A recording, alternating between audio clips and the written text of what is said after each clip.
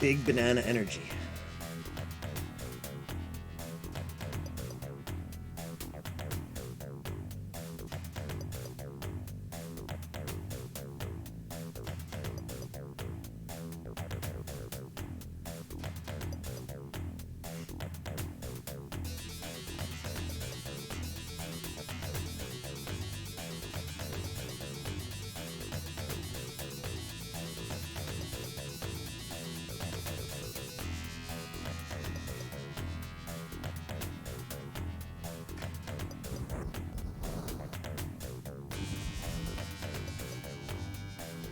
Okay. How bad can it be, right? So first thing we have to do is, gotta get to our last life. I think you... Okay, it is give up now. Okay. This is gonna take a while, by the way.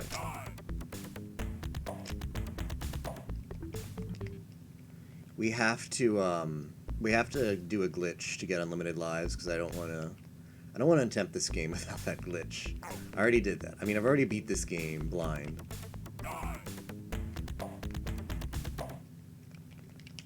Now it's time to use little pieces of speed tech.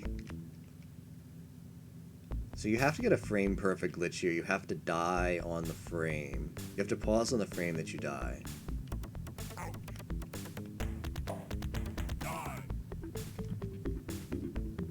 Okay.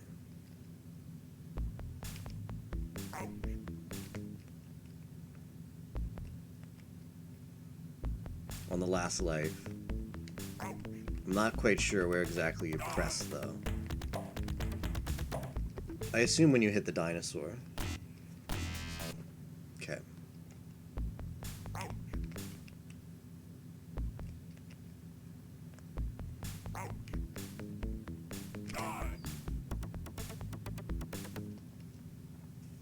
Try a little bit before. It is frame perfect.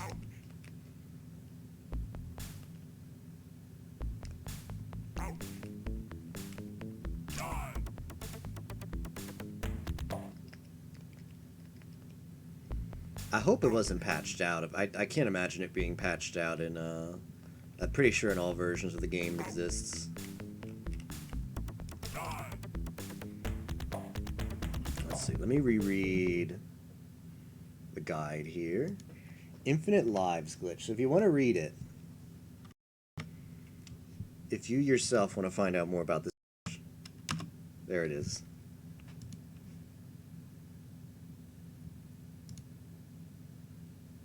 Continually restarting the round, only have one life left before continue will be lost. Run into the enemy, but this time you must hit the pause button on the exact frame that it kills you. Okay. Why is this the frame rate on this thing so bad? This video.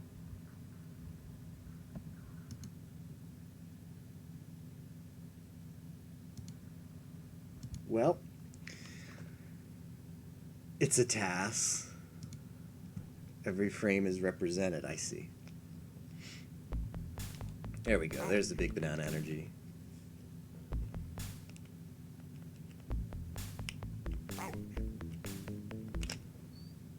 Oh, it's close. Look at Kid's head. Look at Kid's head and being just the tiniest smidge away from the dinosaur. What if I mash? Shoot, I didn't mash fast enough. This might literally be a 24. This part might, yeah. Getting the frame perfect trick with nothing but a YouTube video to work off of.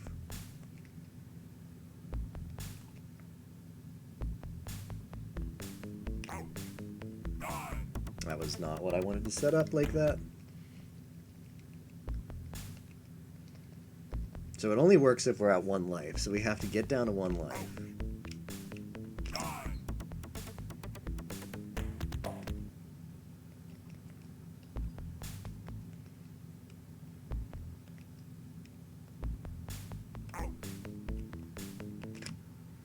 Oh, come on. That's gotta be one frame off. Look at kid's body. Look at kid's body.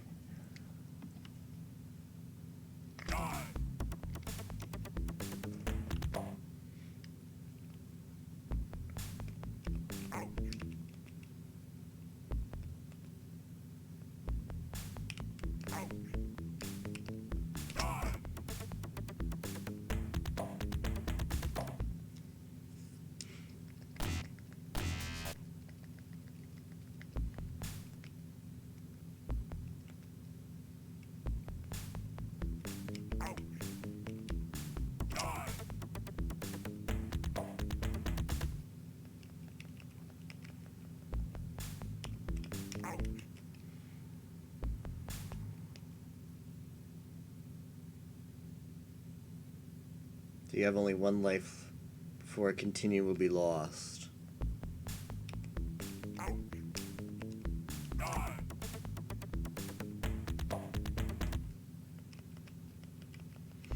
I'm familiar with that part, yes.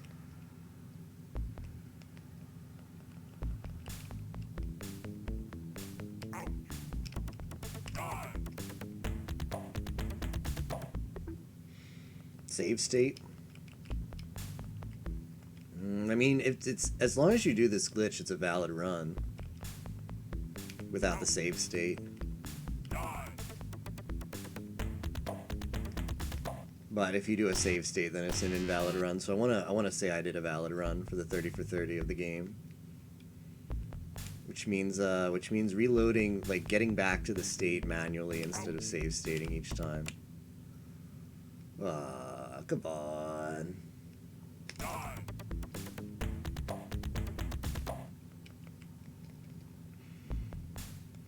I mean, at least now we're learning that kid's hitbox is actually like not. Is actually like his head is not fully his hitbox.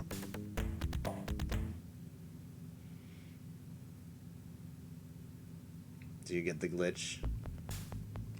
Yeah.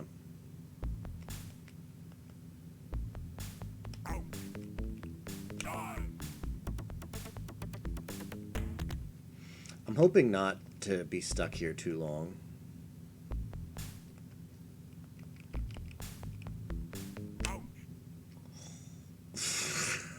I got excited there for a second.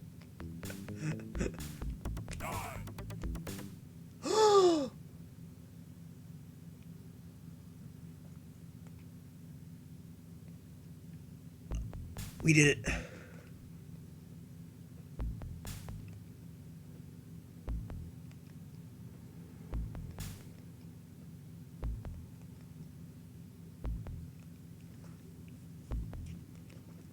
So if you accidentally get enough lives, you'll undo the underflow because you'll overflow and then go back to 0 lives.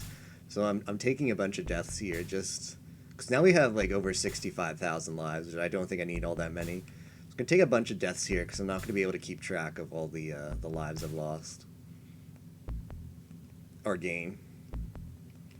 So let's do 15 more. 1, 2, 3. Let's do 10. 4, because I've done at least 20. There's no way I'm gonna get 20 lives. 5, 6, 7, 8, 9, 10. Okay.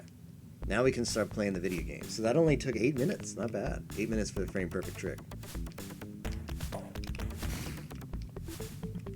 So I think the physics, the platforming in this game could be, yeah, like I said earlier, best described as ice physics everywhere. And then there's stages where you have ice physics. One of these is, there it is.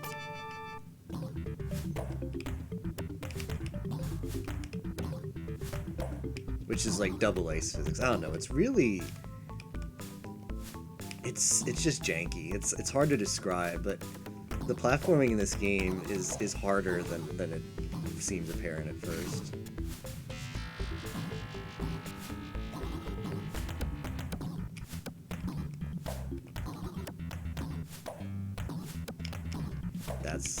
There's a drill in there. Cool idea.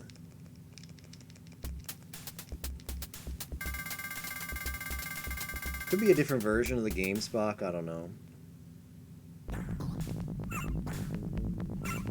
Could be since I lost that many lives, that the memory is pointing. When you only lose, like when you're only slightly underflowed, you, I would skip. When you're only slightly underflowed, you load like a null space into memory, and then when you're overflowed as much as I am, you load whatever that symbol is. That's like part of a flag. It looks like it's part of a flag. The number of lives. We're not done yet, though. In order to do a 100 trip run, we have to do a trick later on. Started drawing garbage. Okay, so wherever the memory pointer is at 65,355 or 54, whatever the number is, lives. That's when you get just an invisible sprite, I guess.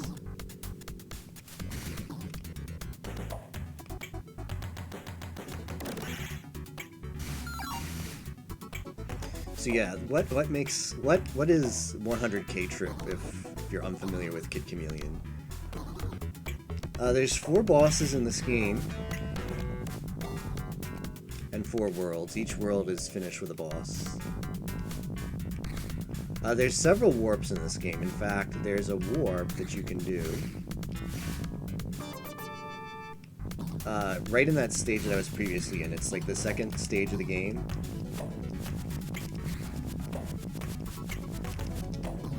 That will warp you right to the final boss of the game. That's what any percent does.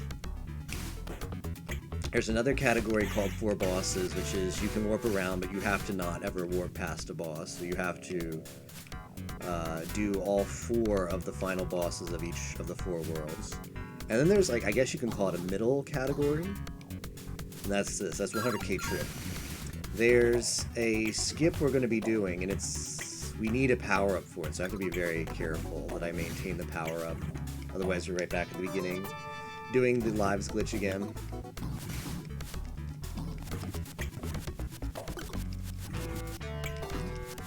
But yeah, there's a place where you can do a special warp called a bridge warp.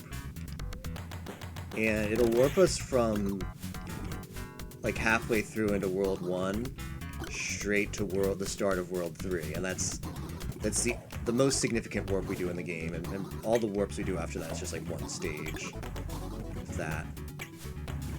So that's called 100k trip, because you activate that warp by getting like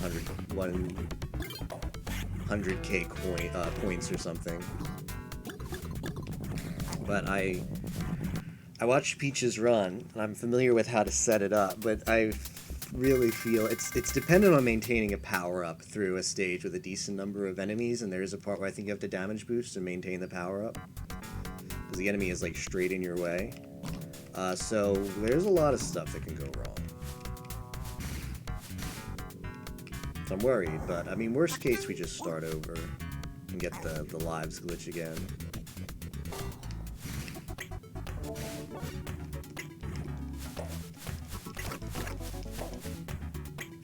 So we will be fighting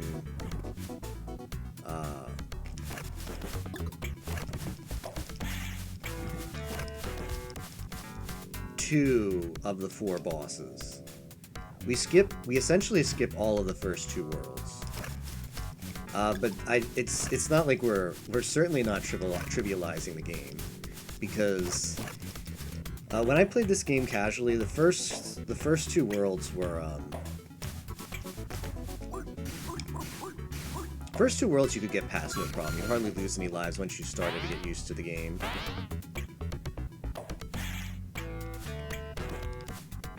So, I mean, when you're learning the game and learning how to, all the stages and, like, the places to avoid and such,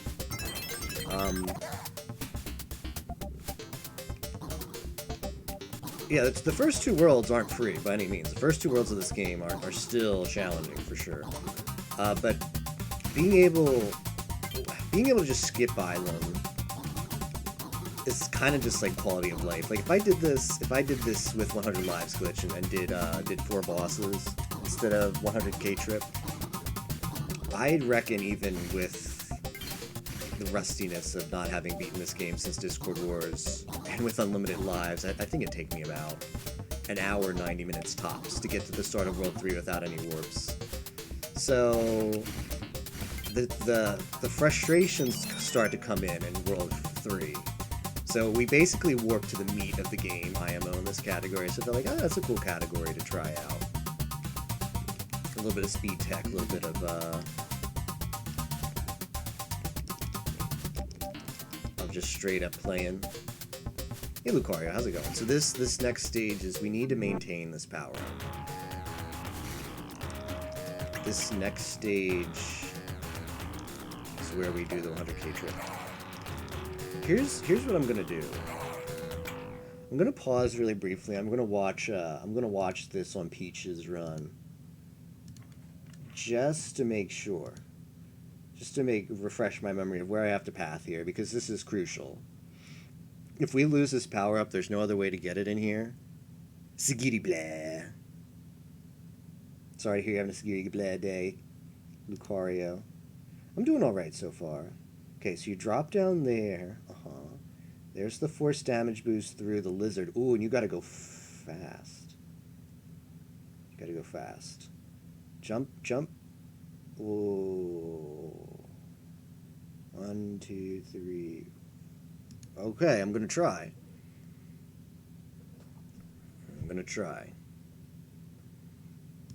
What was so Sigiri blah today, Lucario? What happened? If you feel like sharing. Okay, so this is a force damage boost. So is that one. So we have to not take a single other point of damage. I'm gonna watch this section of the video once more. If you're curious what video I'm watching, just go to Kid Chameleon on speedrun.com and check out Peach's run. Okay, so there he takes the D boosts. This isn't where you do it. So you jump once there. Okay, oof.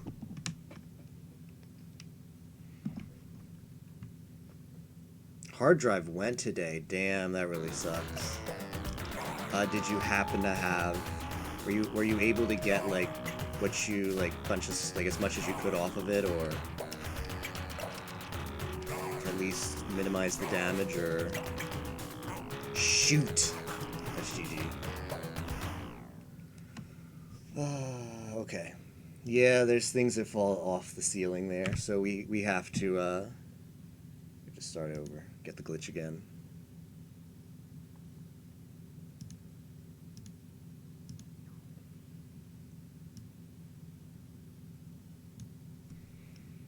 Yeah, it's not too bad. It's... now that I know what I'm looking for through the glitch, it's not too bad. How's it going, Danner? Still boots up. Hopefully I can. Haven't had a chance to look into that yet. Okay. Yeah, make sure... definitely make sure to get the most out of what you can back up off between now and then. I lost the power up right before the spot where I needed to do the 100k trip warp. So I had to reset because there's no other way to get the power up and go back to that spot.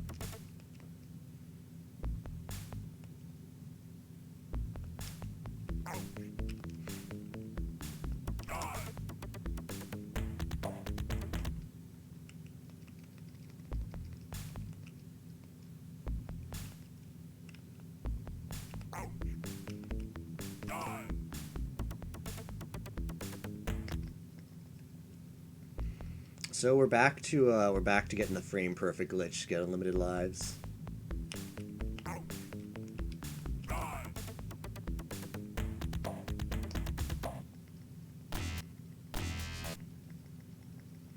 Do you have a spare hard drive, Lucario?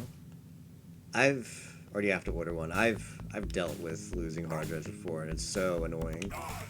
I'm lucky enough that usually I'm able to get what I need off of it. I feel like a warning, like it's gonna die soon, and I also started like backing up a lot of stuff. At least the most important stuff.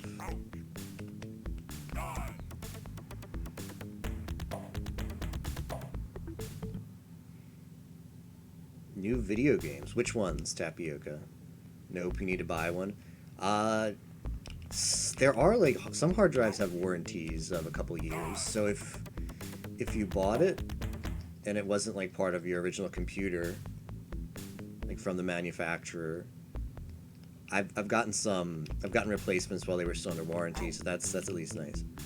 I mean, I suppose the bright side is, Lucario, if there's any kind of silver lining, needing to buy a new hard drive now, like a couple days before Black Friday, is not the worst thing in the world. I think there's a lot of sales going on.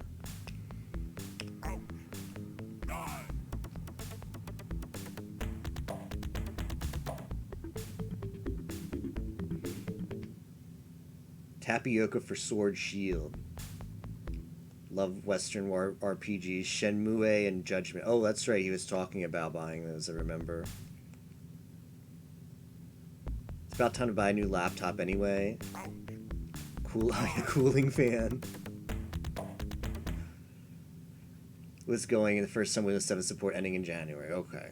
I hope you can find a nice deal for a replacement. That really sucks, Lucario. I feel that.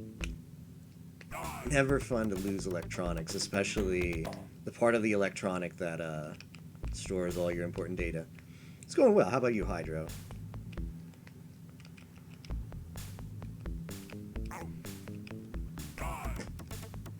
My whole body pushes the start button on that frame. I don't know why. I'm like in my chair and I get like my whole body twitches when I try to hit this frame, like right there. Really, really trying to hit it. This is frame perfect. Basically off for Thanksgiving. Cool. I can't believe Thanksgiving is... Well, tomorrow is the last day before Thanksgiving. Wow, where did November go? Turns out when you're playing video games all through November, the month just flies. Congratulations, Hydro Media. 30 for 30 only has like 5 more days. Unreal. Alright, here we go. Here we go, boys.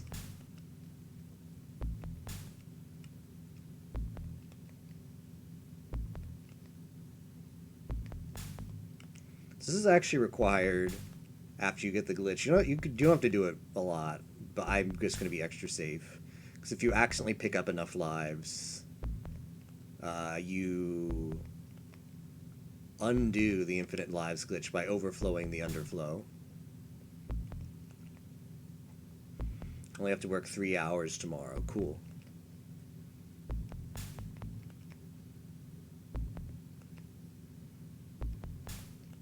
Chillin' like a villain.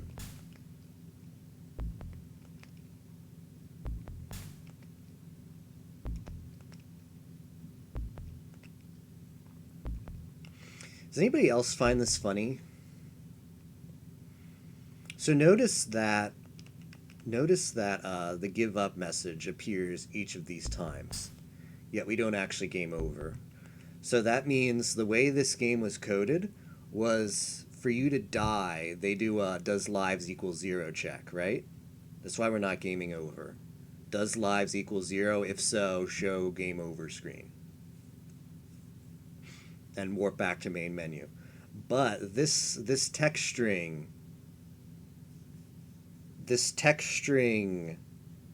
is, whether you see give up or restart round, is conditioned on is lives less than 1? Wait, less than 2? If lives is less than 2, show give up. If else, show restart round. I know, right? So this, like, if they use the same kind of does not equal logic, these should both have, you know what I'm saying, right? Like, it should be the same. Like, I should be seeing, like, if I saw, if that screen said restart round, I'd be thinking, oh, well, it makes sense, at least consistent. They coded both as does equal the number. But one is coded, one is coded with a less than check. The less important one, the string. and the actual game over is coded with equals 1. BLT instead of BBQ. I know it says BEQ, but I couldn't help myself. Couldn't help myself to make that joke. Get this EE talk out of my computer science talk. Ziggy man.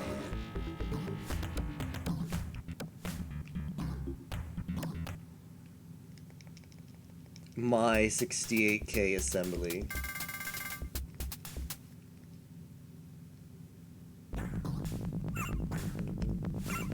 This is a skip, by the way.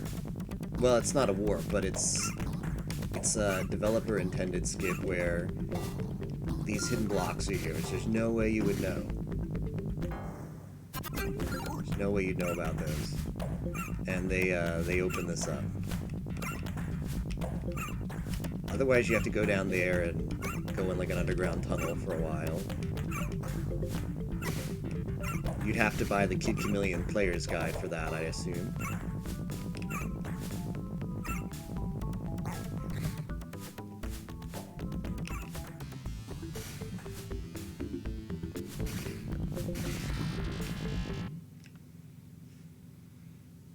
Wish I had the free time motivation to do stuff like that. Just watched a dude coding for Genesis this week. He made a new game a few years ago, apparently. Would be rad. Genesis dev kit? Is there not like some data preservationist out there who hasn't like dumped it online somewhere? Anyone can make a Genesis game. What do you code it in? What is the dev kit support? Had to code some projects for assembly for school. Literally can't even remember what projects were at this point. Using real hardware. I mean, for real hardware, all you should need is a flash card to play your game, right? You shouldn't need anything special to develop it if there's some kind of software online. Most devs wrote the games in assembly at the time. Dang.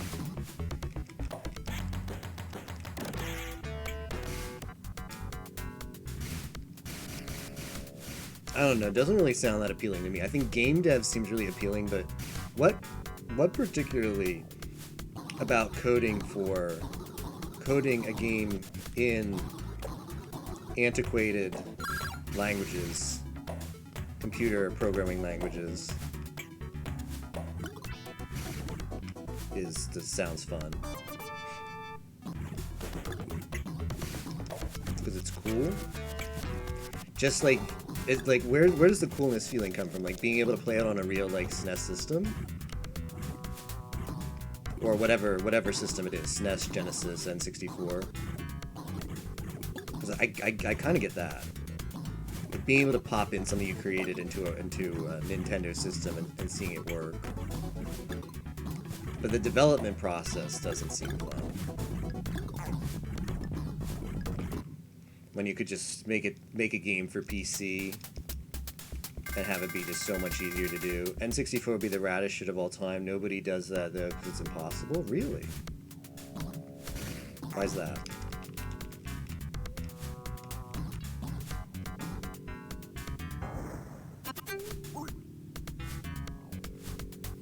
They never found a dev kit for 64 dumped anywhere.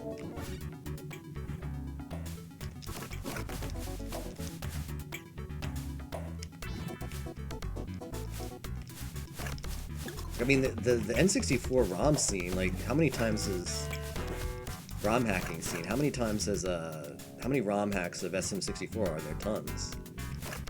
So there's got to be some tools. Maybe not. Maybe it's really hard to start from scratch, but unless Tapioca, when he says impossible, he means like it's just really frustrating to design for code. Not literally. Okay. I can probably feel that. Like, It being the first Nintendo 3D system. I can imagine there might be some frustrations.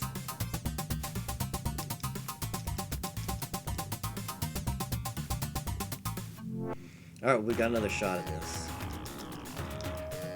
It is interesting though, like the ROM hacking scene stops around the N64 era, right? Like there's no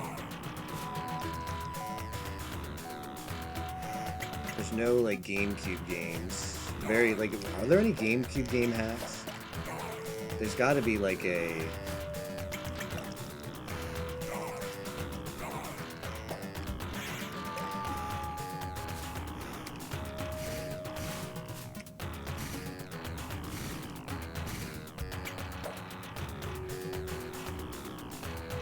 Why does this not work? Is there more setup besides this?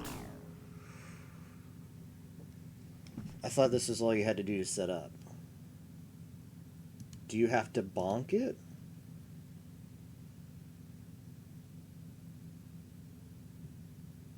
Do you have to go fast? Is there a special input you do? I figured that's all you had to do was that part. I'm watching the video again.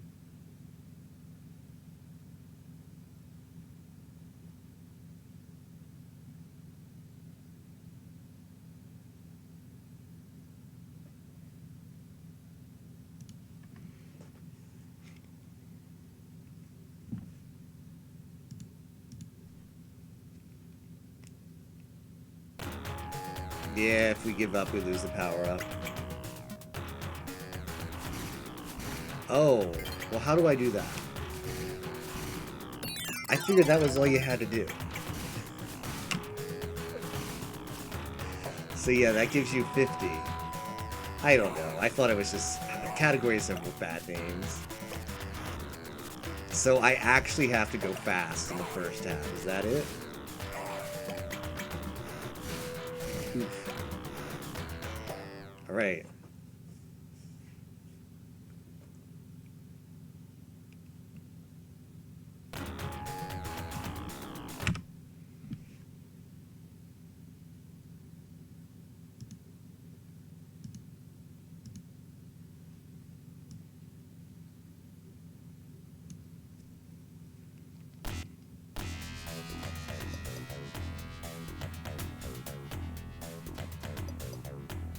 Alright, let me watch really quickly, because there's like path bonuses and stuff.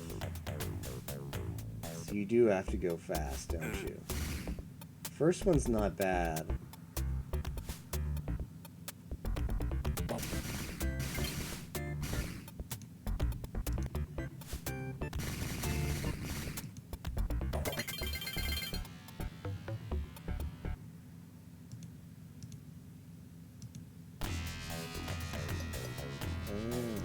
Alright. Let's try now. Hey Zanzuki, how's it going?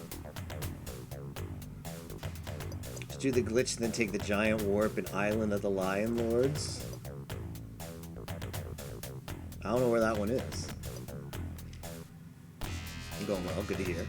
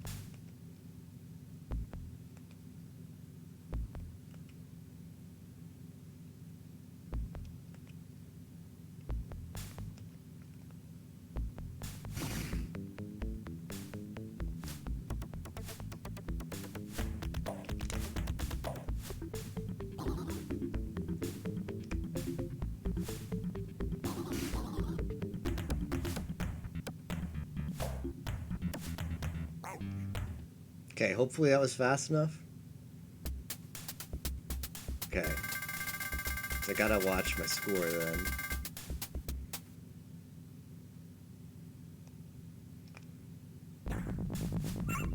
Okay, so he should be able to get it doing this.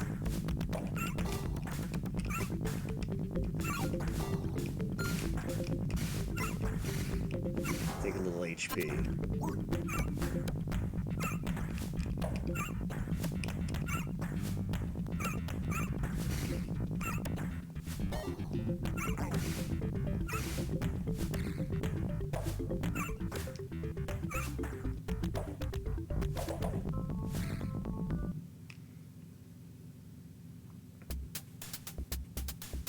Just a time bonus. Oof. Well, this could be bad. I didn't think I had to go fast in this game. Real speed tech. Never seen this game. It might be for the best, Sanzuki. It's quite a video game. Although it's had many releases now, hasn't it? It's out on PC.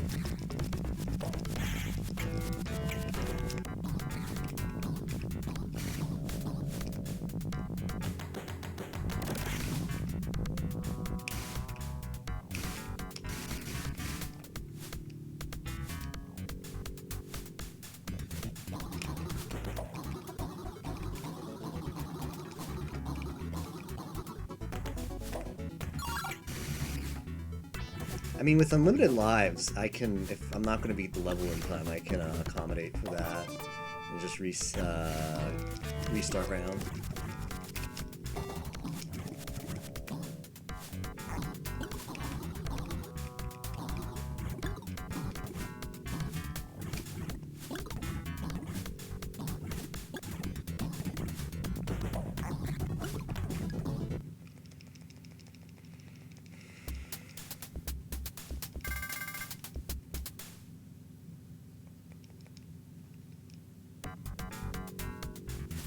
No, we're not going to get it here. So we need to have, let me see.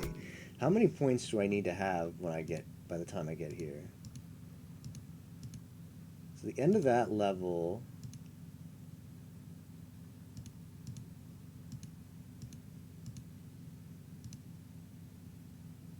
Wow, you need a lot of points. You got to get a no-hit bonus in addition to the speed bonus. Whoa.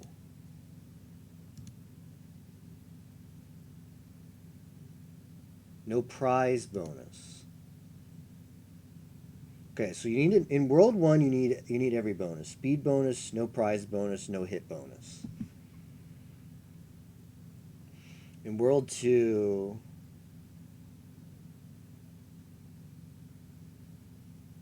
just got to go fast. End of World 2 you actually don't take the no hit bonus. Interesting.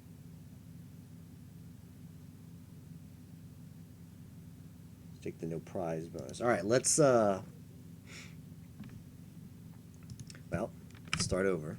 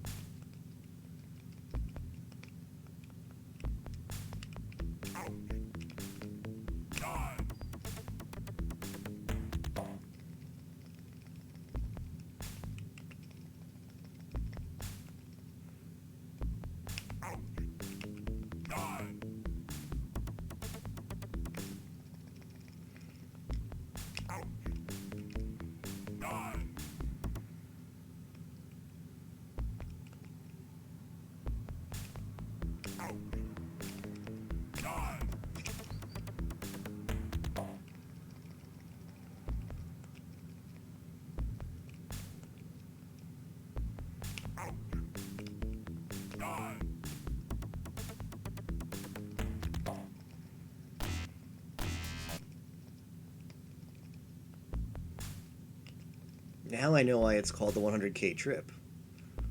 Oh, I see.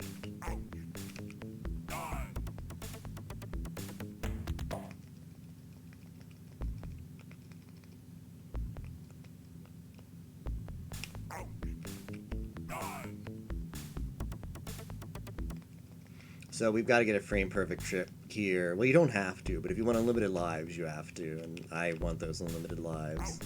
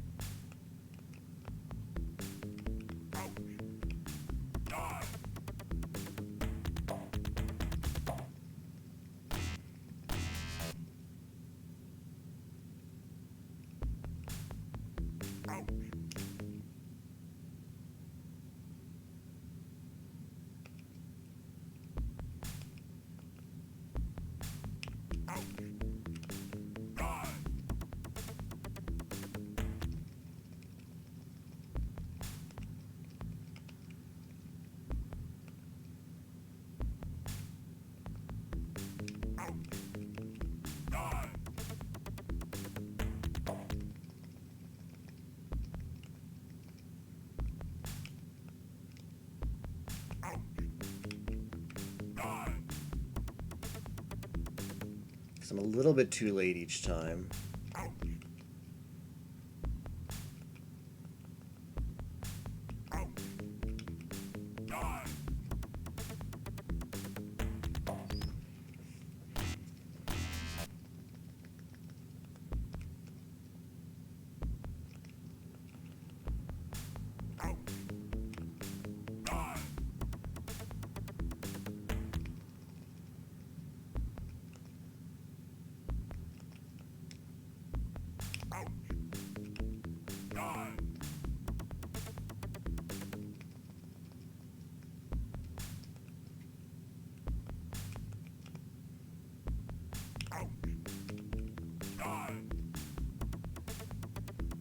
Dang, I thought I had it that time.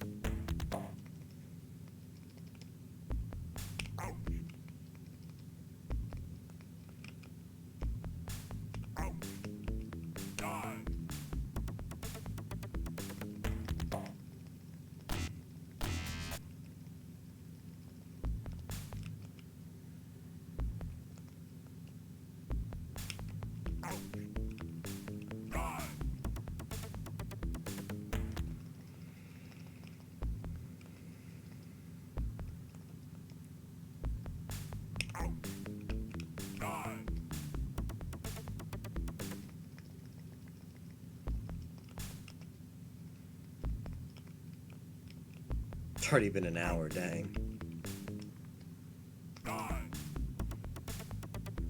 It's like one frame before.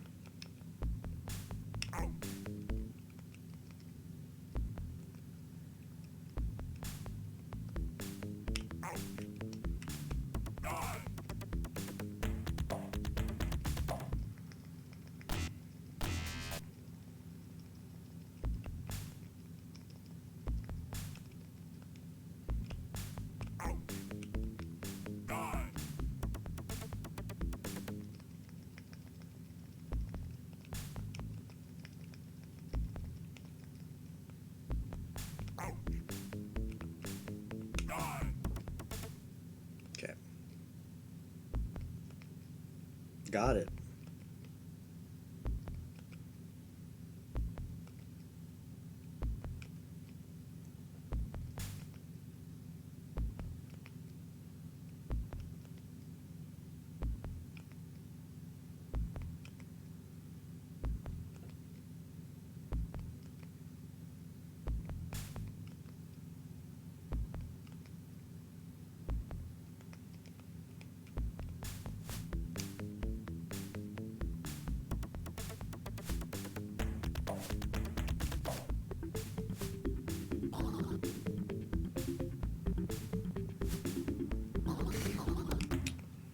Yeah, I can't hit the prize block.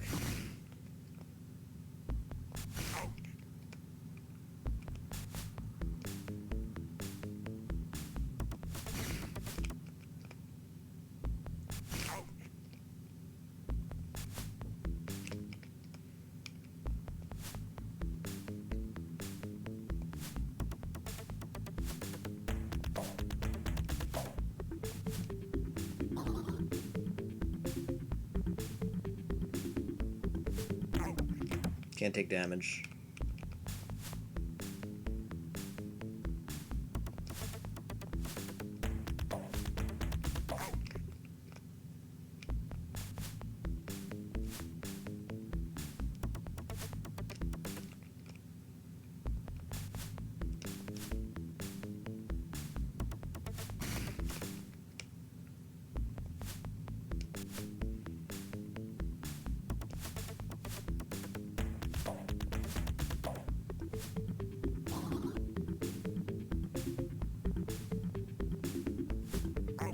Dang. Okay, so you have to feel like you have to jump on those prize blocks prior to avoid that enemy.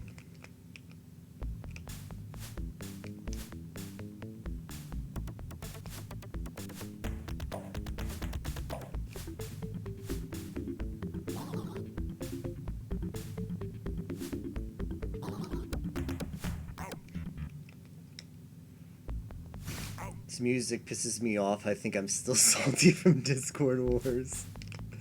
I feel that. How many hours did you put into it, Hydro?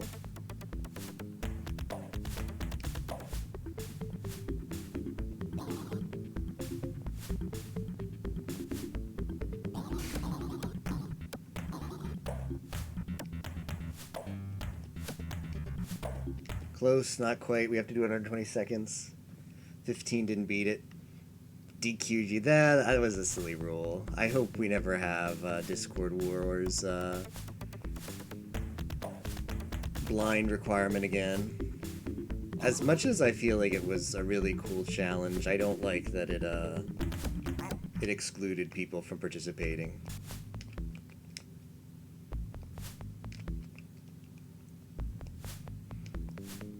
Like, it should have been, pick one of these. I think even Tapioca suggested this one time, or brought it up as an idea for future Discord Wars. Like, have a list of, like, 5 games. Pick one that you were blind in and do that. And as long as the games were all, like, about equally challenging to do blind, that would be good. So close.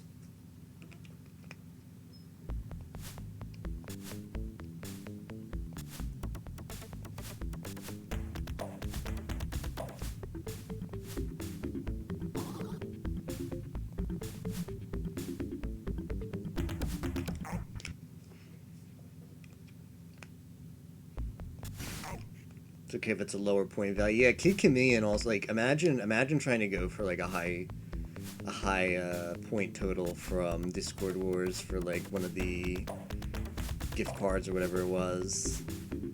If you missed out on Kid Chameleon, that was what, 20 points? That's 20 points that a lot of people are going to be able to get except you. Doesn't seem very fair.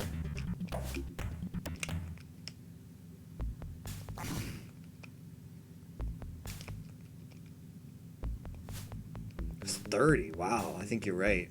Yeah, I think it was 30, now that you mention it. That's a lot of points.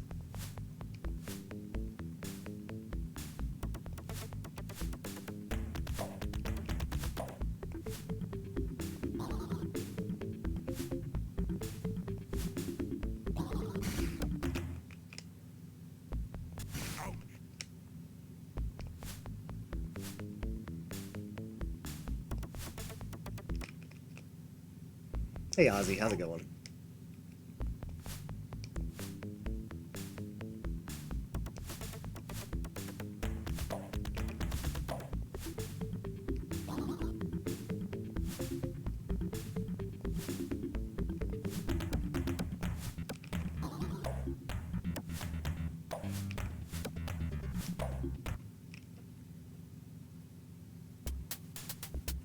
Okay, we got it.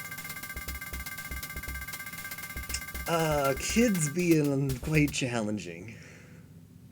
Alright, let me watch the route for this one.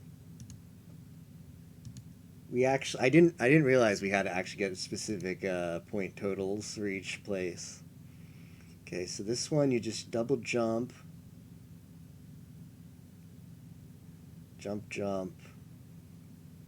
There's no prize blocks there. Takes the D boost there. Interesting. You just have to get under 22 seconds. Okay.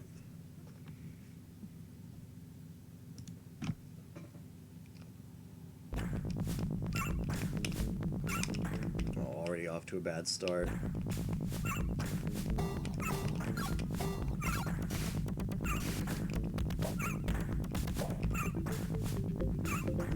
This is gonna be rough.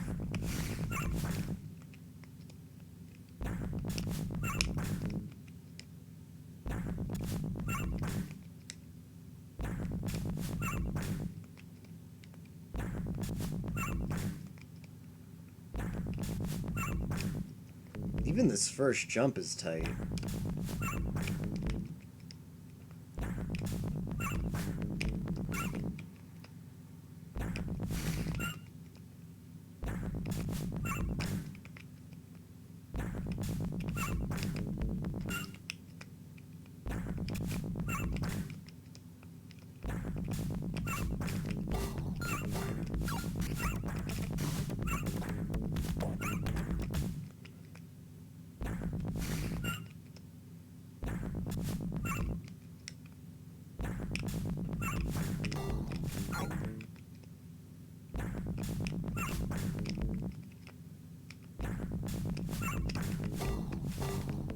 Yeah, I think that's how to do it. You gotta build up speed and then jump like this. That's so much better.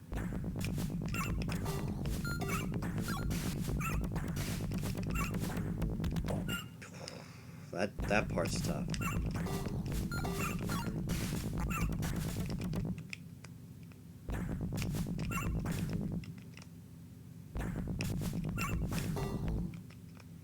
This game, yeah, how's it going, Neko? Discord Wars 1, you remember this game. Wish I participated in Discord Wars 1. I was not around in the Pi community then. I mean, I did watch Pi, but I wasn't in the Discord. I remember him promoting it back when he would play PUBG. In spite of never playing PUBG myself, I found his PUBG streams really comfy to watch at night. It was back when he was really into the game. Hold on, we gotta run.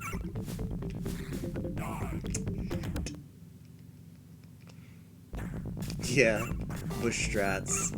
It's back when he was really into the game and he would do like duos with Sniper King and he was like max degen. By max degen I mean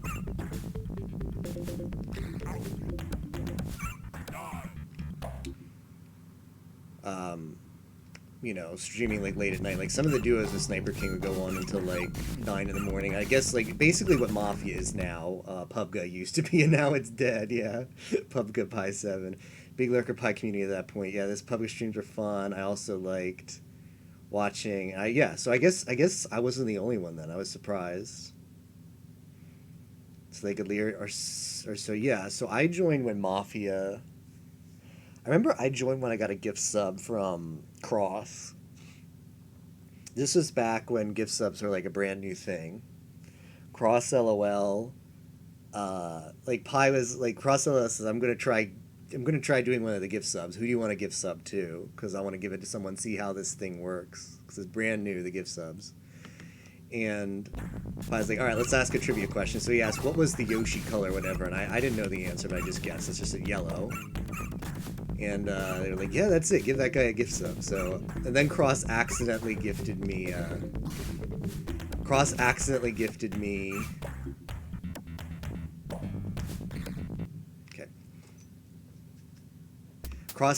gifted me a tier 3 instead of a tier 1.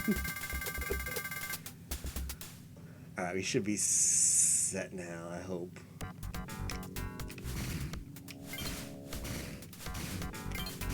And then that was around when That was around when Pi would do some, like, Mafia hadn't really caught on yet, nearly like it had now, but he would do it for like sub appreciation night, and I was subbed, and I started playing Mafia, and I also tried to get offline games going.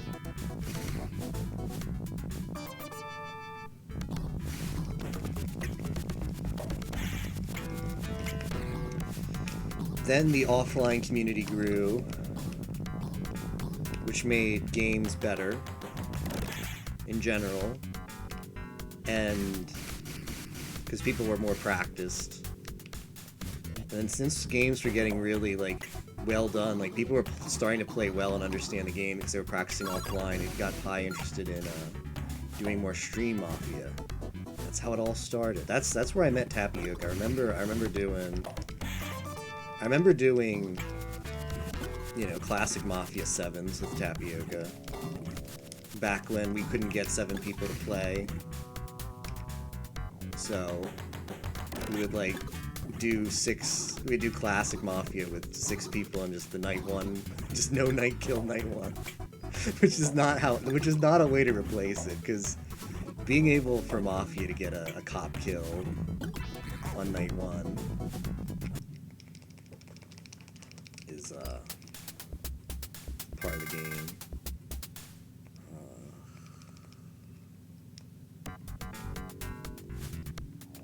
I think I screwed up there, didn't I?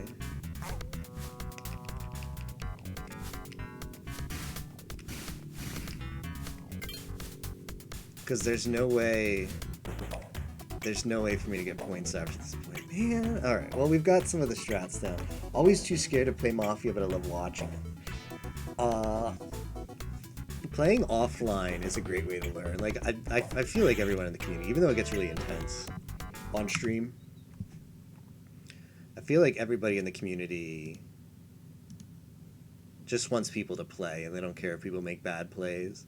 The people who get memed on for making bad plays are generally people that everybody knows pretty well in the community, and it's kind of just like people ragging on each other. You know, how friends would do. Like, man, why did you play so bad that game? Like, you would just make fun of your friend for it. But no one's gonna grief new players for sure. Mafia, greatest game ever. Just play it, even if you suck. It's fun. True. It's never too late to get involved is also very true. I feel like I kind of missed out. Been lurking in Pi stream for years, never really got around to talking to the community because you're too shy. Yeah, like, everybody is super friendly there, so it's exactly what More Nothing says. Never too late to get involved. No one holds a grudge or limitedly unless you're doing regularly. True. Ozzy's played 3 games. I'm sad I never actually caught one of the Ozzy games. I've always heard about it after the fact that he was playing. I want to learn Ozzy strats.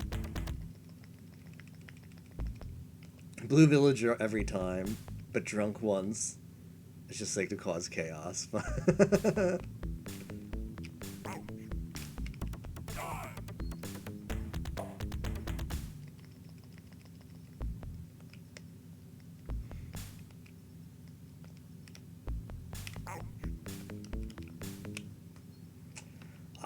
Look at Kid. Look at the enemy. I'm 1 frame off. That's gotta be the closest frame you can be immediately before, right? That's not a damaging frame, believe it or not. That's a giddy blah. Agent of Chaos. It's been a while since I watched Mafia, even though it's on all the time.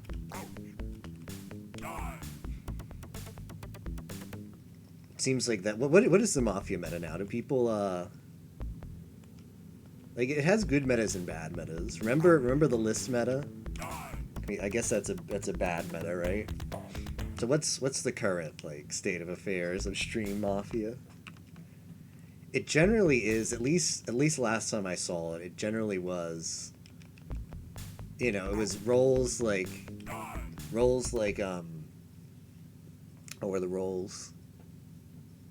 Oh, like Lamb.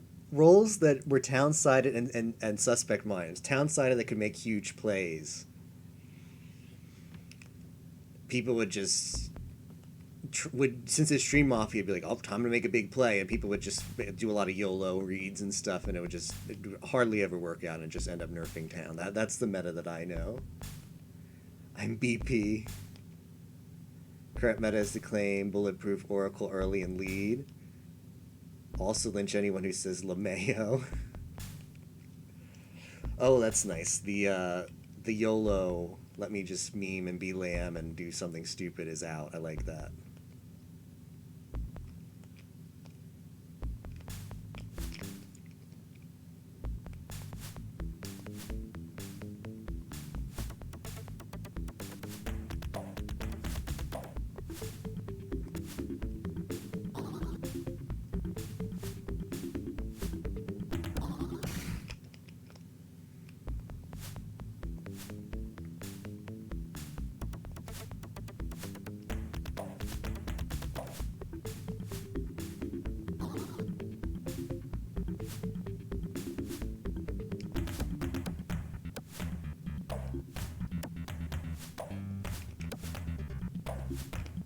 Shoot, you gotta be kidding me. As a split second off of the time, I thought I was gonna get it, so I jumped for the flag, and then I screwed up.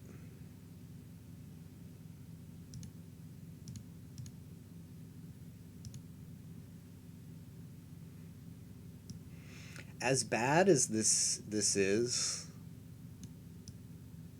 as bad as it is to keep screwing this up, and it's not like this feels bad. I'm actually having a lot of fun.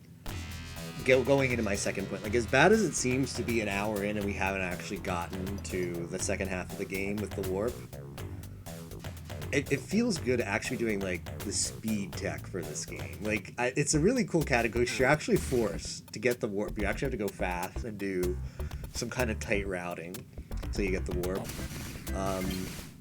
The unlimited lives certainly help to do that, but I'm having fun. I'm having fun doing this version of the game. I'm glad I selected 100k trip. I hope I'm not going to be regretting that if we're still here an hour later, but yeah.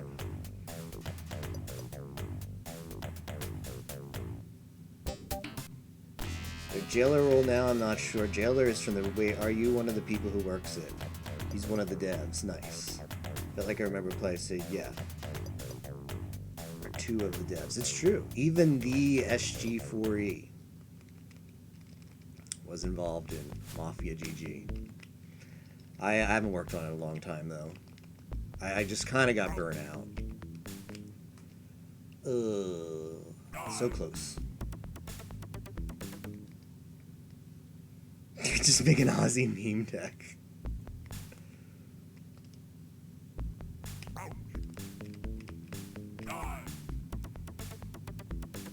What do you have to do to get a deck nowadays? I know, like, PQ gets a but, like, is anyone in the team you just get, it's a $5? I thought it wasn't, unless it changed. I thought, like, there was, like, it puts you in, like, a voting system. They submit them, and then once they're submitted, there's some kind of voting process, or is that not the case anymore?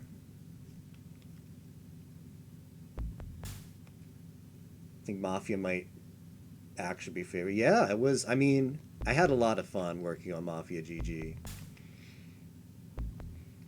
in the early days. I really enjoyed the game. I mean, we used to play on a different site, and that site turned out to be just trash, and that was the impetus to... Yeah, it's a lot better than EM. That was the impetus to try and make something better. Yeah, and it's been a huge hit, which is great. So submitted PQ and the Pie Master. That's perfect. That's a really good team for deck reviewers. Just put the good ones live.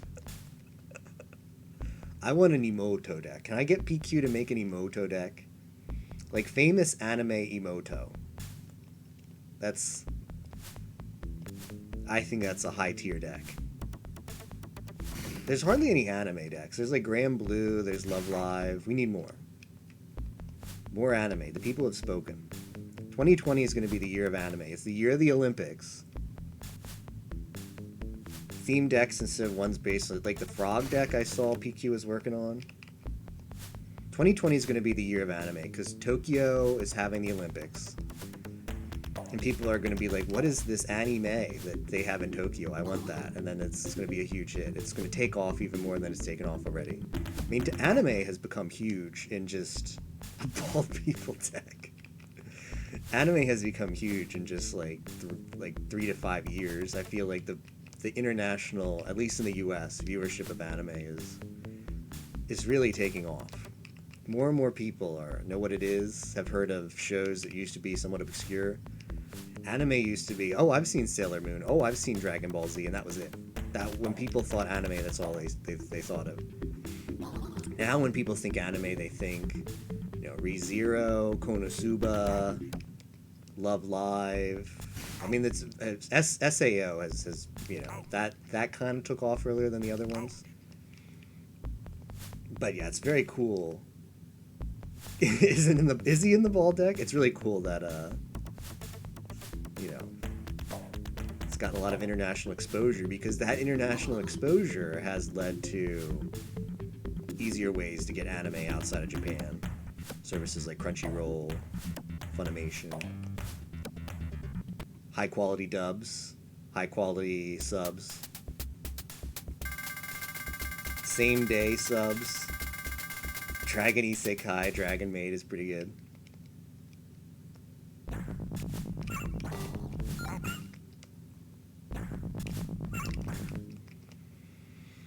I mean, back in the fan sub era,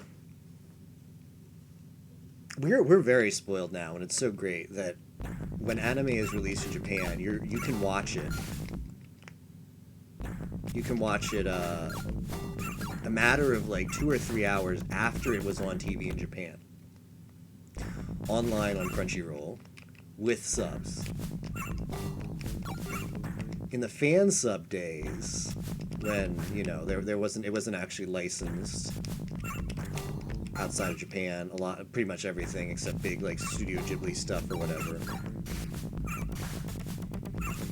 You just had to hope that whatever show you wanted was going to get picked up by some fan subbing group, and if it was, generally fan subbing groups would have a reputation of taking forever to release episodes. So you'd be waiting for the next episode of Anime XYZ. Sorry, I gotta concentrate here. Okay. Waiting for the next episode of anime, whatever. And then shows would also get dropped. Like, you might have a favorite show and it got subbed by a fan subgroup for the first 4 episodes. They're like, we don't really like this show anymore. Or even if they didn't flat out say it, they just stopped releasing episodes. And I guess you just didn't see the end of that show unless you spoke Japanese. Isekai, isn't that hentai? Okay, so he gets the time. Weird. Oh, this is going to be really tight, isn't it? Let me see what I need for the time boost. I'm watching Peaches run right now. I gotta see how tight this is.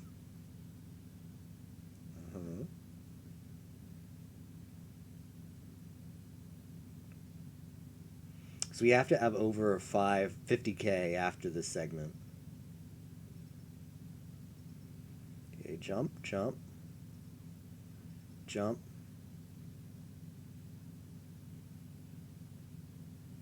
You have to not take damage, right? Oof, that's rough. So you need to get under 60 seconds, no hit bonus, and a no hit bonus.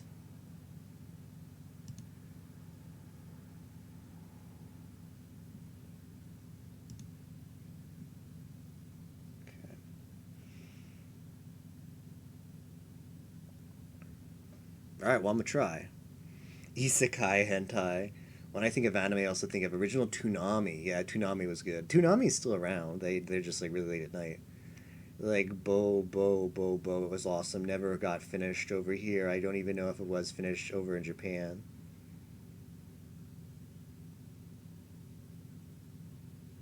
It's a genre, yeah. Whisked off into another world.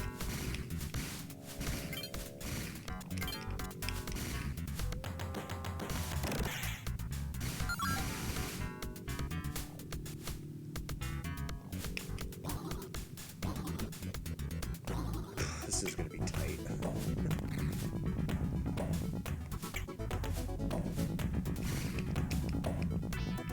Hey, Pop-Tart Cat. Yep. The Kid Chameleon 100K trip.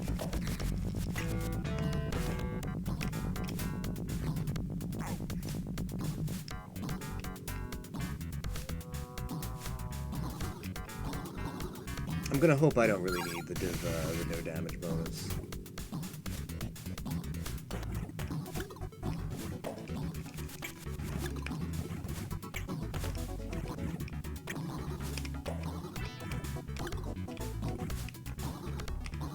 Okay.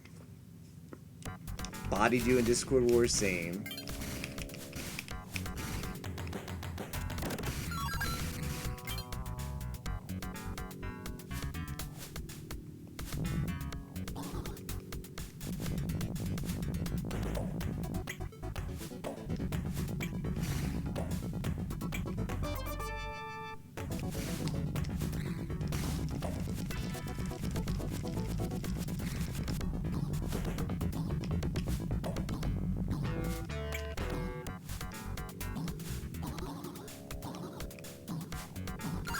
Concentrate here.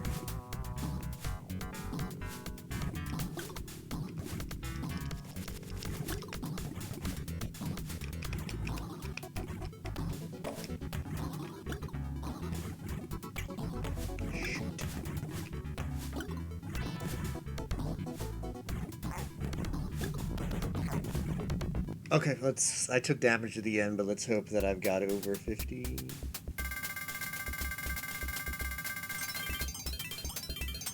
Okay, I think I can get the warp now.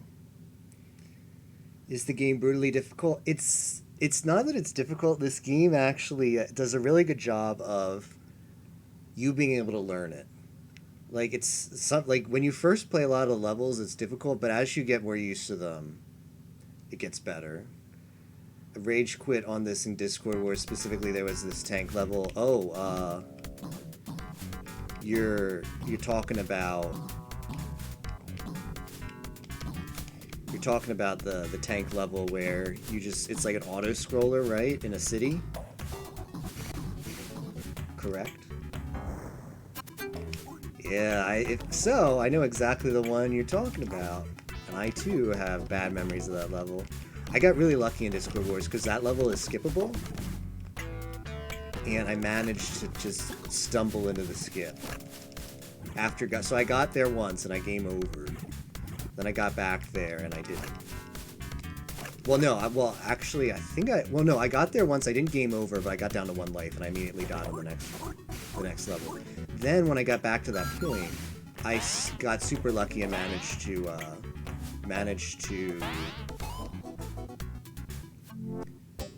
find a warp past it.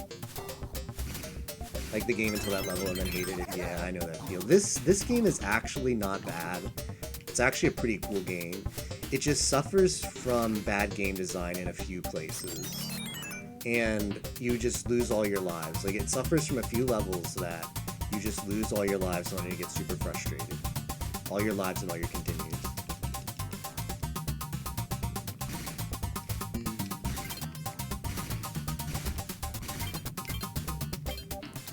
Alright, we gotta focus here.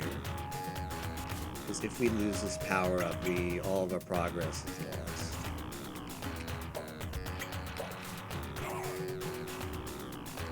Okay, this is forced deboosts.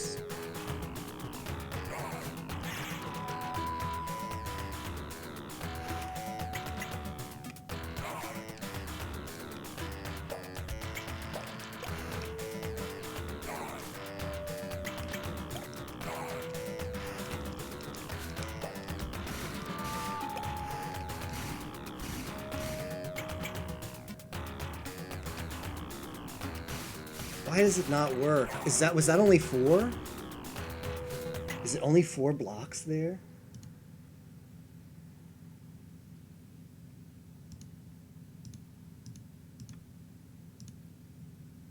I thought it was 5, so you need 6K.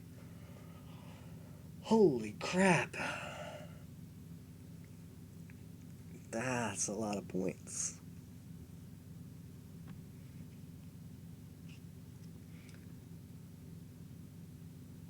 Well, we gotta start over.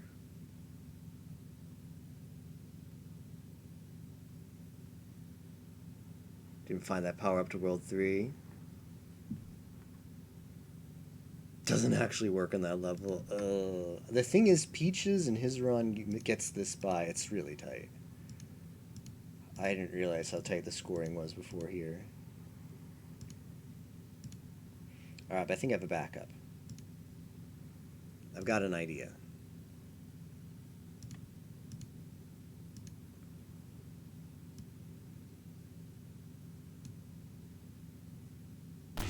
I do.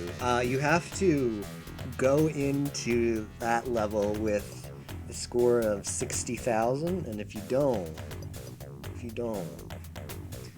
you can't do the warp. That validates the category as 100k trip.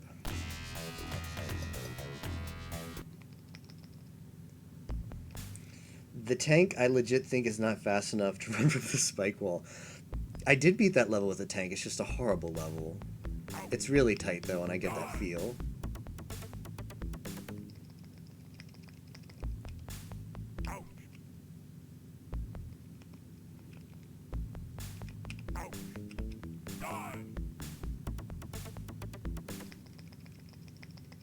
Now we have to get the infinite lives glitch again.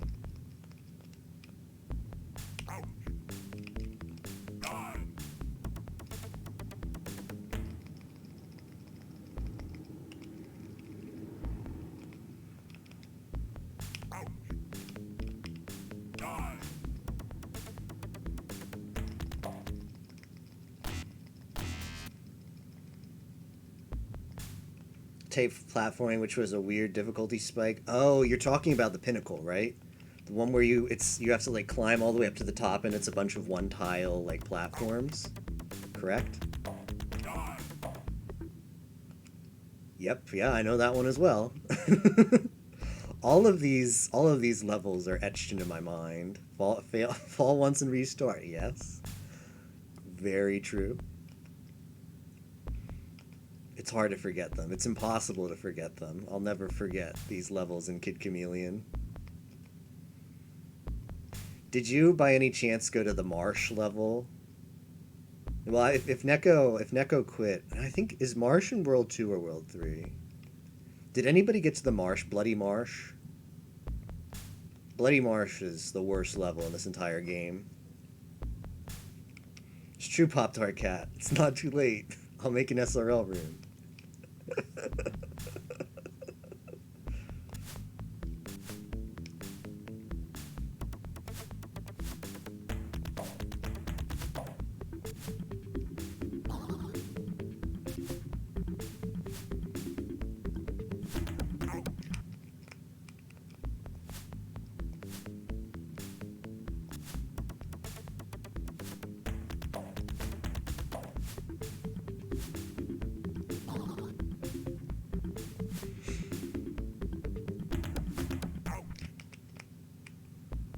Feel Bloody Marsh sounds familiar. It's also an auto scroller, and it's got like Mario Maker style saws behind you, if I remember correctly, and you've got to go the speed. It's very similar to the that tank one that you were talking about, Neko. Except you don't have the tank and you need to go really fast, even faster.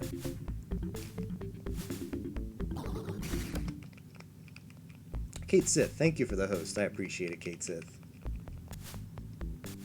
How's it going tonight?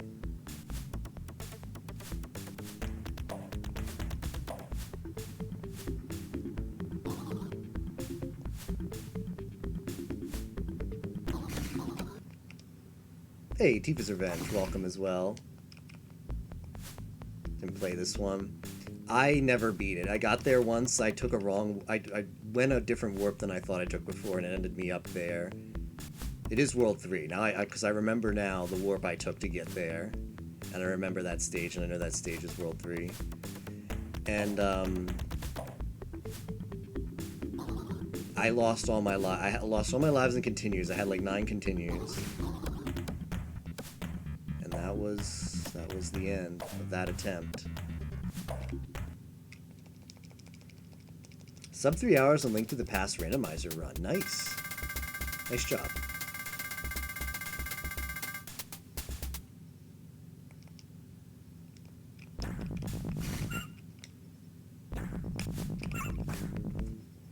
So we're playing Kid Chameleon. We're doing a special category that involves a large warp. In order to activate the warp, we need a specific score by the end of the third level.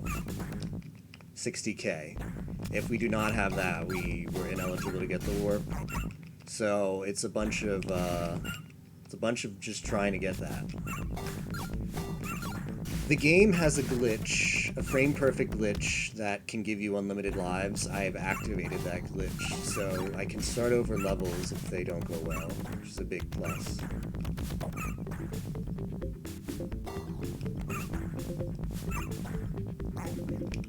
I'm going to force myself to take a... Peaches doesn't do it in his run because he's a god this game. I'm going to force myself to get a damage list bonus here for just the tiniest bit more leeway. So Peaches doesn't do it because he's so good at getting the score that he prioritizes the damage boost for a little more speed.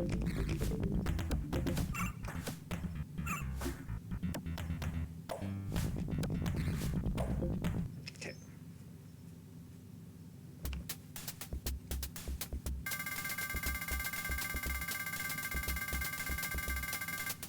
Beats my over 5 hours. Same thing happened to me on the urban tank level. I had 20 lives going in and all dead. Yeah, that's what this game does. So I think I really want... Got a little bit of leeway, but I really want a damage list here too.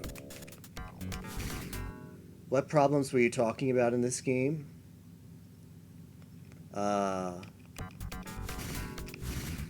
What problems? What do you mean? You mean the difficulties? Or like glitches in the game? Or specifically what problems do you mean? I think this game, like you said, the game is good. Plagued by... Oh, it's plagued... So the number one issue with this game, IMO, is the fact that there are just poorly designed levels that eat up all of your lives. And there's only like... I'd say there's only like 4. I'd say there's only like 4 or 5 in the entire game, stages, that do that. I think there's something like... Max stages is something like 80 stages. So 80 stages... over 80 stages. 75 of those stages are pretty cool and would lead to a fun game. But there's 5 stages that if you run into, you could just be game overing. And starting when the game is somewhat generous with continues and lives up to a certain point. However,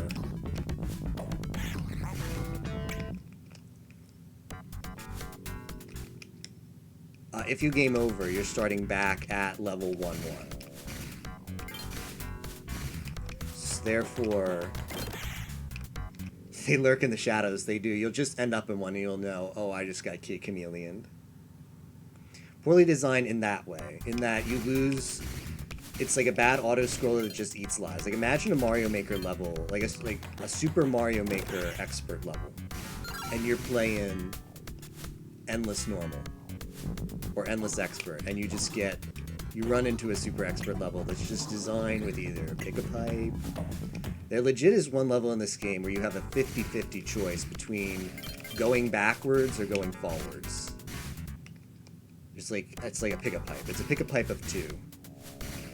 Oh no, it's a pick a pipe between... I remember that pick a pipe. In World 4, there's a choice between 2 doors.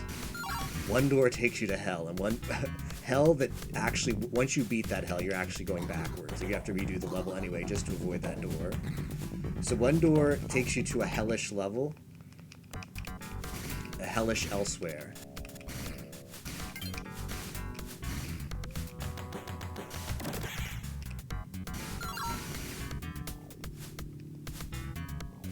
And the other door, just you skip the level completely and you continue forward.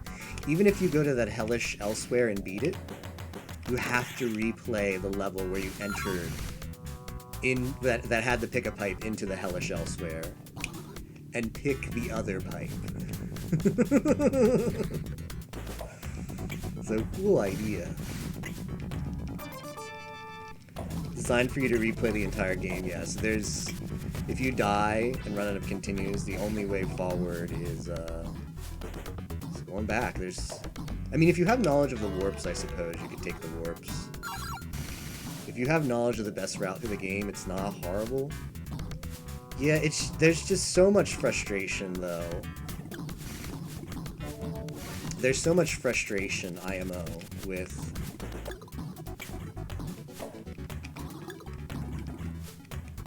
I think I'm just a little too slow.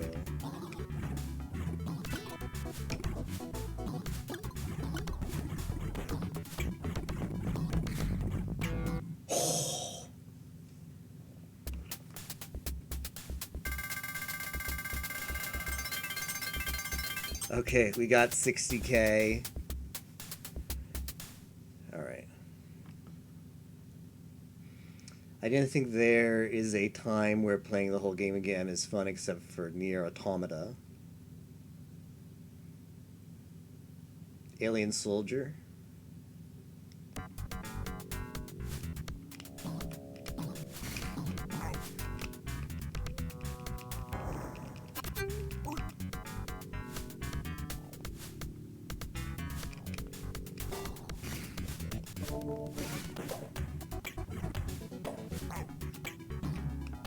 Well, let me put it to you this way.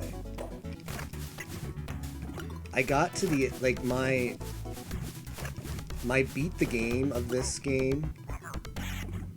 That doesn't scream. Okay, let's just take a give up. Let's just take a give up. When I actually beat this game, that run from stage 1 to the final stage, again, this was having done something like... I should count my attempts. I had over 12 attempts, I know that. Over 12 attempts in this game, at least half of them went really deep. Like past World 6. When I finally beat this game, my VOD of... my highlight of just that particular run from stage 1 to the end was 3 hours long. So, again, and that's going pretty fast for the first few stages, because I had already, like, discovered the routes and stuff. So, the run immediately prior to that one, I got to the final stage and gamed over.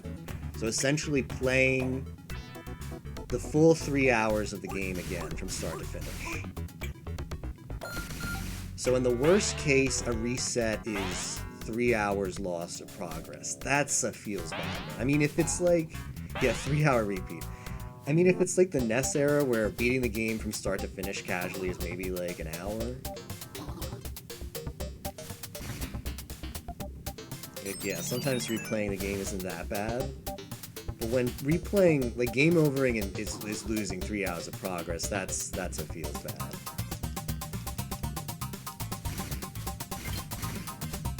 Extra life text bouncing off the edges. When you die, it doesn't save the game's progress because no save file. 25 boss rush in that game. Oof. Seems rough. Alright, well we're eligible for the warp now. If I don't screw up here again. It's not over yet. We have to do a trick on 1 HP. Here's where we take 2 force damage boosts.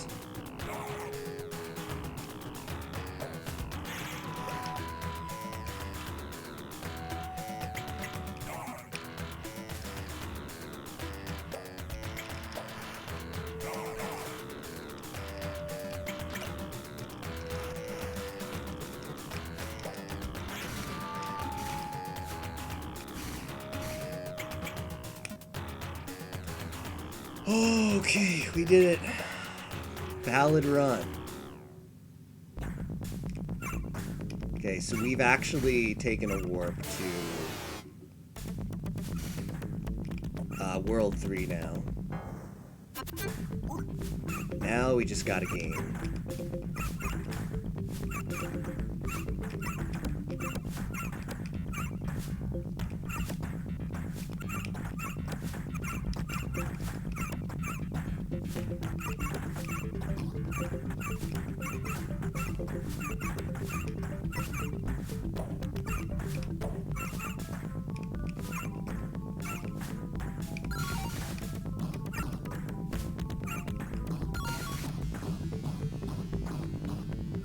Technically, any run that isn't a ROM warp or a 4 boss.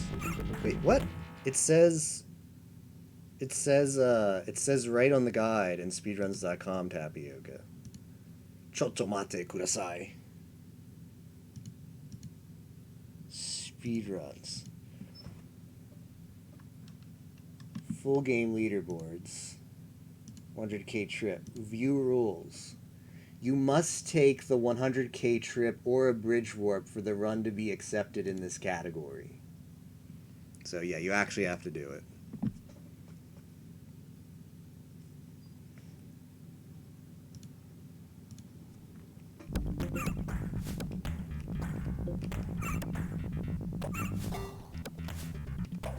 Yo, Captain. KC. Thank you, Captain. For the 9 months, I appreciate it. Enjoy all of those offerings from the cafe.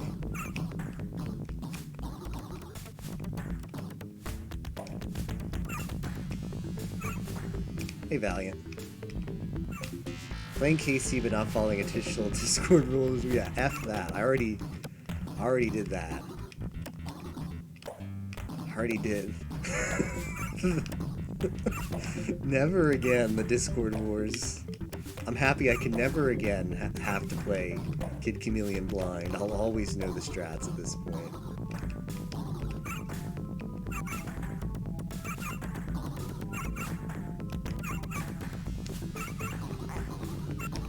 Shoot. Hey, Miss Fran, how's it going? Did they change the rules? My run was... I guess so. I mean, go ahead and check the category. It certainly does require now that you do a bridge warp.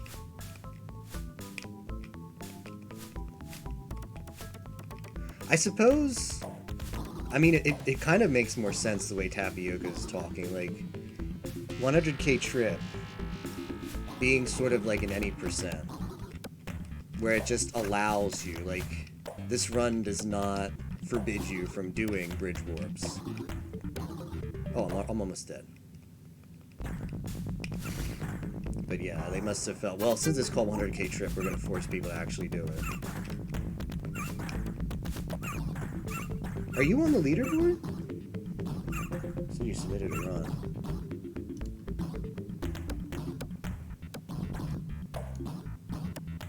You're no longer on the leaderboard if you did Tapioca, so I guess they did really change it. Oh, you removed your run because it was a speed run. Really? Because let me tell you, this is getting submitted to the leaderboard after tonight.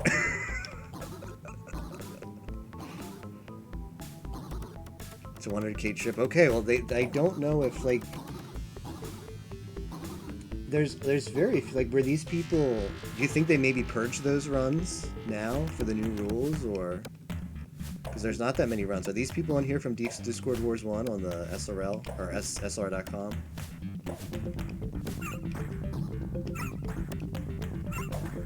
Bridge skip probably references a boss skip. What's a... Okay. I forget how I did that one. Yeah, what exactly is a bridge skip then?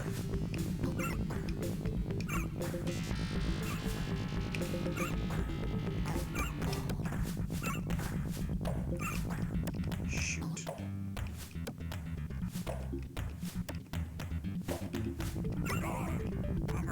Yeah, it's an instant game over because of how this game determines collisions and bonking your head.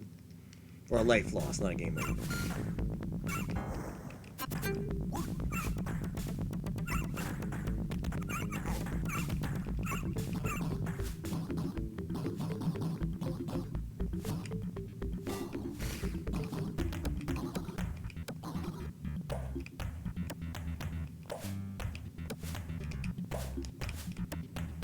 So you're saying in the land with the lion that chases you in World 1, there's a skip to skip, there's a skip to get past a boss? So you mentioned that earlier.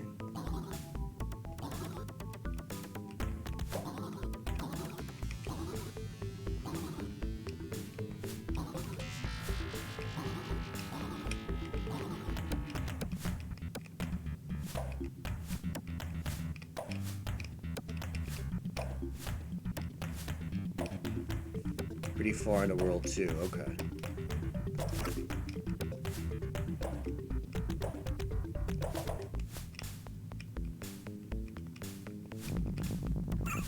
Interesting.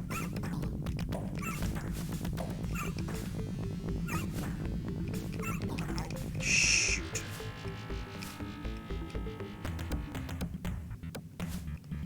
How far have you been able to get so far? We got past the critical point spot. We got past the okay. The warp, the critical warp, so we're in World 3-1. The second level of World 3 now. So over halfway through the game. Not halfway through the run, but halfway through the game. Oh, waiting for an appointment and freaking out. Oh, I'm sorry. I missed that, Miss Fran. Hope your appointment goes well. I don't want this.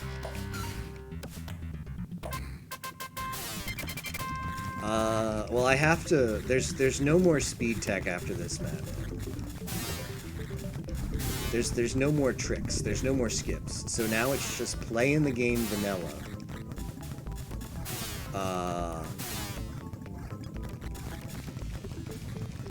From World 3 to the final boss, so if I play as well as I did in Discord Wars, probably like an hour and 30 minutes to 2 hours. If not, more than that.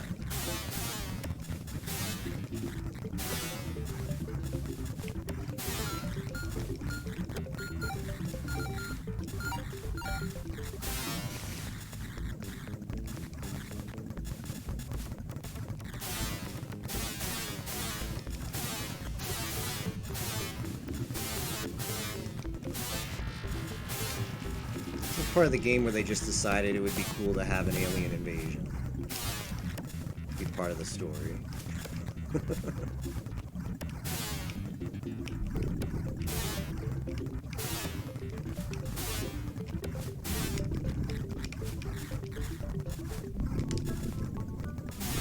This part is very important. Do not get that flag. Oh, I have to be little to get it. Okay. Kill me. Okay. Do not get that flag. Come down here and take this warp. Extremely important. I do have infinite lives, yes.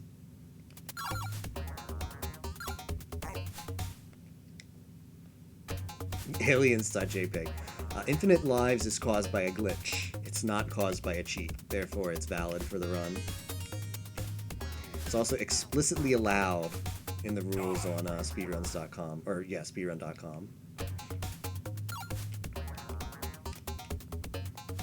For all categories.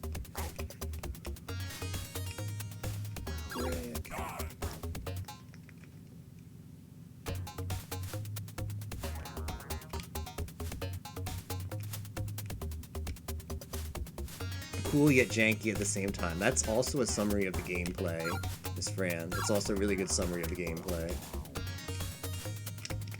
I should be using his yoink ability, right?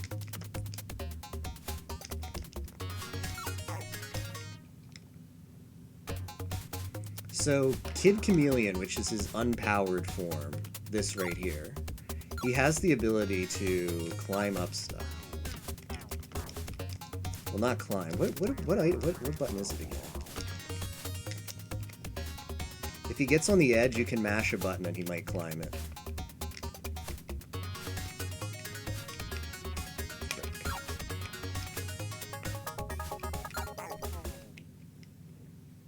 It is indeed as slippery as it looks. It's ice physics always, and then they have ice levels, so you get like double ice physics in those.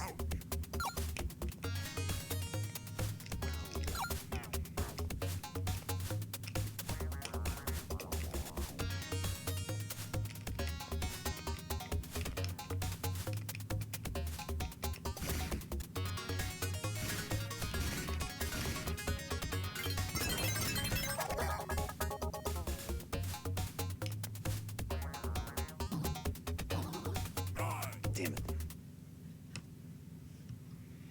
it. Double ice.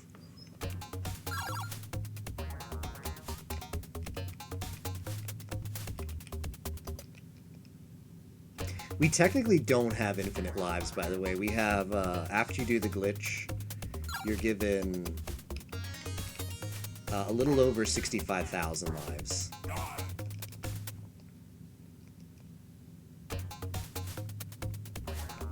So there is potential to still game over, by the way.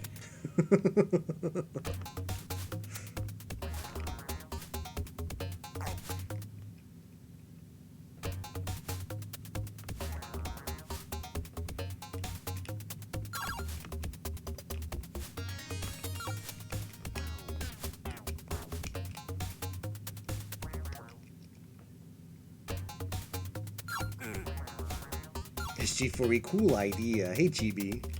How's it going? Yeah, double ice is a very cool idea.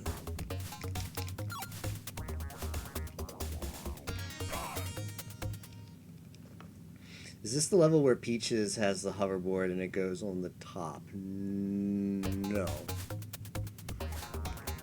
That level? It's the level I think you're thinking of.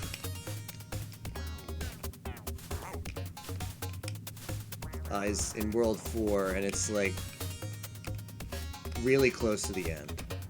So we're still quite a whiles away from that one, Spock, but it has the same background. It has the same, like, I don't know, like texture, sprite background as this one. Palette was the word I think I was looking for. So, it does look similar.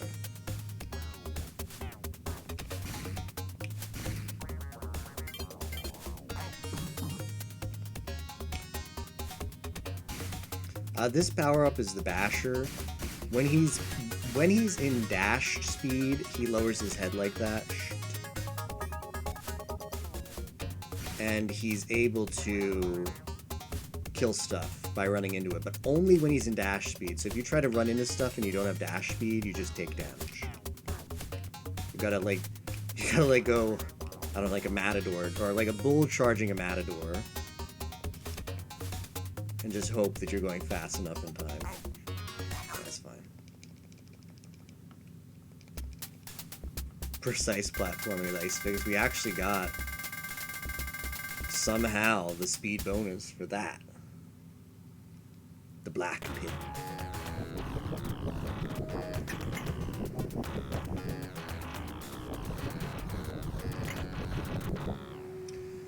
This is what the back of the box says. Precise platforming with ice physics. So I do have Peach's Run, who's the world record holder and just generally all-around cool guy and good at this game. I have his run up, and we're not particularly at the part of the game yet where it's imperative to make sure we're doing the proper route. But this game in World 4 especially gets extremely mazy, and going the wrong way could be a time investment of upwards of an hour for me, because once you enter a level, there's no going back. Until you beat it, or die.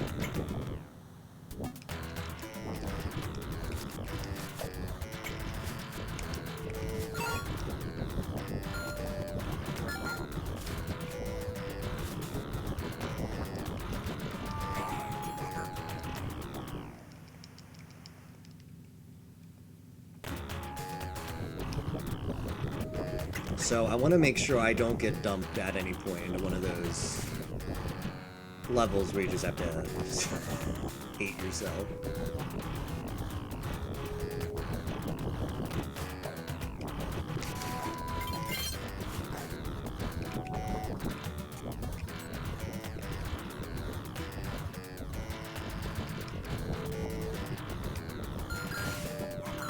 We do need... I don't know if I really need this. Let me see. Where does he do in the level after this? This one he goes here. Skateboard is nice. Yeah, actually, Spock, I saw the level that you were talking about. It's the one immediately after this where he skateboards to the top. I thought you were thinking of a different one with that background palette. But that level is beatable without the skateboard. Skateboard isn't particularly like if we lose the skateboard, I guess it kind of sucks. It's not the end of the world though.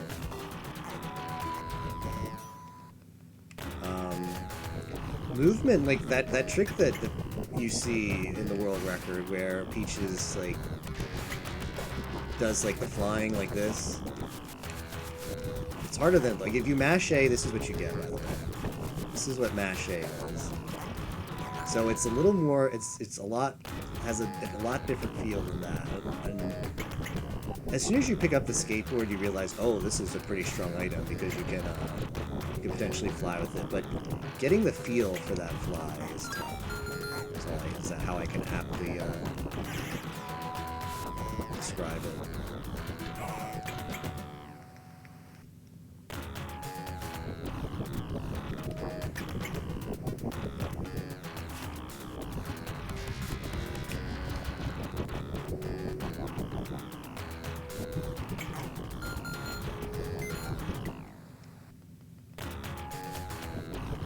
Honestly, I don't even know if I want the skateboard. I feel like it makes this level harder.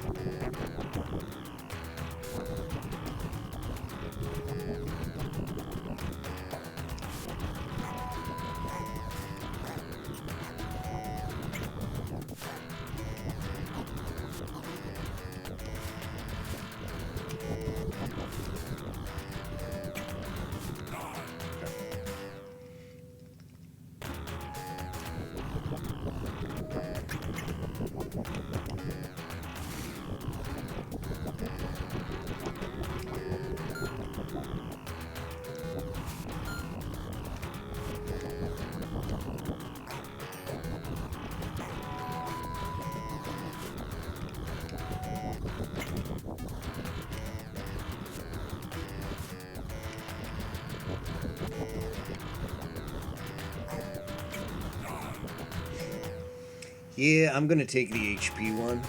This power-up is pretty useless. It helps you see invisible blocks. That's all it does. It does not deal any damage, but it gives you HP.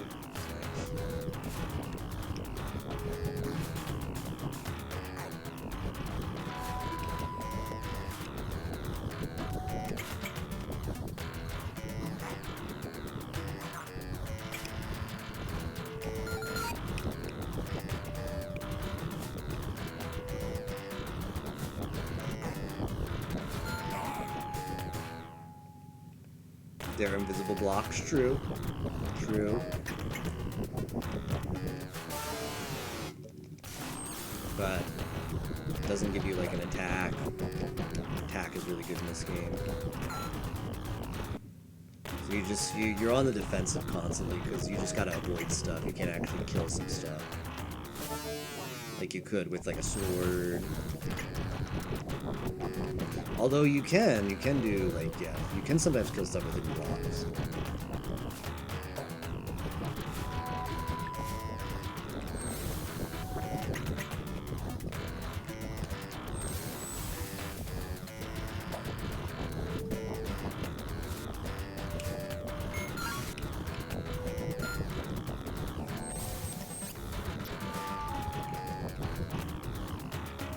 So those, like, these blocks right here, these have ice physics on them.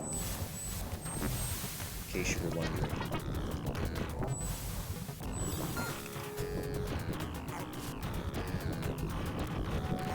Caution to the wind!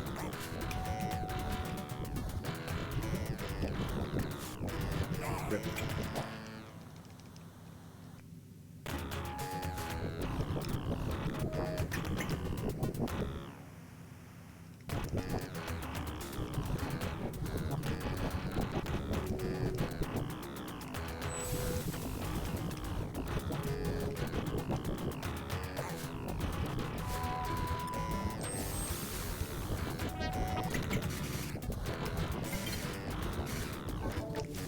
That's nice for some more HP.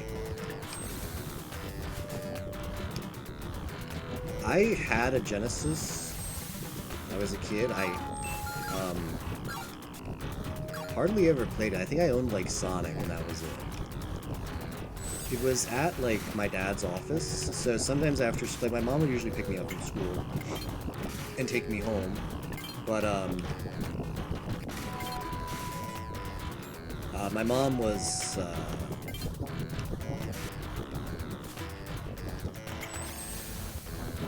when she married my dad, she stopped working, so she would take care of me at home, like become like a stay-at-home mom after she had me.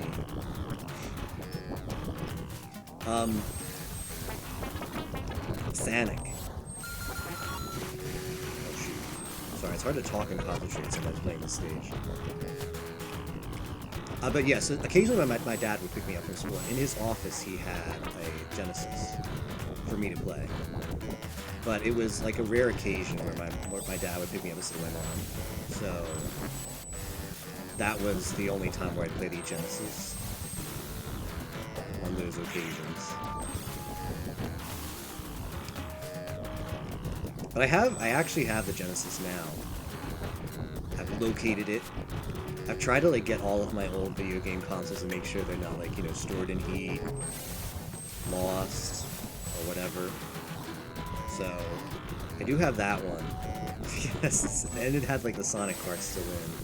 I bought like a video cable and stuff. What's up with the life counter? We underflowed our lives, Valiant, so I have like 65,000 lives now. So it's not registering. It just loads like a garbage sprite into memory instead of a number.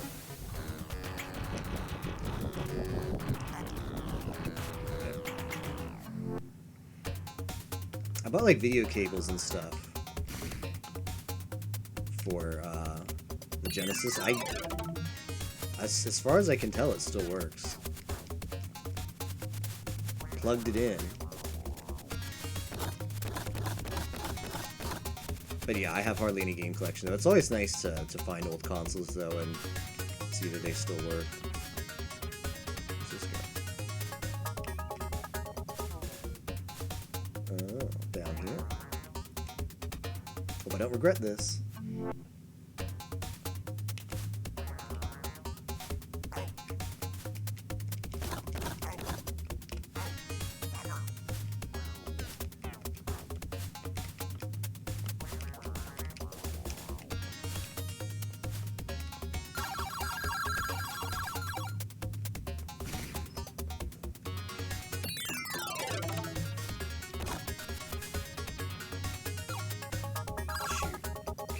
That didn't affect us.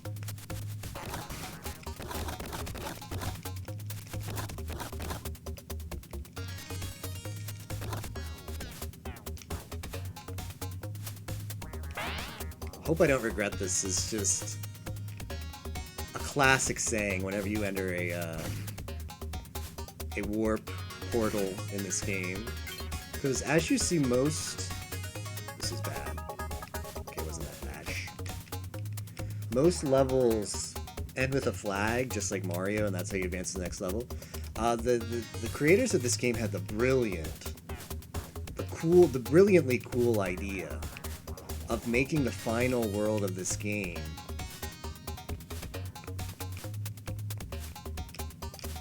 Can I even get up here? There we go.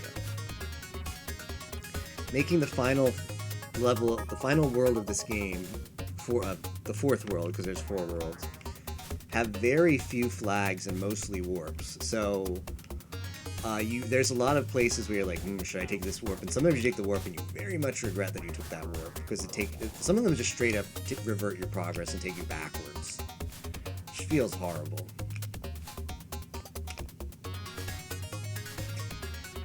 Do you have to do anything special to finish right now? No, so we just have to beat the game.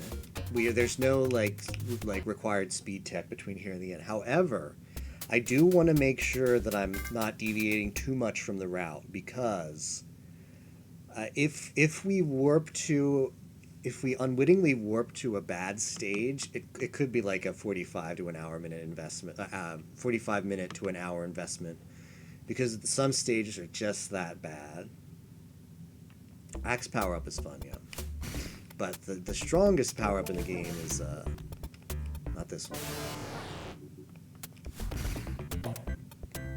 the tornado guy because it just gives you a lot of capability to get around.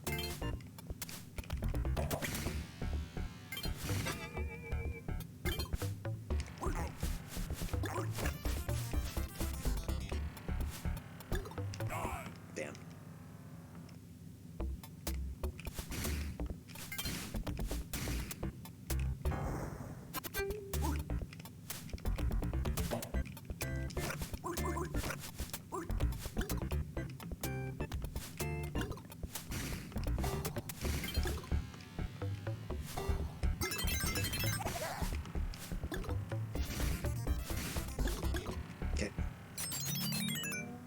Now that I got the tornado power up, I'm just going to verify where the flag is here.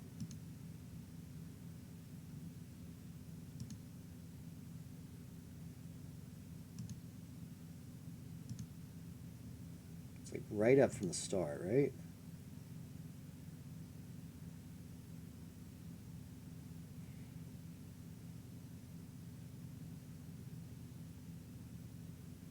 Okay. I know how to get there. Hey, Mayheim, what just happened? Also, hello. Was just checking the run, the world record run of this game to make sure I have the, I remember the position of the exit flag. So I could do this. Hope you're having a good morning, Mayheim.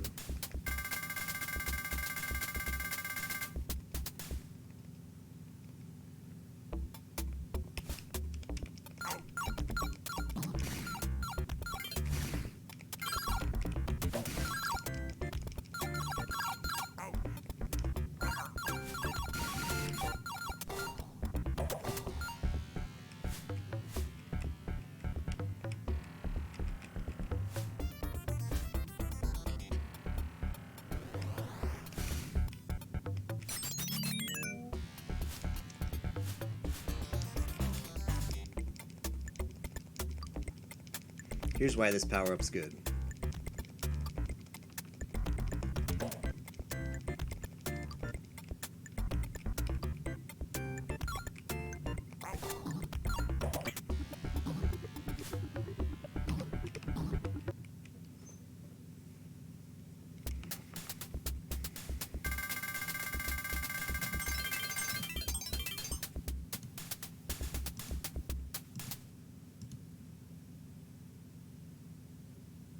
Oh man, this one.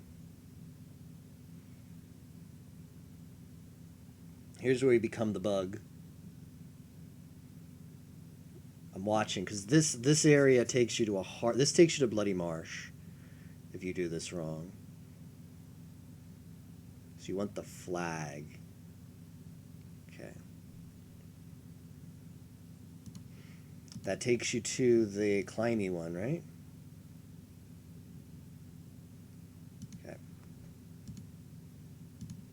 Just double checking real quick.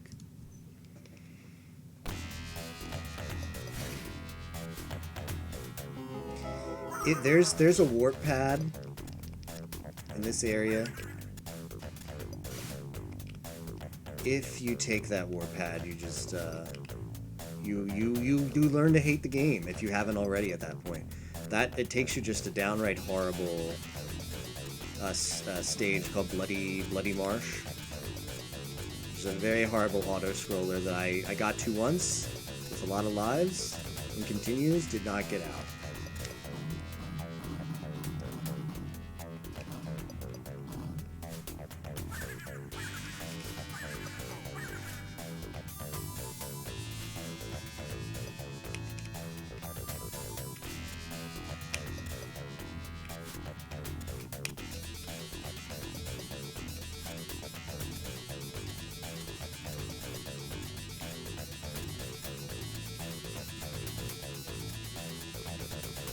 So the bug is the only power-up in the game that lets you like climb on walls here. It's over here. See that? You see that pad over there with a little bit of purple? You do not want to go there. Trust me. Trust me. I made that mistake.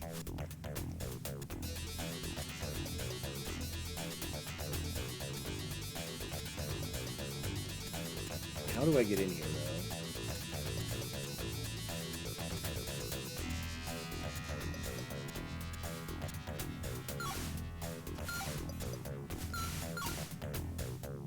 Okay.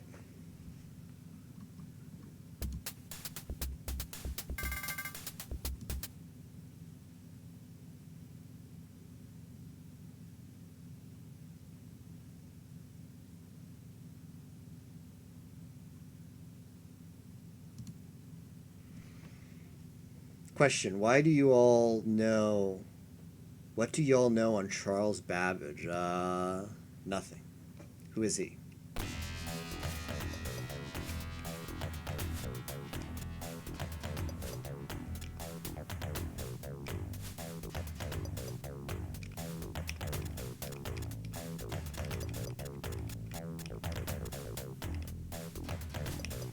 Yeah, this is the level I remember Tapioca being like, oh. He was like, oh, so you do platforming on this level. And almost, I'm not out of the woods yet. I almost have to do that platforming. Frick.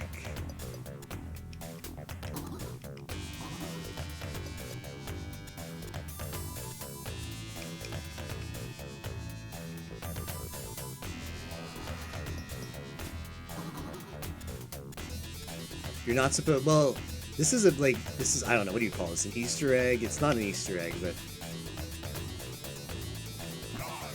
Frick.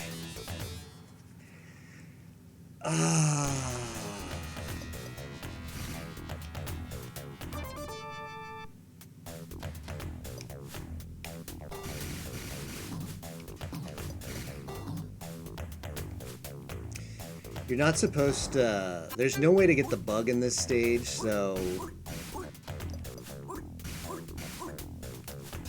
If you have the bug preserved from the other stage, like I did, and you managed to do this level in one go, you can skip a lot of the intended platforming that now we're gonna have to do. This level is pretty bad. First computer. Dying is like an Easter egg, smiley face. What are you saying, Spock? Al Gore invented the computer. I know this. Kappa.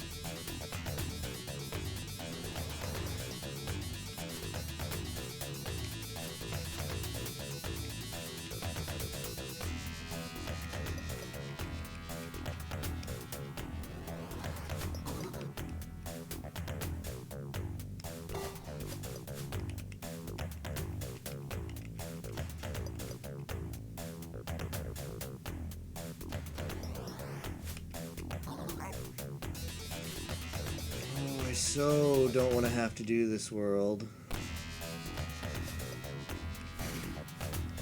We're so close to. So close to getting it. With the bug cheese.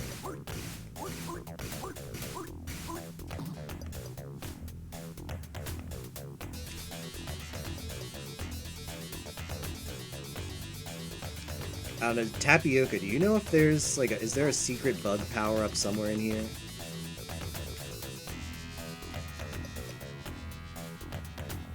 Or is the only way to do the cheese if you bring the bug power-up from the first one? Yeah, with the bug, right? You want to tell me the strat for how to do it without the bug?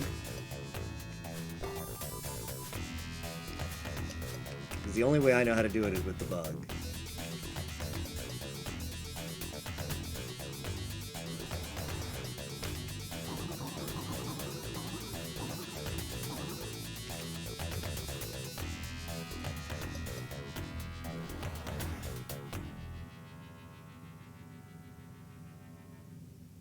Oh.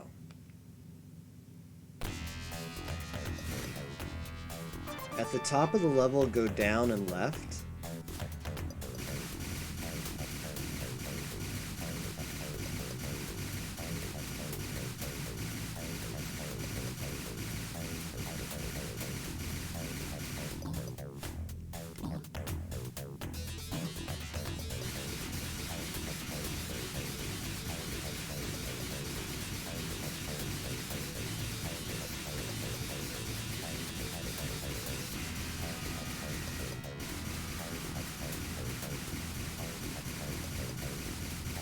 Okay, so it's higher up. All right.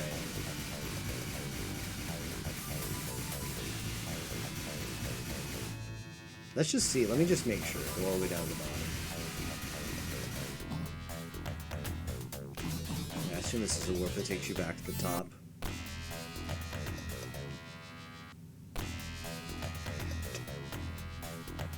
Please don't take me to hell. Oh my guy.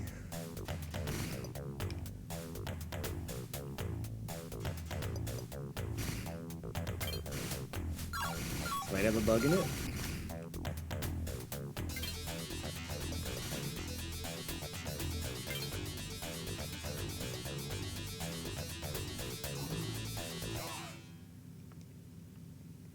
We're in an elsewhere. A Gallup Captain's favorite part of the game, the elsewheres.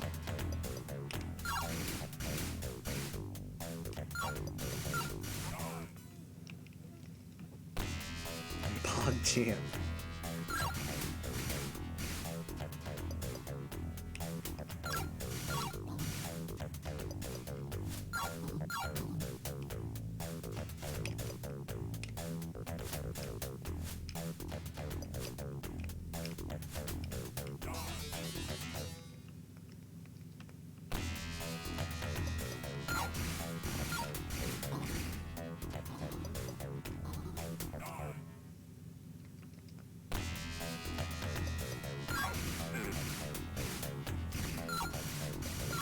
I should have remembered that it's always a bad idea in this game to take a warp unless you absolutely know where the warp goes.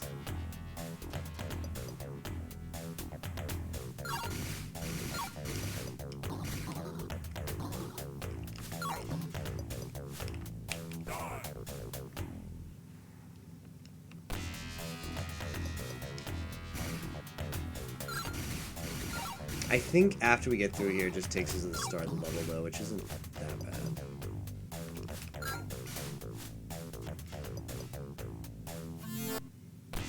Okay, thank goodness. That could have been so much worse, trust me.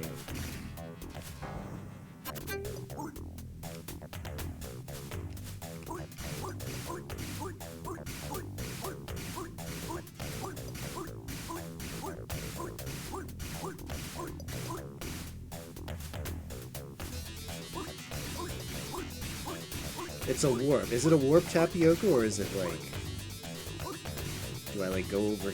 Do I climb up like an alternative route, like over there?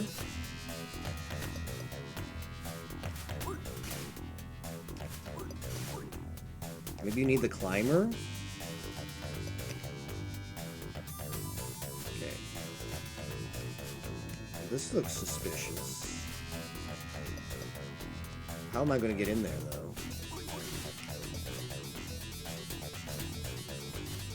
Is it only via the... Well, I mean, you can't get down here without the bug. What is... This area looks... Helmet lets you climb, right? Yeah. But is it in here? Do you remember if it was in here? I don't see if there's any... I don't know if there's any way to get in there. That, unless you're a bug. But you can't get here without being a bug. Helmet and try climbing up there. Okay.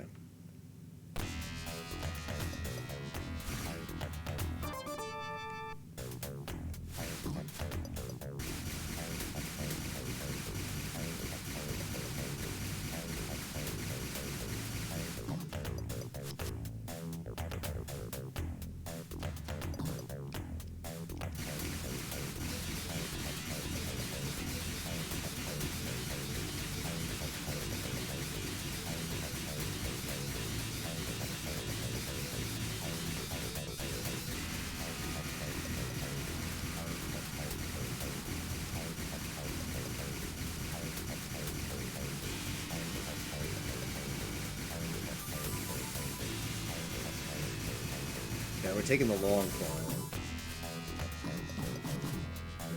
Okay.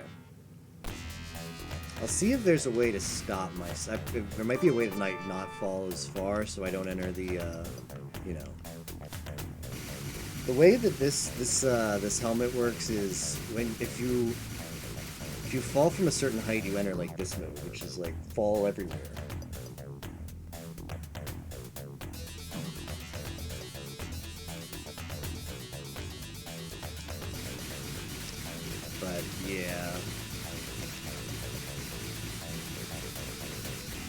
I don't know if there's a way for me to jump lower.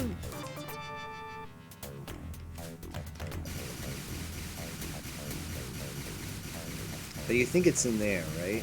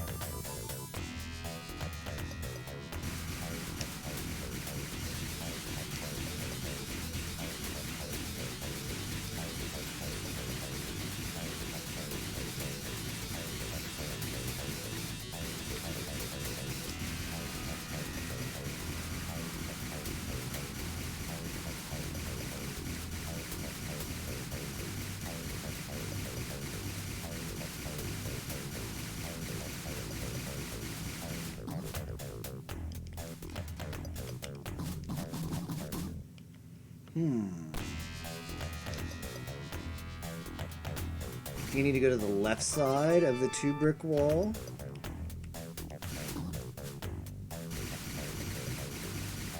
This. What should I do here?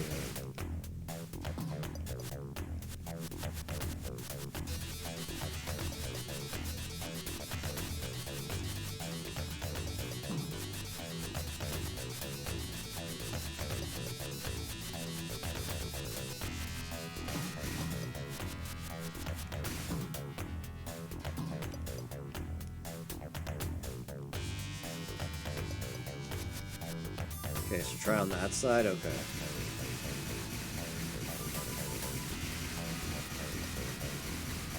Alright, I'm holding left.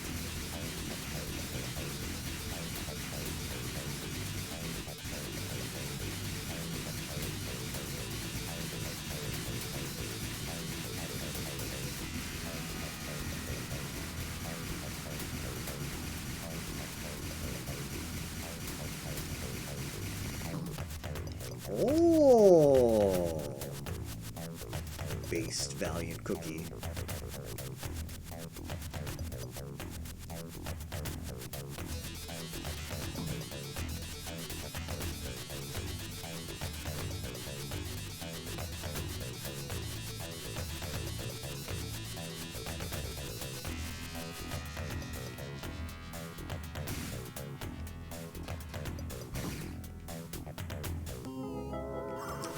Oh, now I see.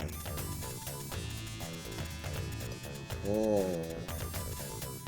This is a carbon copy of my face right now. In case anybody's wondering. That's me right now.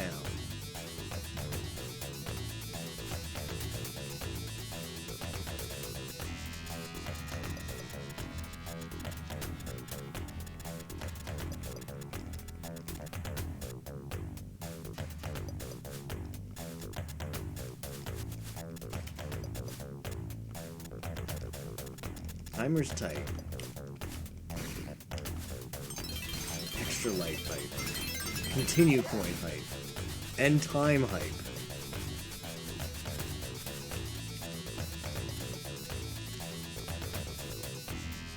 Well, thank you, Valiant Cookie. I did not want... I mean, I did it in Discord Wars, but I did not want to have to do that again. That platforming up there without the bug. So let's see, next stage... I'm watching the run for next stage. You take the bug, climb up.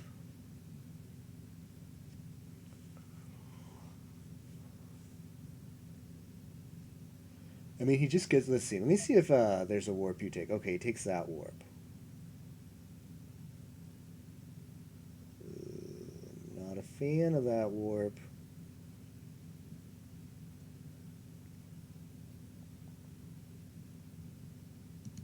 Okay, so I think what Peaches does in the speed run is the faster but more challenging route. So I'm going to not do that. Just do the route as I remember it. Because I just see where he warped to when he finished that part. And I remember getting to that part. Going a little bit of a longer way. A sight read. Awesome.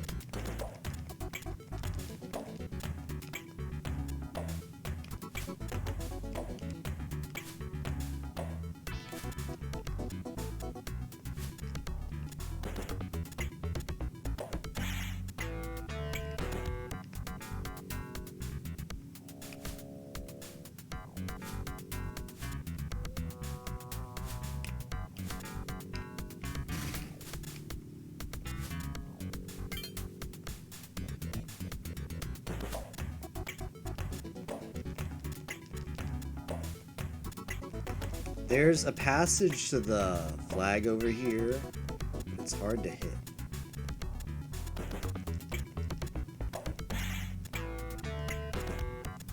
I forget exactly where it was, but I know I've gotten it before.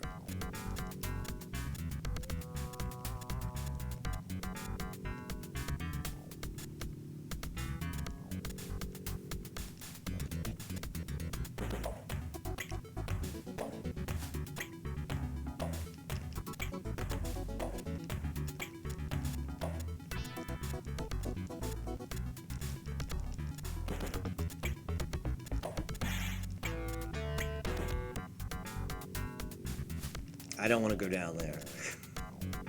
Whatever's down there, I'm not feeling it.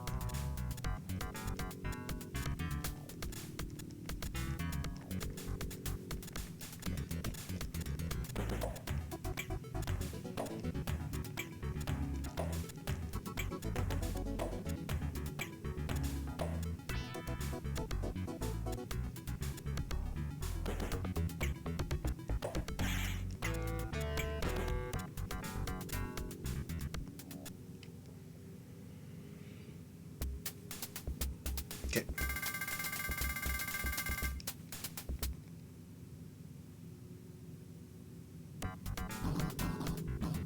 Alright, so I know where I am now. So this gives you... Alright.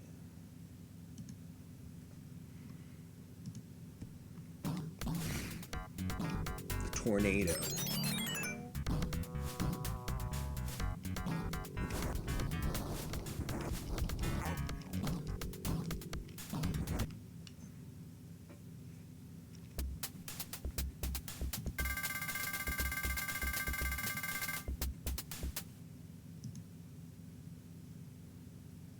Okay, next stage is the Bagel Brothers. What? It's the World 3 boss. So once we complete this, we will be done with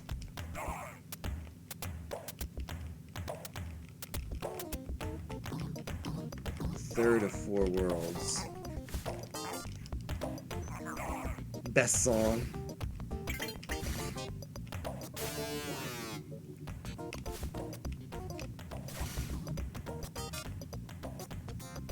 Meme Fest boss. It is an eclectic boss design, isn't it? I'm gonna get the top one first, because he's the hardest.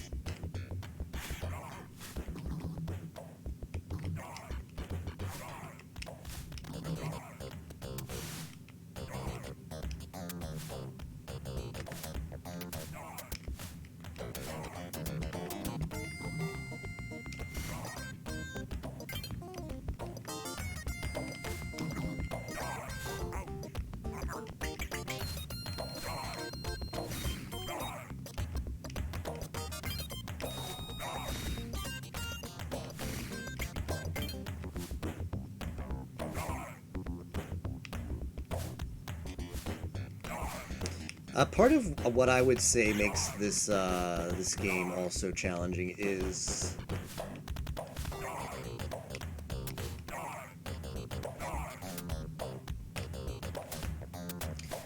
you always have the feeling that you need more lives. Hold up, I just got an idea. What's your idea, Tappy Oaks? You always get the feeling that you don't have enough lives.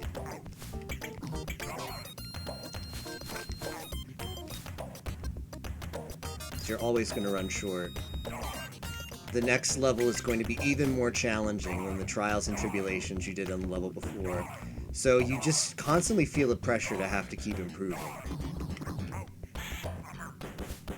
As you keep replaying levels, you're constantly under this pressure, like just losing one life in like World 1 feels horrible because it's like, damn, that's one life I have less on that level way down in World 4 where I game overed. That's a tough feeling sometimes. This game can... I'd say that the platforming isn't all that challenging. It's a game where if you just keep playing it long enough, anybody will beat it. Like, Pius said it himself. He's like, I beat Kid Chameleon, so can you. That was his tagline to get Team Coffee to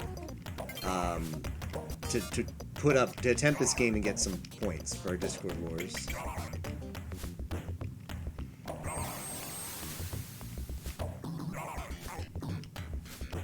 And yeah, it is true. If you...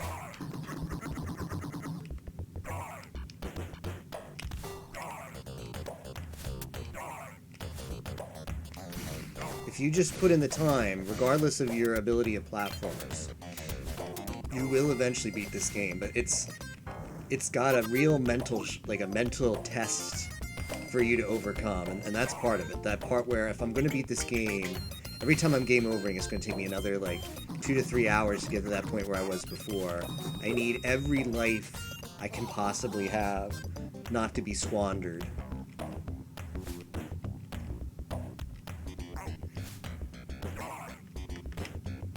Tapioca's idea is so cool, he couldn't even share it with us. Feels bad.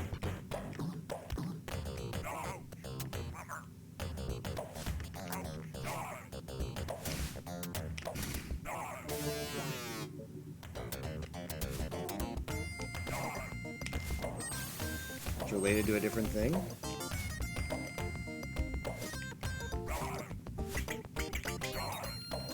Oh, it's not Kid Chameleon relevant?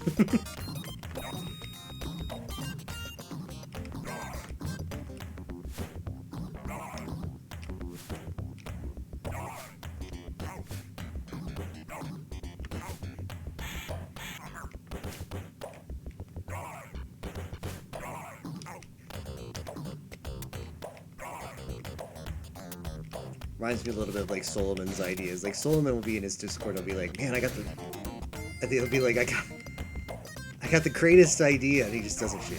And he's like, oh, it was actually about this thing. Like, okay, Solomon. That's why I chuckled there for a second, because I know people who inspiration strikes at the weirdest time, but they feel compelled to share. And then we get left out on the cool idea. I would like some more HP. I want to hear Captain's idea now, too. It's a Mafia thing. Yeah, that's kind of what I figured. Oh, I see. So the reason he doesn't want to share it is because we got to keep it under wraps a little bit while it takes form. Okay, I respect it. Is it a bagel roll? A bagel boss roll?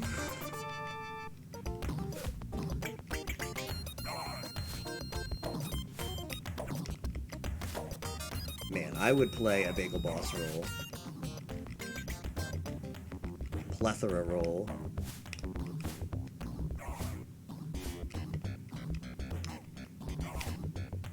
Check decks. Oh, okay. Does community Discord have a Dex now, or is it just OG Discord?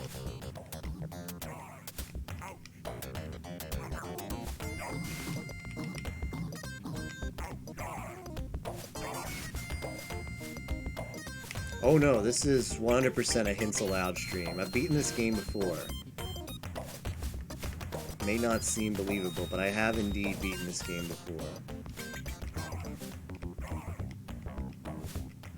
I'm just trying to finish tonight. A slightly different category. Talking about OG. Alright, I got it up. Dex.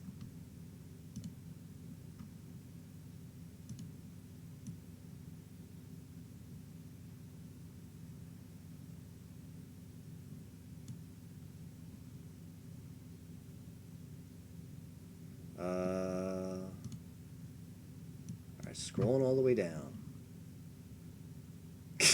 So for the ball deck. Oh yeah, that has to be in. That's got to be in. Big fan of that one. Put Bagel Brothers in Mafia GG ball deck. Or Rito.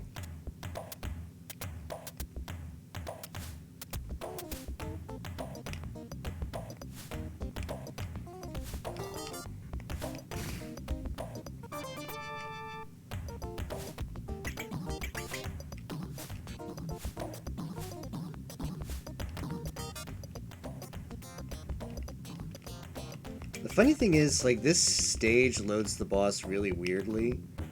All of a sudden, they'll just pop up all the heads. Right there, see that? All of a sudden, the Bagel Bros are here. I think there's, like, a box somewhere that just loads it.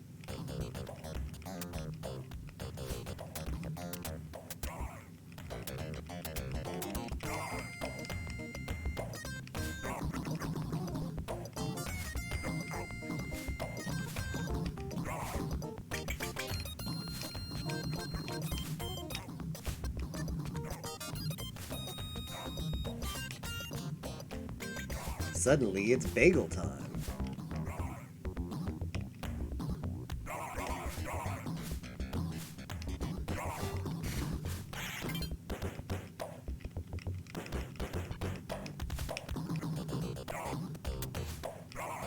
They also have a lot of HP.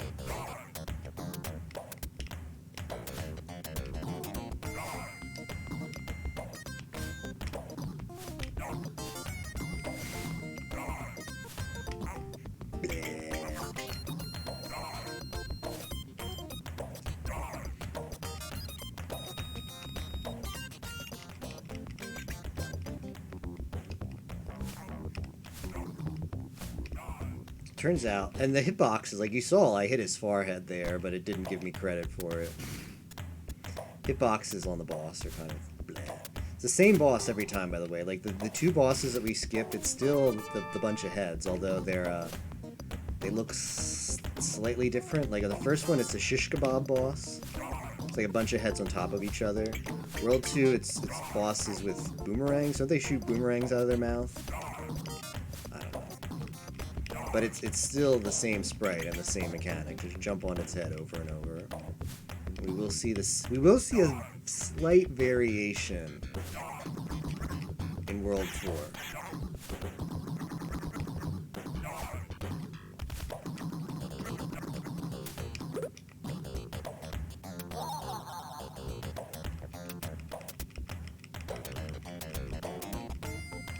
I think they're toenails.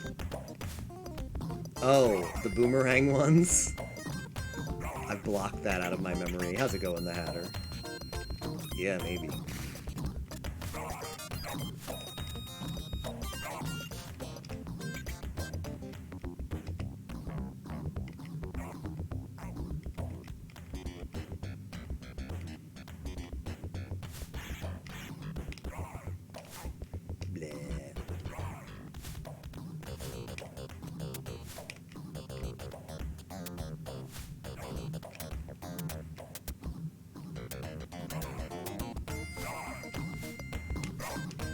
I assume it's RNG on whether, when they move, whether they go fast or slow. This is pretty slow. That's good.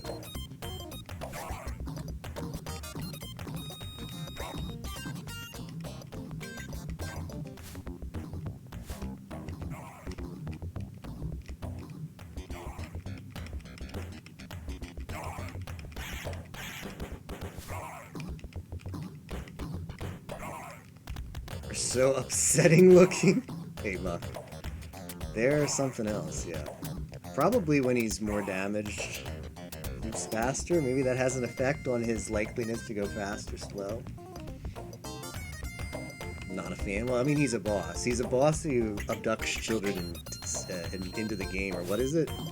Isn't that the lore? He's abducting them, right? When you lose to the boss, you have to live in this horrible world. So he's got to be a mean dude.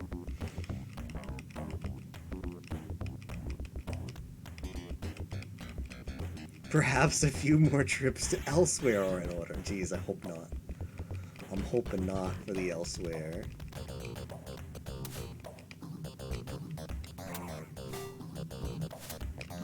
Love how they put some of these hidden blocks just trip you up. Like, that could very easily screw you up trying to bump the top, the boss up at the top, who's dead now. Okay, this is good. This is good.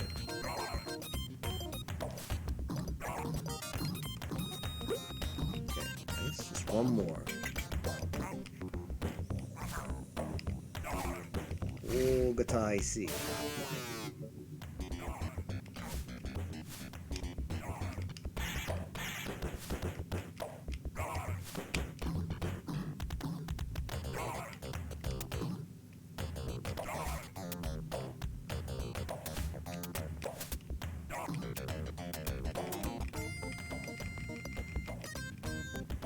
Does help blind playthrough of this game. I know the speed run beats this boss where you get the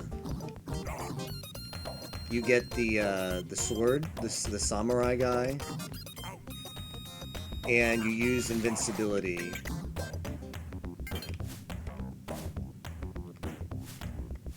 To just wail on a couple of the three boss heads.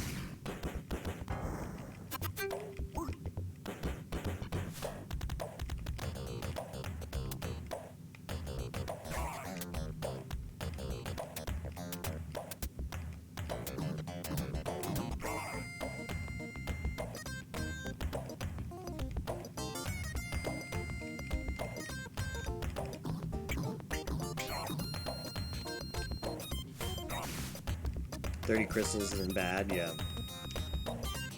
I hardly used invincibility at all in my blind playthrough, and then I saw afterwards just how insanely good it is in some places. Like the final marathon, for instance. If you have a lot of crystals there for invincibility, you can really do some stuff. Okay, world 3 down.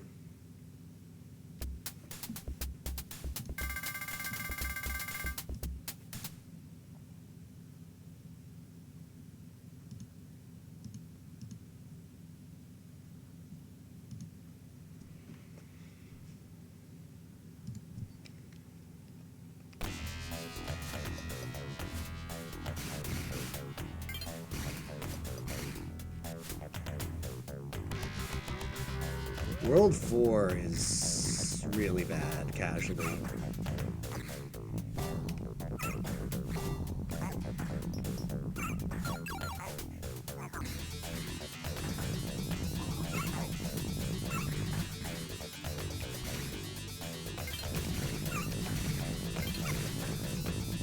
Because it's extremely mazy.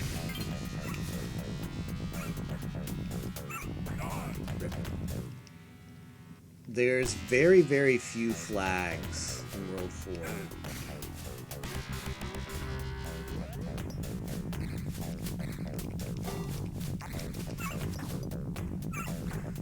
So you have to just take warps, and some warps are very bad. The story of this game, some warps you wish you didn't take.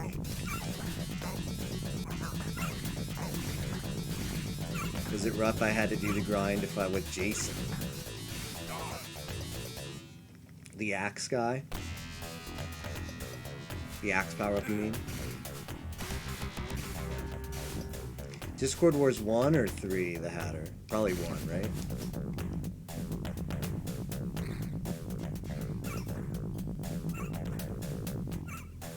Yeah.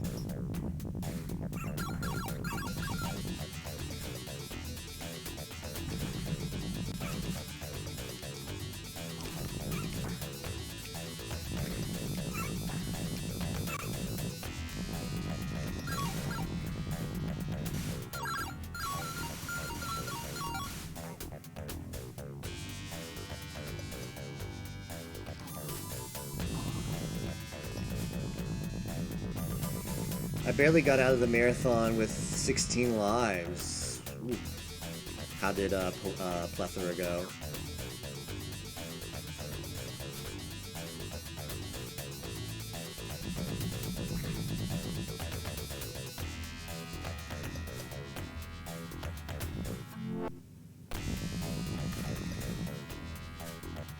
Almost through with 3 for the final boss. Dang.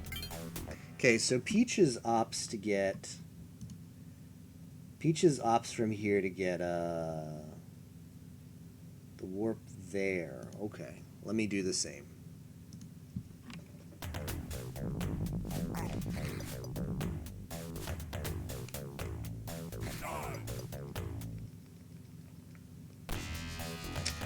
It does suck that you start all the way back here.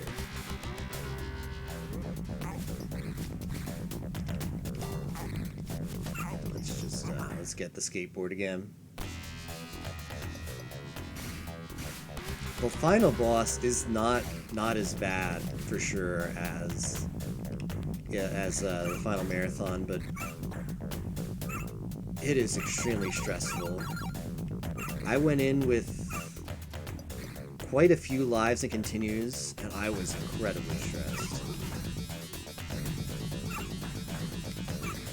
Granted, it was for Discord Wars 3, and I only had 3 hours left to submit points. So a game over there probably meant not making any points off of the game. Left it to the last day. I mean, it was the day before. I mean, I spent it's all a faded memory playing the game because I played it for like 20 hours straight that stream. So I forget what happened that day and what I managed to make progress on the days before. As one does.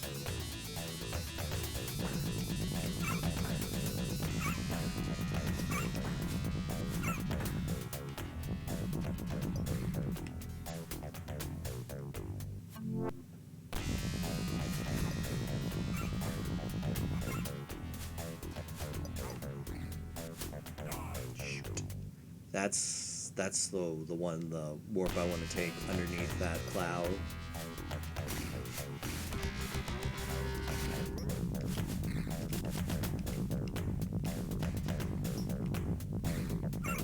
Tomorrow we have Final Fantasy IV Free Enterprise. Probably be starting at like 9-10. That's generally when I try to start. Maybe I'll try to start early. I don't know. It depends on my day, but I will update the 30 games spreadsheet at least a few hours in advance when I know. We're definitely doing legal percent for that. However, I might also do a few other flag sets. Like I think I want to do more than one seed. So we'll see. I think it might be really fun to do because I did a lot of the Final Fantasy IV Free Enterprise World Series of Free Enterprise flag sets during that tournament. I'm probably going to pick some of the flag sets from that tournament and run maybe 3 or 4 seeds. That would be fun.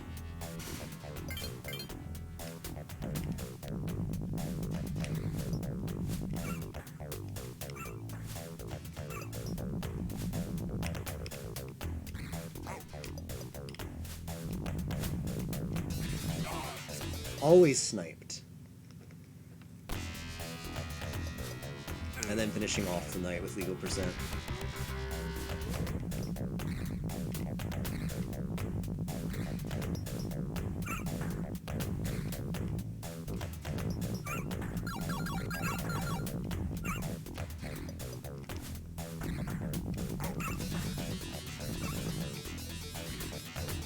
And then Thursday is Thanksgiving. We still have a stream, 30 days, 30 games.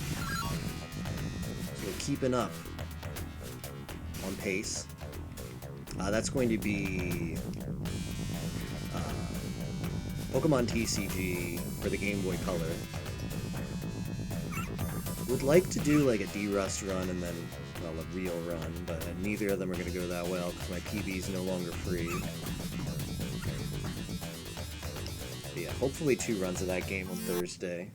Friday is Kirby 64 Day. It's going to be a pretty straightforward day. Straightforward game, not going to go on too long. Because I want to make sure I'm not up too late that night. I mean, Kirby 64 is going to be beatable under 3 hours. Mark my word. Under 3 hours, I'm going to have that game done. We're going to start at 9. We're going to be done before midnight. Which means I can rest up, and then 12 hours afterwards, Saturday at noon, this is the big, huge, Forbidden Memories race. Any percent, the Hatter. Yeah. We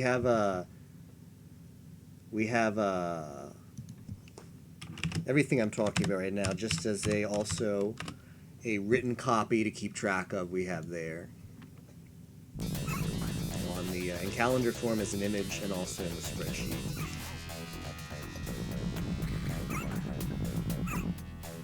I'm so hyped for Forbidden Memories. So far, and there's still plenty. There's still several days before the race. So far, we have confirmed for Saturday race that one Tager player, previous world record holder of Forbidden Memories any percent no minute. Confirmed for Saturday, 12 p.m. Eastern, noon. Confirmed Saturday, 12 p.m. Eastern. GFC, current world record holder of Yu-Gi-Oh! Forbidden Memories any percent. Confirmed Saturday, noon, Eastern. Bad News Nate. Really strong all-around player. He's good at card mod, he's good at vanilla, he's got an incredible time on the leaderboard. Confirmed. Also confirmed, Arius.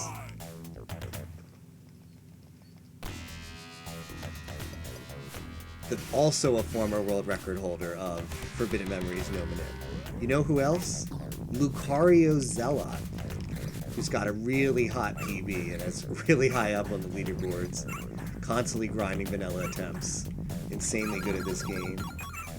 You got me on FM Memories. Yo, how about you, the Hatter? Can we confirm you for Saturday, noon Eastern? Forbidden Memories, any percent no minute? Do you want to add your name to the list of confirms for the race? And that's just the big names, by the way. That's just the people to entice you with. On top of that, we got a lot of other cool people entering. Like I know Ozzy's in. Ozzy is no joke, by the way. When I don't mean to say like that's the good players. I mean those are like the big name former world record holders who are already confirmed. But we've got other really good players too, like Ozzy, who did really well in, was it GFC or Bad News Day? I think he beat GFC. Beat GFC, the current any percent world record holder in Forbidden Memories in the 15-card mod race. Really good at 15-card mod, also really good at vanilla. He's coming out on Saturday. The list of big dumb idiots right after that, which would be me. And I think, are we confirming Tapioca? Are you up for the Saturday race? As far as like the MMD crew, nobody's really given me any hard answers. Like I tried to pull Mattman in. He gave me like a really good non-answer. He said, "Well, I've already proved I'm better at everyone than the 15-card mod race." Or something. He said, "Oh, Mattman might try to weasel himself out." But Tapioca is in that, so we add him to the list of confirms. Oh no, I can't. I actually have an IRL thing to do unless you get everyone from your IRL thing to join us for Forbidden Memories, because who else doesn't want to spend their Thanksgiving weekend doing that?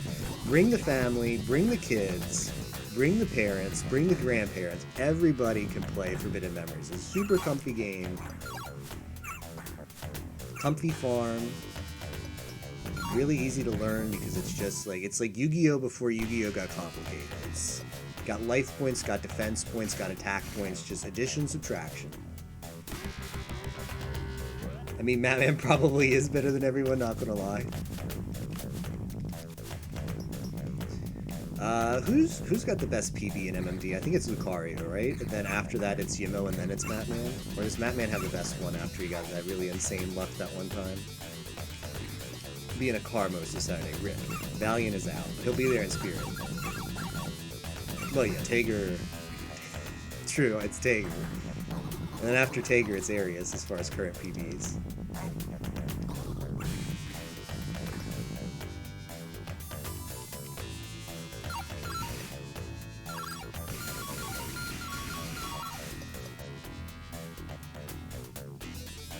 So yeah, Saturday is going to be the place to be. If you're doing other stuff on Saturday, that's totally understandable. I mean, it is Thanksgiving weekend. If you manage to get away from the family, you'll want to check on, that multi-twitch on speedruns.com, speedrunslive.com. Keep an eye out on how everybody's doing, because there's a lot of people in that race. It's gonna be a lot of fun to watch. It's gonna be like, here's the thing. So at the start of the race, if you've got an afternoon open, make sure you're watching Arius and GFC and Taker, because they all have a good shot at first, and it's gonna be really, really tight. Everybody's gonna gain. Then we're gonna get to the 7-hour mark, and everybody who hasn't finished yet is gonna just probably quit, especially if they're European, because that's like really late European time by that time. Make sure this is the right place. Okay, that's the right place. Where do I go here? Oh, it looks so easy when you have the skateboard.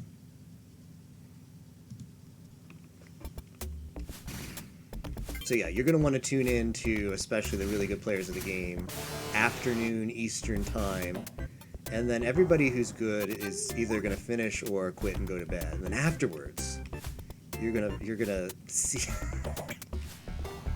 you're gonna see poor SG4E at 12 hours, probably on Final 6, still trying to beat the game. But we're gonna beat it eventually. Gotta beat it to close out the 30 for 30, and it's gonna be a lot of fun. I need the Yu-Gi-Oh! FM Switch port to grind while we drive. If you have a Switch that's jailbroken, hacked, or however you want to call it, you too can play Forbidden Memories on the go with Switch there's like a homebrew emulator for PS1 for Switch out now. I know that. If you have an Apple or Android phone, you too may play Forbidden Memories on the go. There's apps for PS1 emulation. So don't let that stop you, Valiant. Do I want whatever's here? I never beat this in vanilla, I'm gonna be honest. Best power up in the game.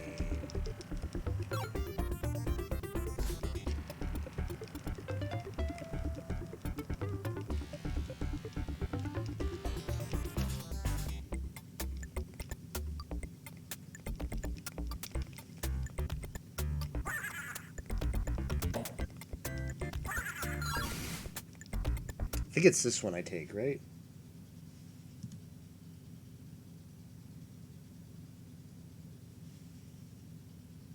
Okay. Just making sure I'm taking the right exit.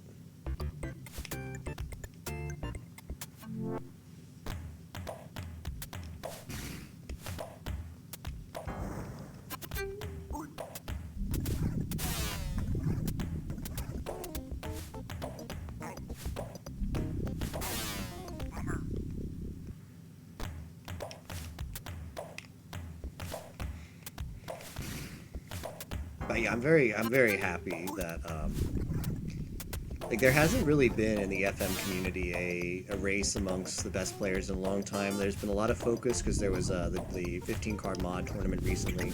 A lot of focus on the card mod versions of the game, but vanilla has been neglected for a while.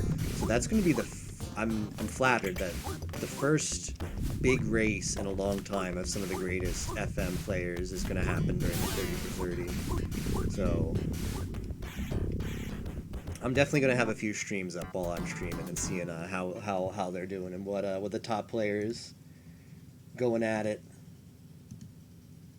All right, now I'm here. Where do I go in here? Just go. Okay, I actually take a flag out of here. Interesting. Need to get to the flag. So no warps. Do not be tempted by the warps. Don't end up in an elsewhere.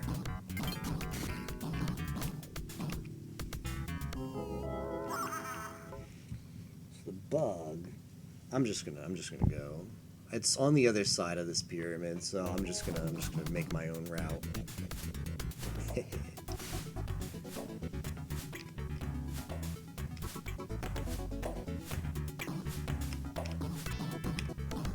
that way.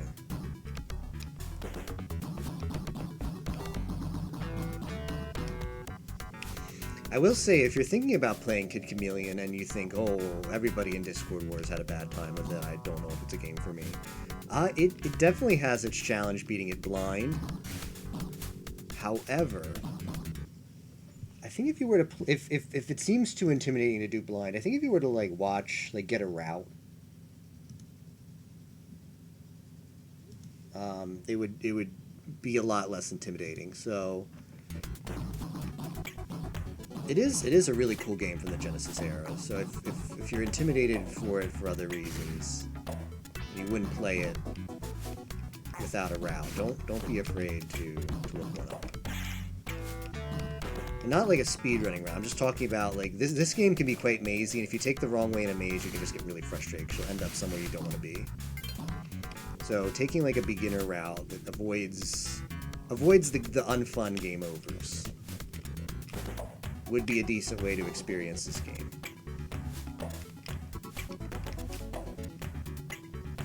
Motivate you by calling out your gamer card.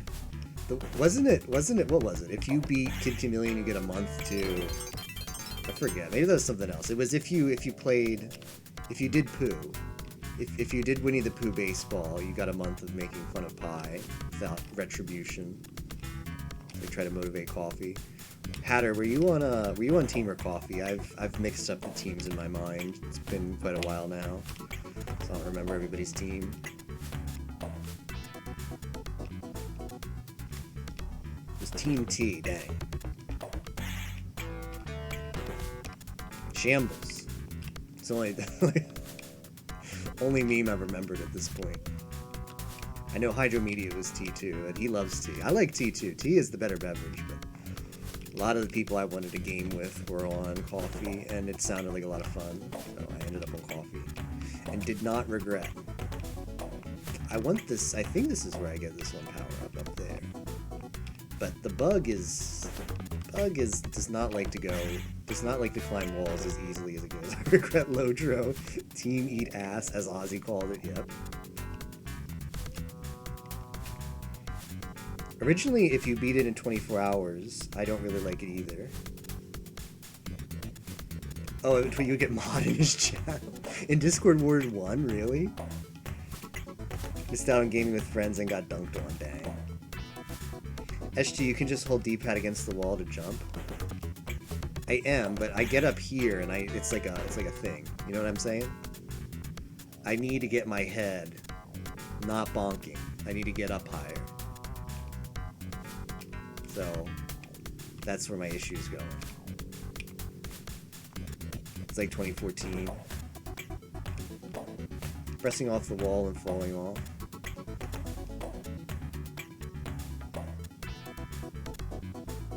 It's like I have to press on the wall and go a little bit left, I think, because otherwise I don't make this jump. And I'm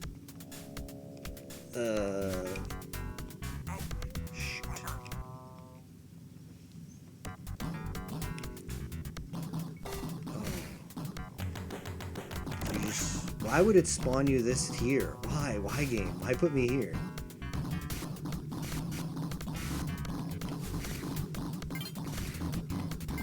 Don't do it to me, game. I figured it'd spawn me where I was before, but I guess this is the entry point in the level. I'm not taking that warp, I can't be tempted. I just want the bug. That's all I want. Yeah, normally spawn on the level, makes sense.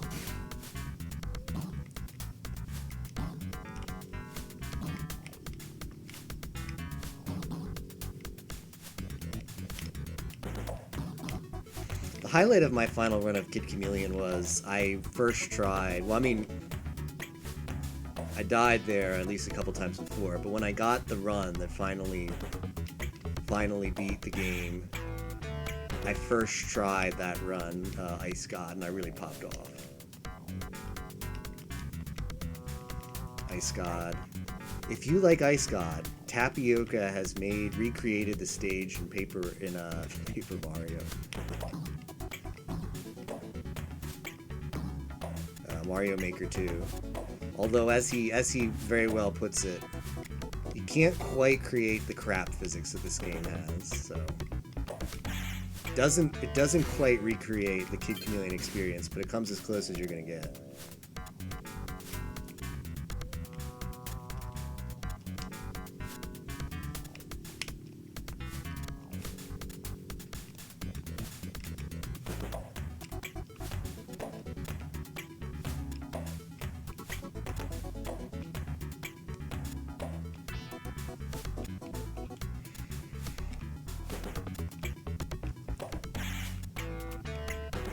The reason I keep falling off is I need to input left to get a jump.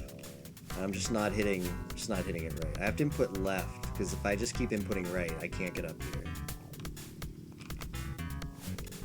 So I have to input left to go out and then come back to the right. Like that. And if I screw it up a little bit, I just fall down. So that's currently what we're getting walled on. Oh, we're almost out of time.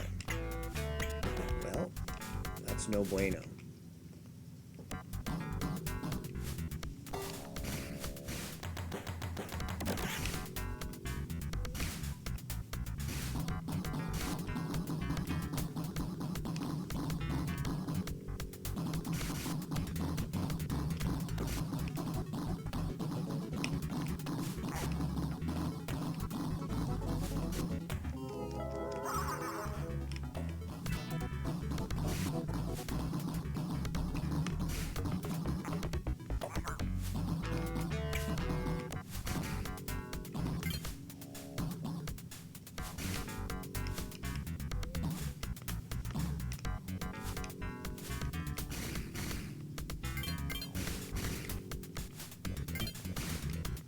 See, can I just get to the outside without the thing? Do I need it for the next level?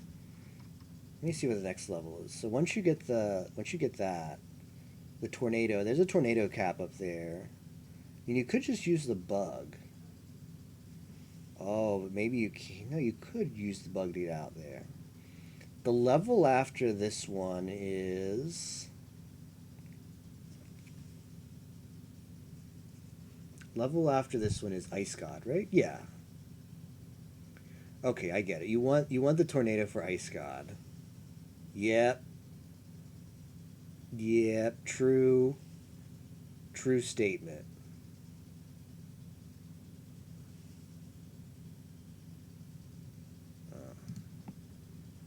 Alright, so let's try to get out of this level with that tornado power-up then. I've seen the light. I understand now. You want to skip the platforming in one of the most challenging levels. Makes sense.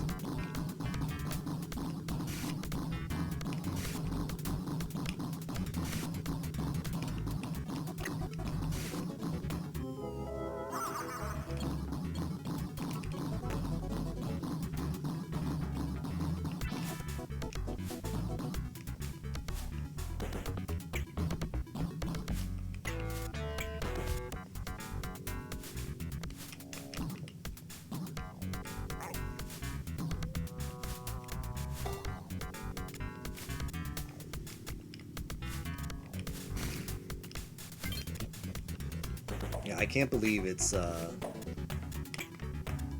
20, what is this, 26? What day of this, the 30 for 30 is this? 26, right? 26 of 30 games? I can't believe we're actually here. This month has flown by. It's been so much fun.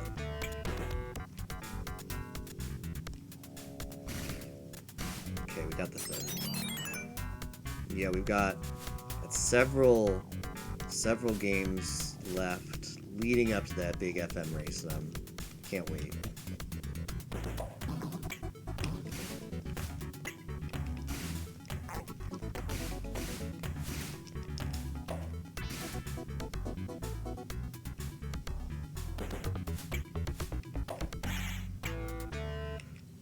Let me just make sure that this is the end of the level here. Okay. I'm gonna give up. I would like more because that next stage is very challenging. Stage after that flag is very challenging. The first half of it can be trivialized if you have the tornado power-up, But there's no way to get the tornado power up once you've entered the stage. So, therefore, I want to make sure when I get the tornado power up by at least 2 HP, but I was down to 1 HP there. So rather than have regrets, I'll just restart this level. We've got unlimited lives due to a glitch that we did at the start of the run.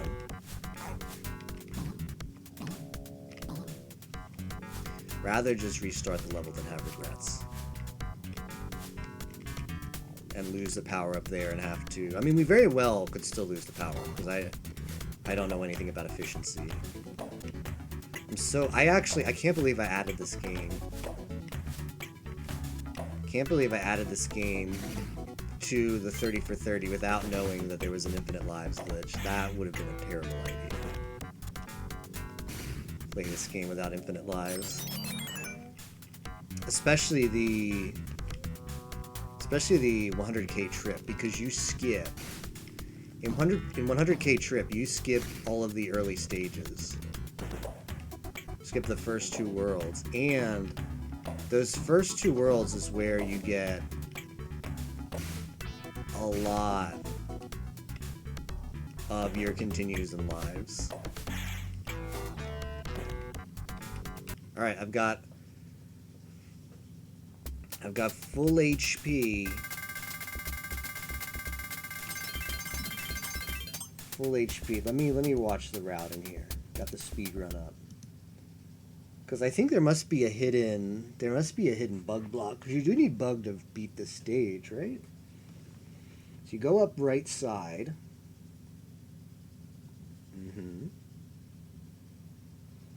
Right side.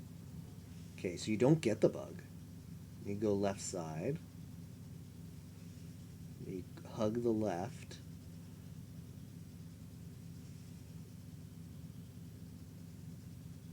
Oh, okay, you don't actually need the bug. Oh, no, there you need the bug. Alright, well, let's pray that we get it with this power up.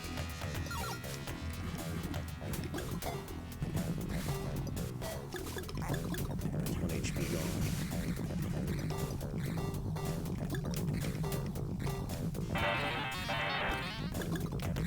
I'm just gonna kill this thing. I don't have... No thank you.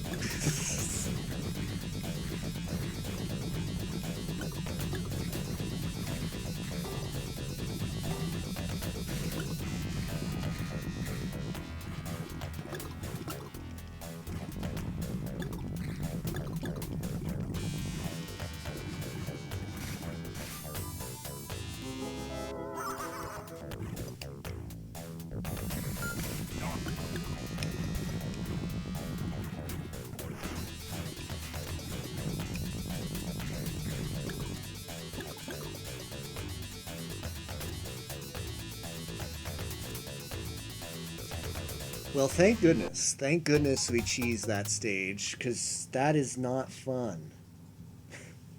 If you, there's a lot of precision platforming you wish that you don't have to do there. Trust me. Okay, where are we now? Okay. Ah, yes, this stage. Alright, I think we do get the flag at the end here.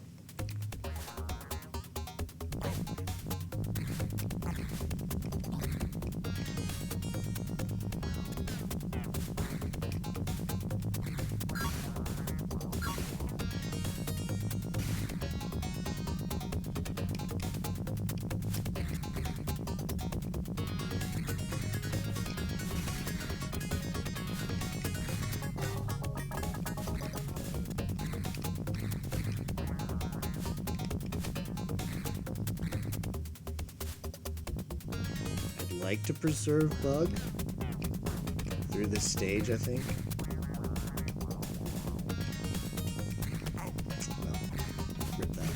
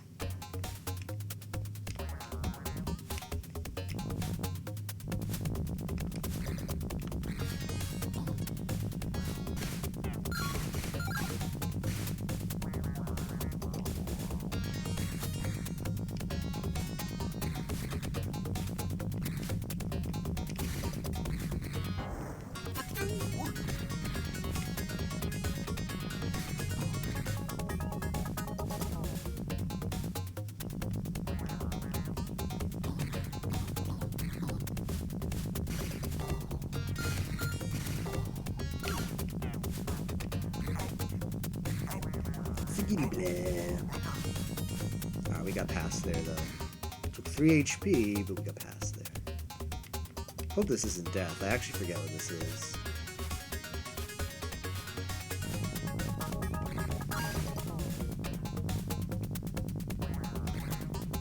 That guy just stuck there now?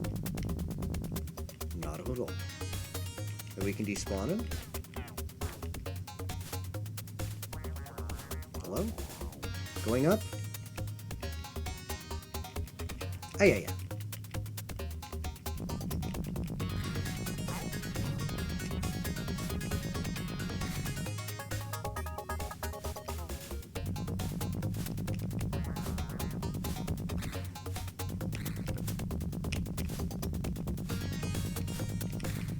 What do you do up here?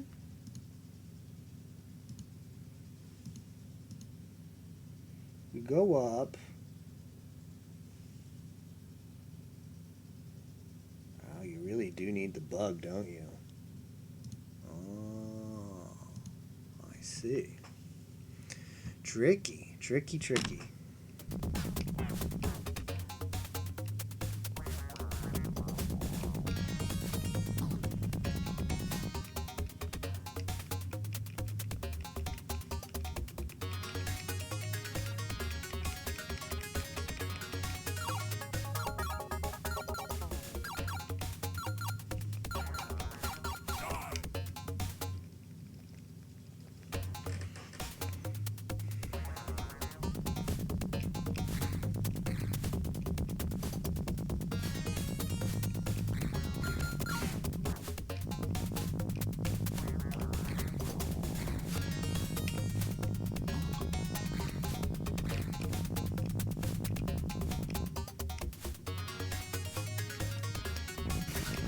Where is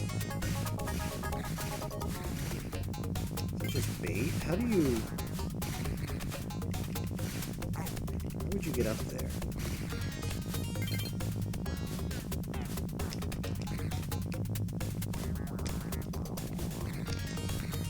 Come on, kid, you can do it.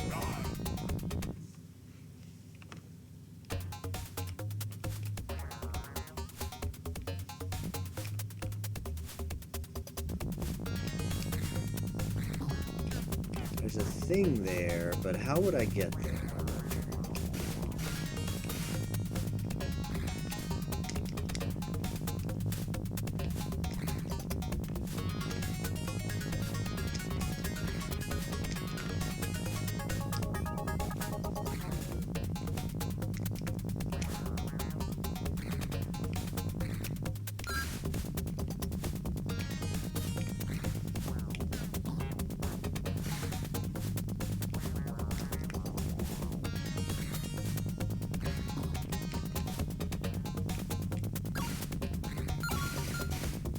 Let's do it the casual way.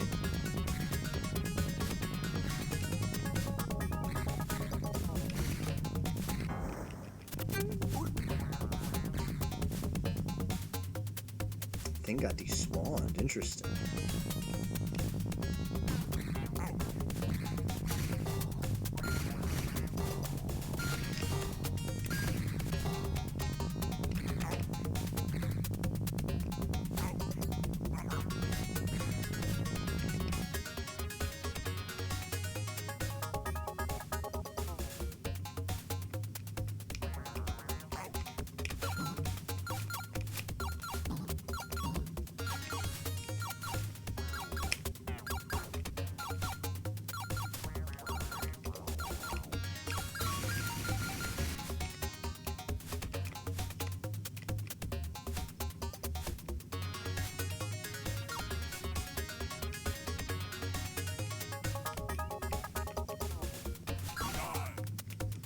Okay, I understand now. Not a hodl.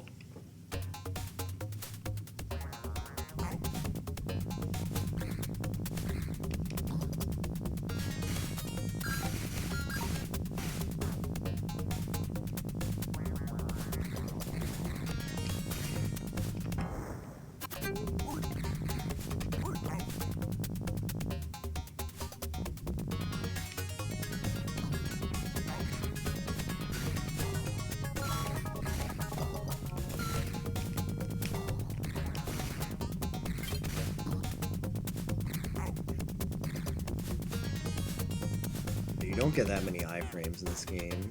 It's not obvious.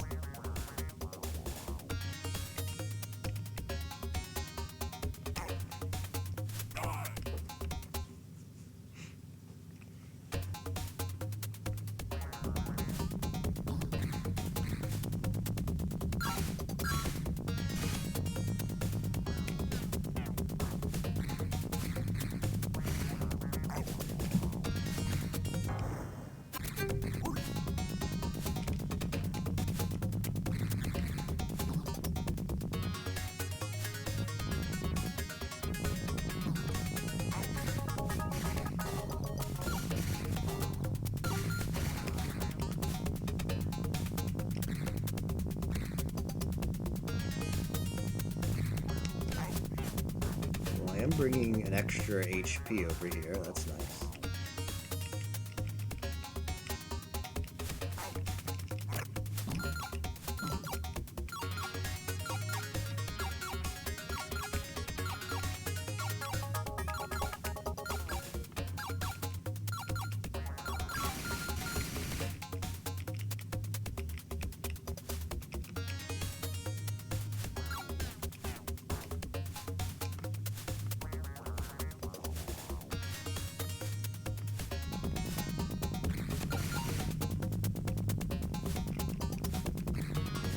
Okay. One of the few flags we get in World 4.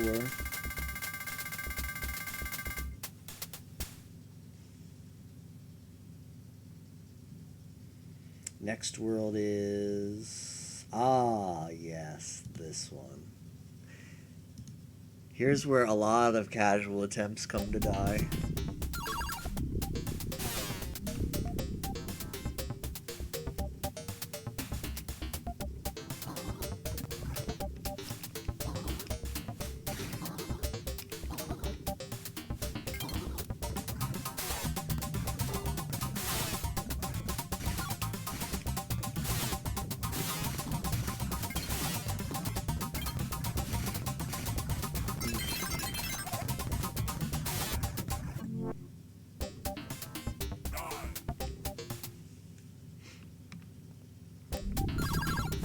I forget where the bug power-up is.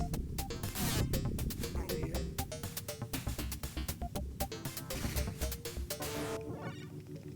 That's not what I want.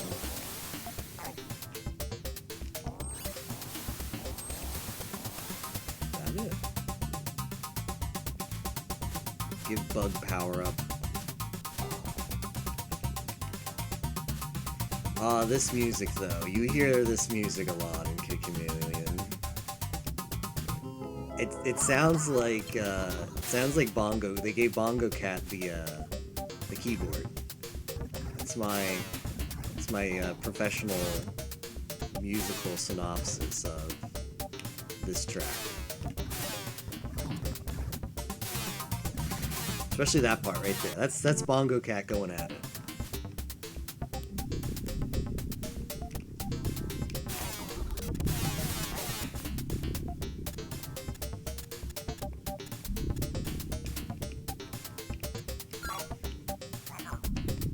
Not doing it without the bug. No thank you. There is a way to do that last part without any power-ups, but if you have the bug, it is so much easier because you can just wall climb. There's tiny little platforms that you're meant to jump on and activate and jump on top of and then jump over each of the wall parts. Keyboard Cat or Bongo Cat.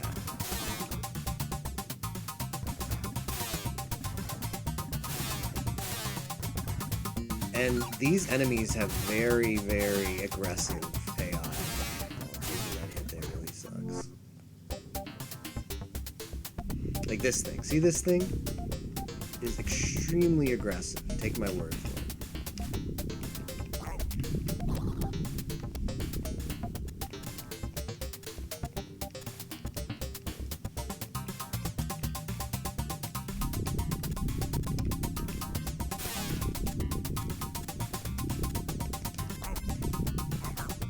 Almost had it.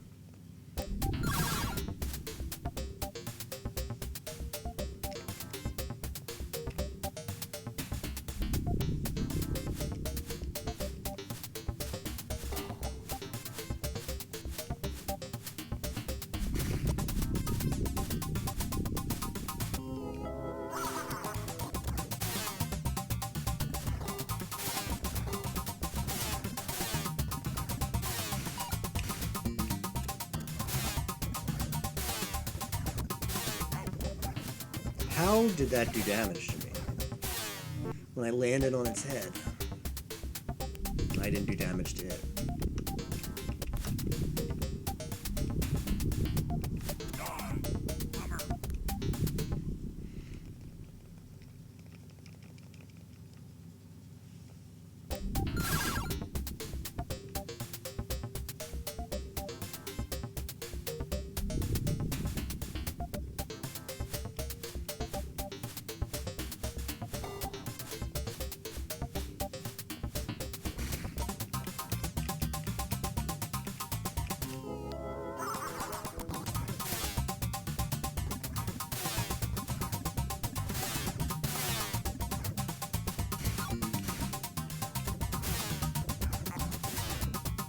No idea.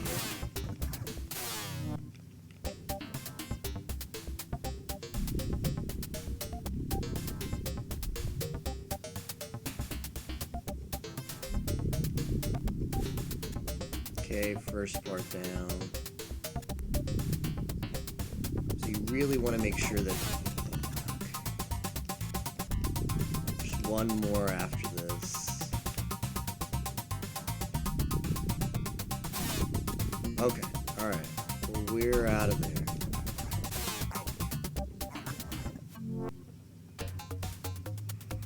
Okay.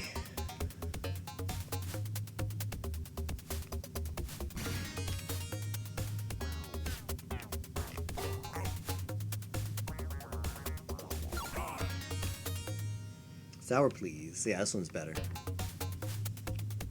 IMO.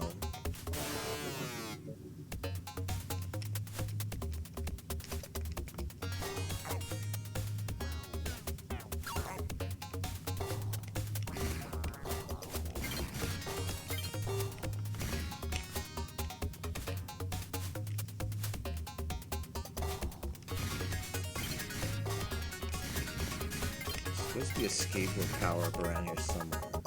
There we go.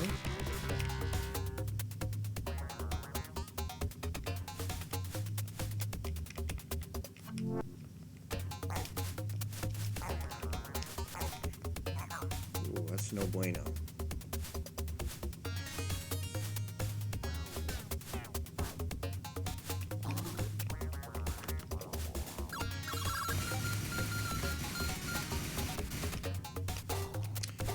Nope, nope, nope. I am not going that way. I am not going that way, game. You're not going to do that to me.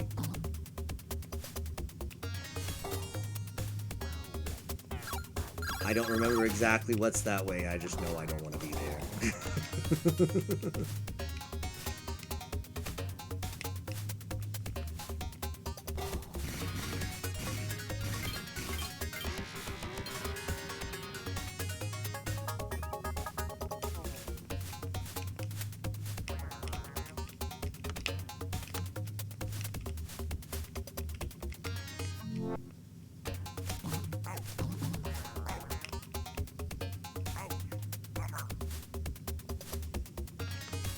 Frustrating thing about running this category of the game and also 4 bosses is right there.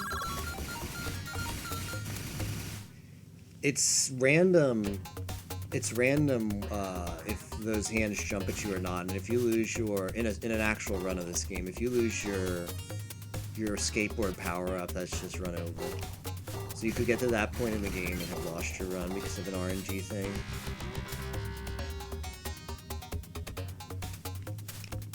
And this is stage 4. So this is world 4. So we are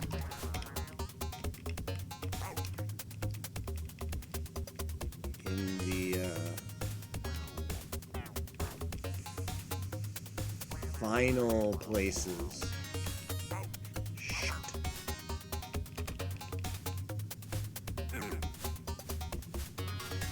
The final stretch.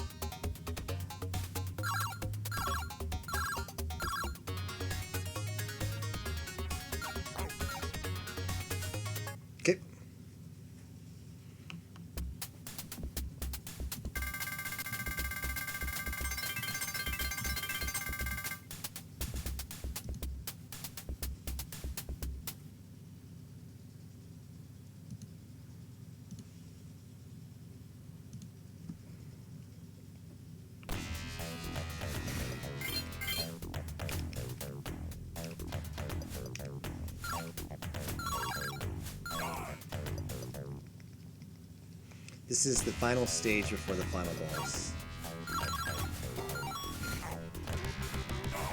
Yep, this is where you can lose it all. This is where you can lose it all. Many a Kid Chameleon player has died here.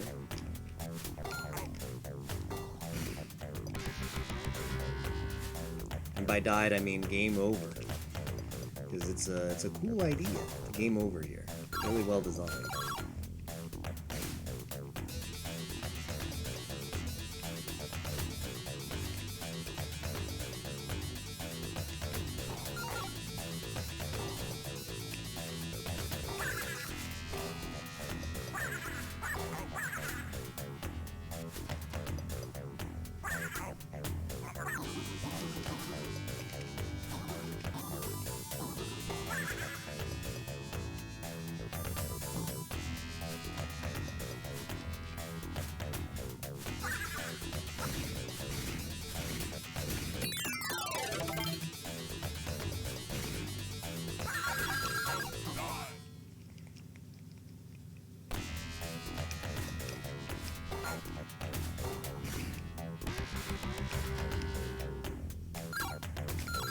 Yeah, so after this, we just have to beat the final boss of the game. The final boss isn't free, but when you die, like we have unlimited lives, so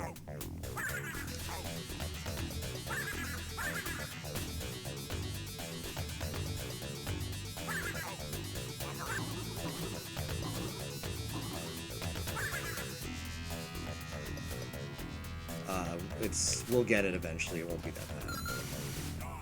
That's what I'm saying. This is the stage where you get frustrated on. So once we get past this stage, it's all smooth sailing. What is this?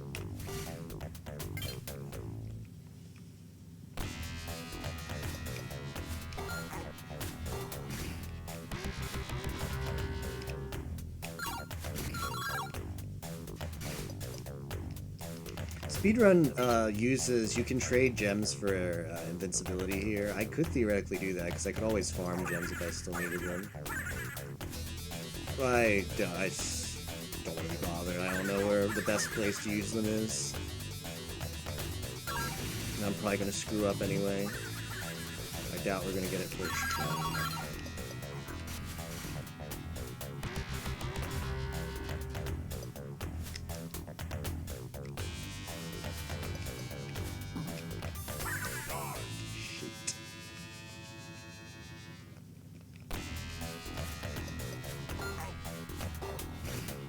I have to say, this game feels a lot better without the pressure of gaming over. The devs knew. The devs. What if the infinite live glitch was known and chosen to be kept in the game?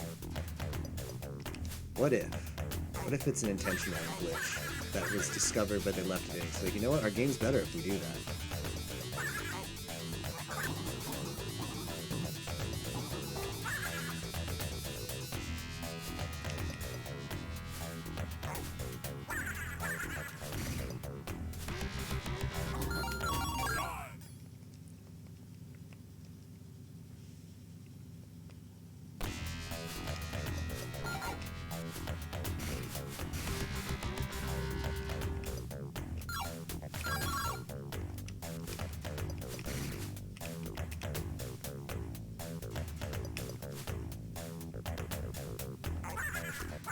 Whatever our life indicator is right now, I'm a big fan. I'm a big fan of whatever that sprite's supposed to be. Anyone else?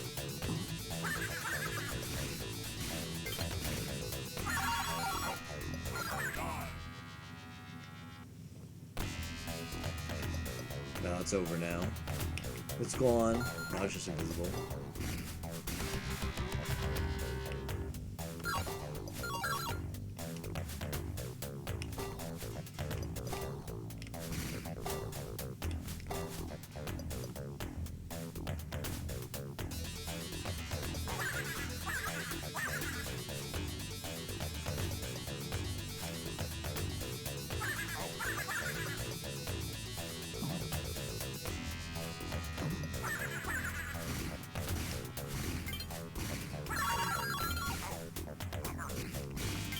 The speedrun has to get here.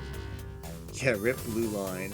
Speedrun has to get here, and then the speedrun has to go fast. Like an underscore, yeah. And if you get here, that means you're probably on PB pace. Because you would have reset well before here if you weren't.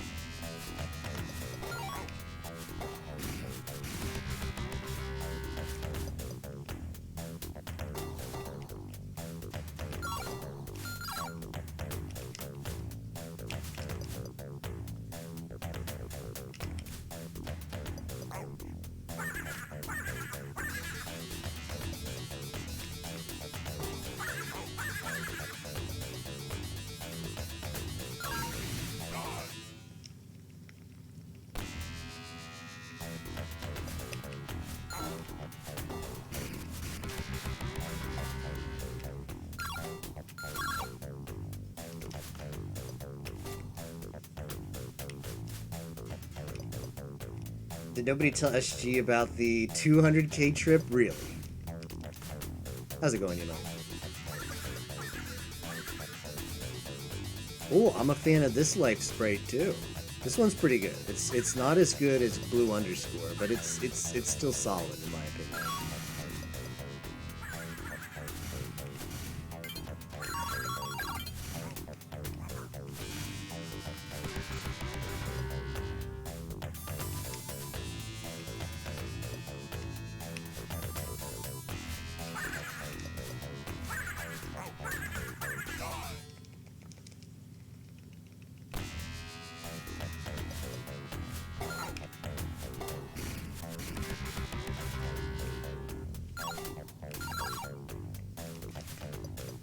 Let me practice. So I can do this.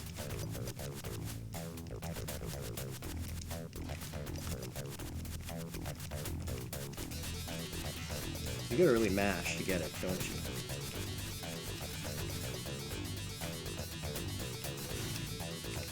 I'd like to hover in that one section.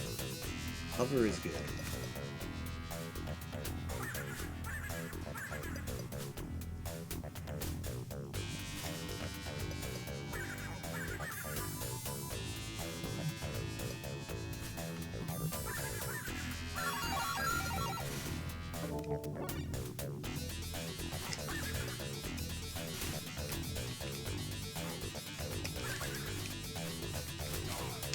Shoot. That's not what I wanted to do. I don't think I'm going to be good enough at using the skateboard in that section, so I'm thinking I might just do the strat I did in Discord Wars.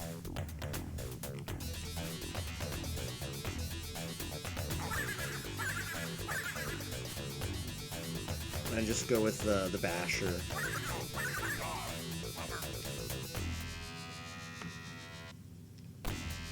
At that section.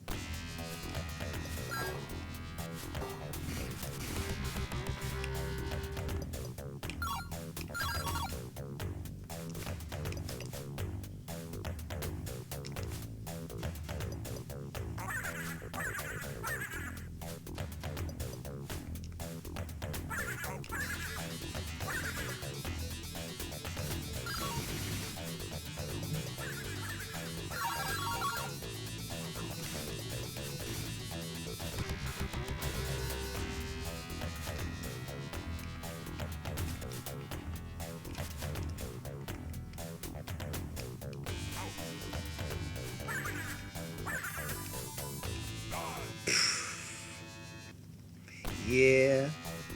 Yeah, I don't give myself a lot of confidence for that section with skateboard.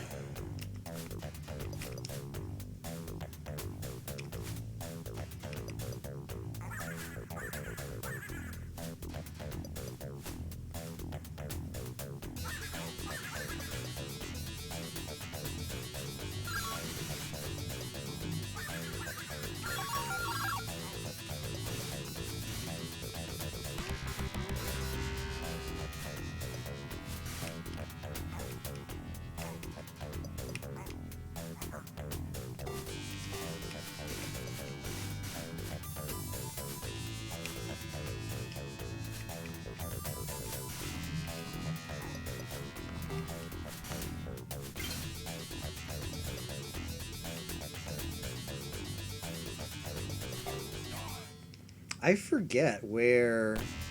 I know there's a Basher helmet there, but I have to remember where it is. I like that better than skateboard, even though the strat is definitely use a skateboard for the following section.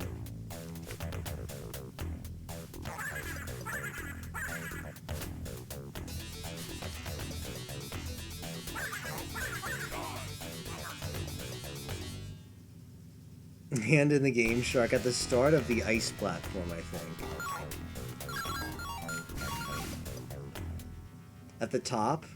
So there's that vanishing platform, and so that's where it like branches, right? There seems to be a prize block at the top section and the bottom section on top of a vanishing platform. So it might be the top section one, or you think it's the bottom section prize?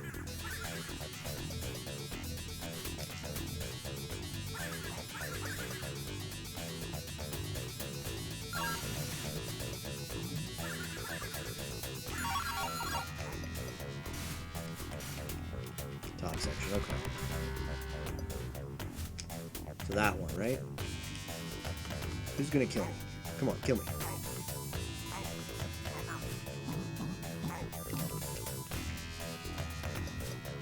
Oh, ice physics on crack. Yeah, Captain was right.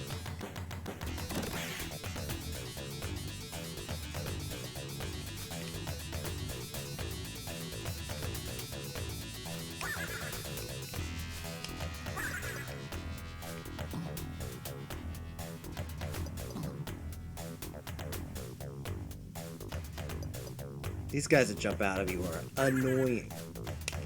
If it wasn't obvious.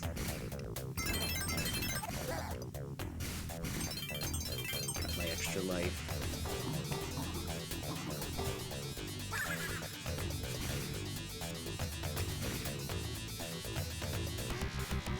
Here you do need it to do this far, if I remember correctly.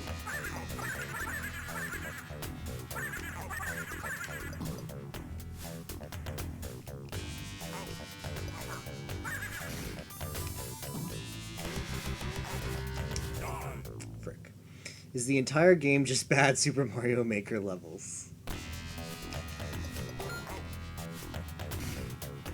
Game is good outside of just some horrible level designs that make you game over if you get to them.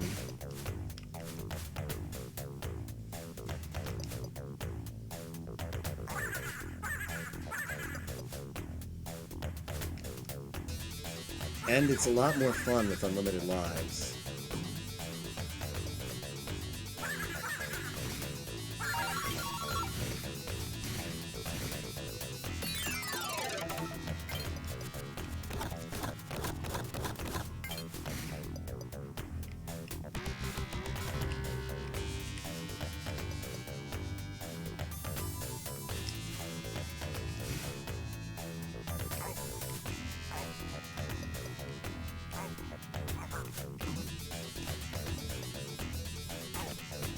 Got him.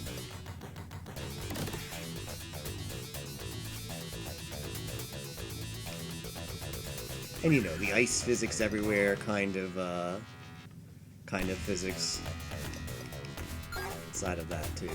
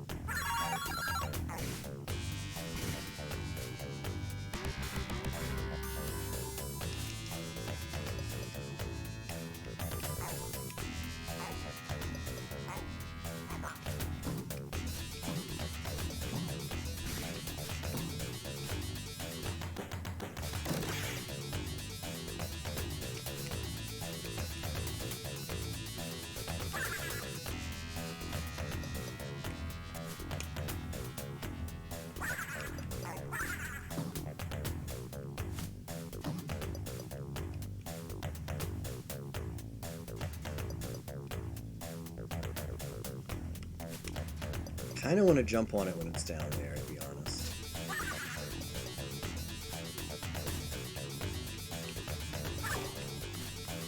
Ooh. Forgot that that platform does not stay there. And I was sad almost.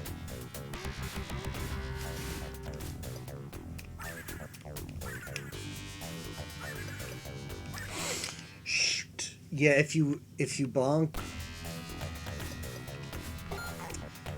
if the skateboard lands on like the ceiling and the ceiling is not like a platform, like a brick or something, if it's just like ceiling, you're automatically forced to like skateboard down, like reverse skateboard gravity, and then there's just nothing you can do after that if you're not prepared, if you don't think you're gonna bonk. Not enough time to react. You're too busy focusing on what's ahead of you with reverse gravity than what's ahead of you in normal gravity.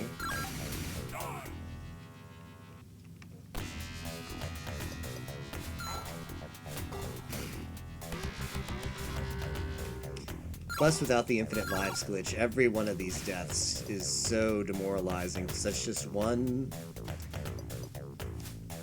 fewer life you're going to have on the final boss, however difficult that may be. So if you're playing blind, you wouldn't know how bad it is. It's fortunately not that bad. And of course, every life lost is one step closer to game overing and having to play the game from the beginning again. So it just makes the stage all the more stressful when doing it blind.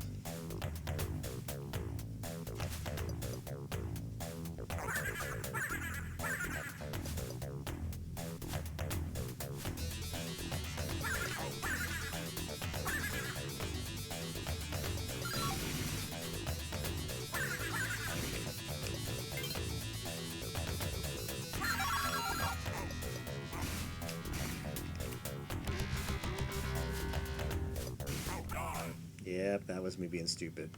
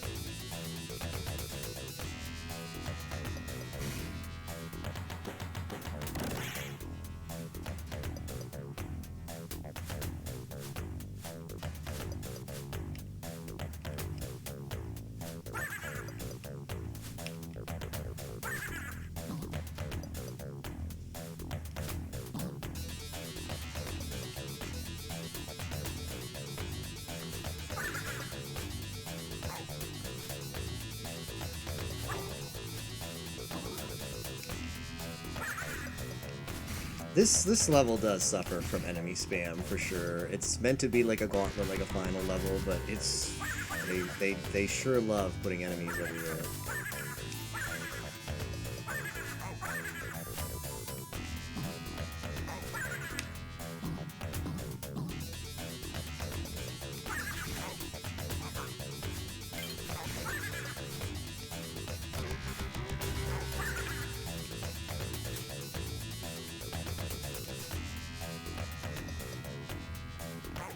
But where's the Bowser? Good question. Frick. You mean where's the chain of 3 Meowsers back to back uh, with a pipe that infinitely spawns cat bells, and you have to cat down each of the Bowsers because it's a defeat 3 Bowser clear condition. Because who doesn't love killing Meowsers with cat claws? Cat be cat, as it should be. That's like, they're like, I'm gonna make a level with Meowser where you've got to go cat to cat, because that's an awesome idea, very creative. And we'll make it be like super anime, so you just don't fight one Meowser, you gotta fight 3 back to back and go into like Super Saiyan mode where you can never lose your cat power.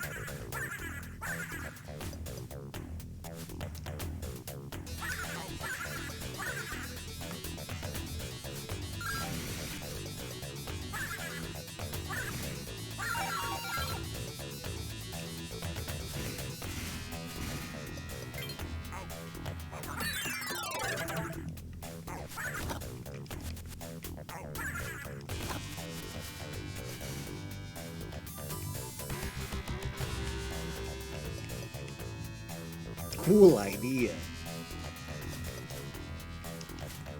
Make it a small room with a red pipe spitting out power-ups. Yep. And then just a bunch of Meowsers. Great minds think alike.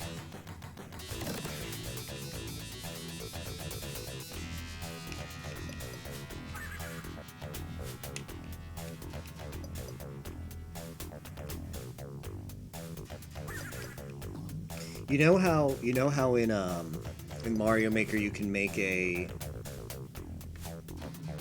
if you make a pipe and you put an enemy inside of it, it'll spawn unlimited copies of that enemy from the pipe. What if you could put a boss, like a Bowser, inside of the pipe and it would just spawn unlimited Bowsers? Like, Nintendo dropped the ball there, not having that in the game. Why does the pipe spawn not work on bosses? That's what I want to know.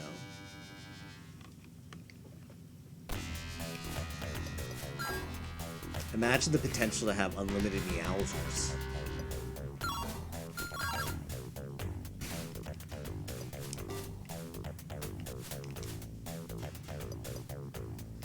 Is that supposed to be an ear? Now what is this sprite for the lives? Looks kind of like an ear.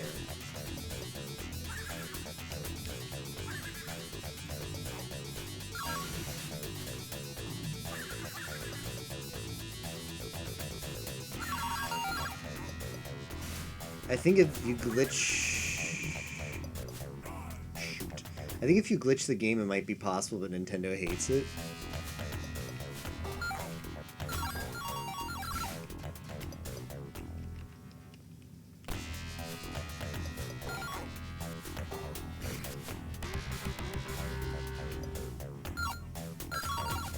I mean, can't you, like, hack your Switch and just upload any level you want? Because isn't the clear condition like the clear check client side?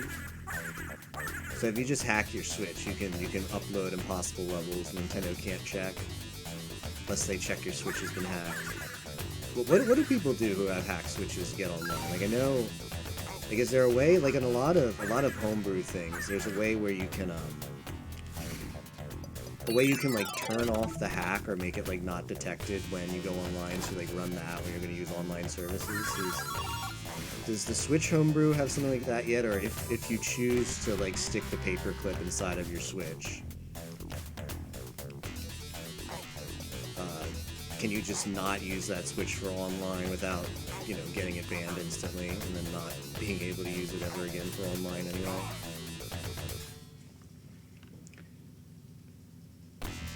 So, well, that's interesting. I'm curious what they can actually detect. What's wrong with it? Like, I mean, if you're not like doing something like that where you're using a pipe improperly, if you're just like legit made a stage where the player can't reach the clear condition, but it's not obvious, I don't see a way for them to check that. The stage corrupted. I have seen the stage corrupted message on some stages before, but I still don't think there's a really good way to identify which stages can't be beaten unless they do some really bad things with, I don't know.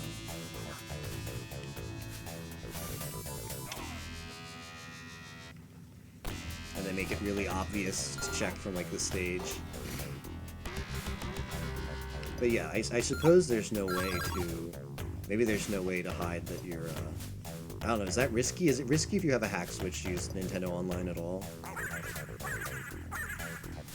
If you're not, like, using a hack copy of the game or something? Circumventing entity limit. Okay, okay. Misaligning tunnels. Yeah, that seems easy enough to do. I'm talking about the really BM thing would be to make it seem completable, but it's actually not completable, and then upload it via a hack switch. Because that wouldn't be so detectable. Because people would think it's a hard level.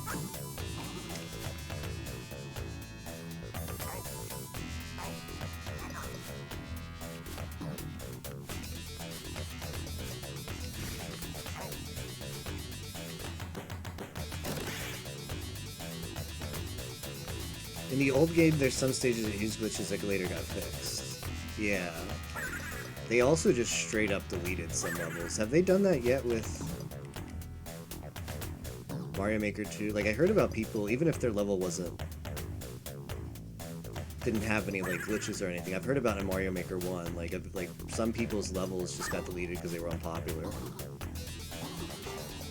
Can't tell if you like the music yet or not. Well, you're gonna hear a lot of this music still, potentially, so... The jury can still deliberate.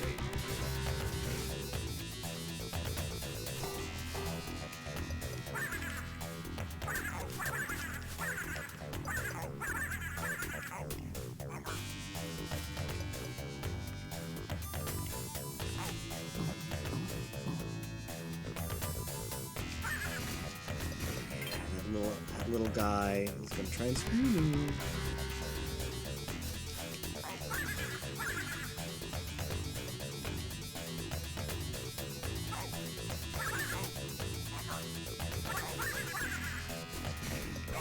Shoot!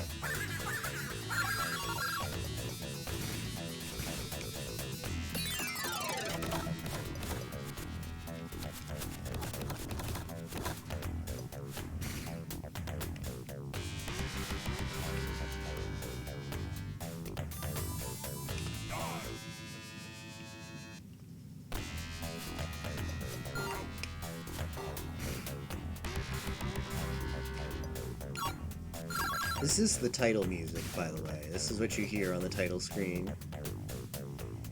So that when you die in Game Over in this level, you won't, you'll leave the music off right where you left it and pick it back up again.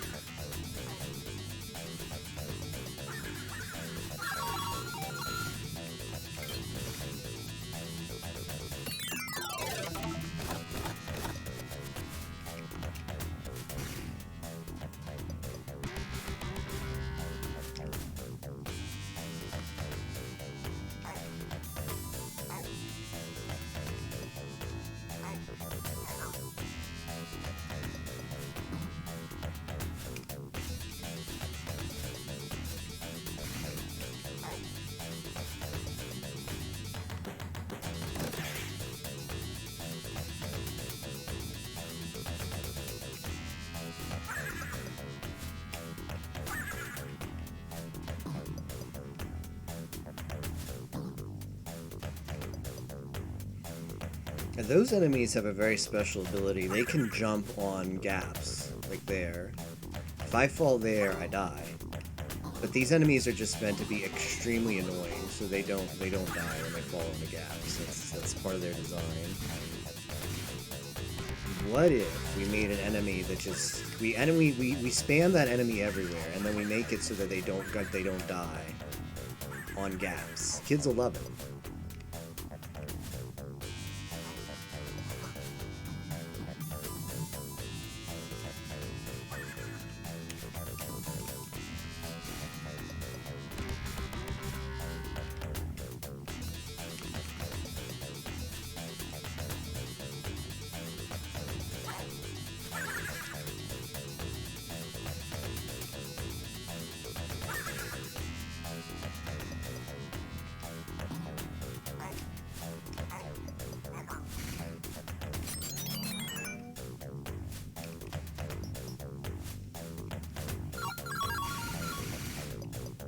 I'll never forget when I got to this section to level finally and got this thing and the elation, and then I jumped off.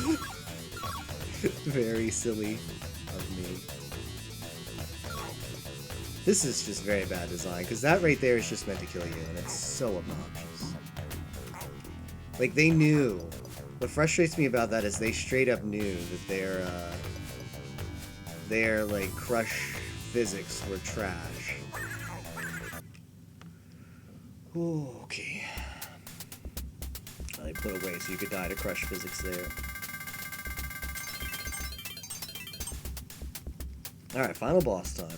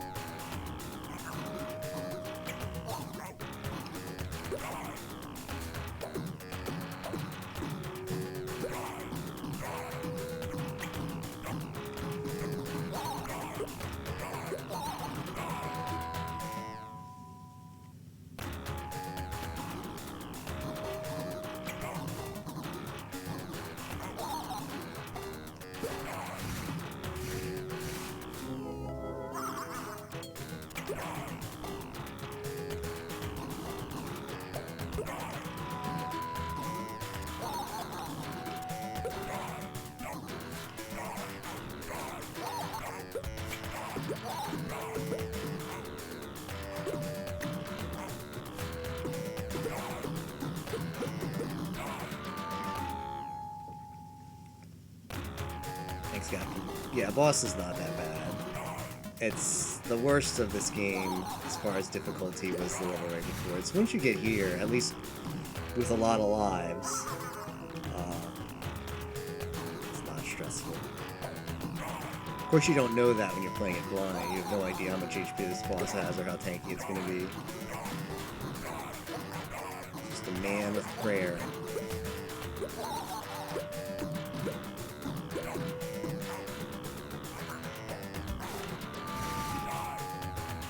Oh, I see.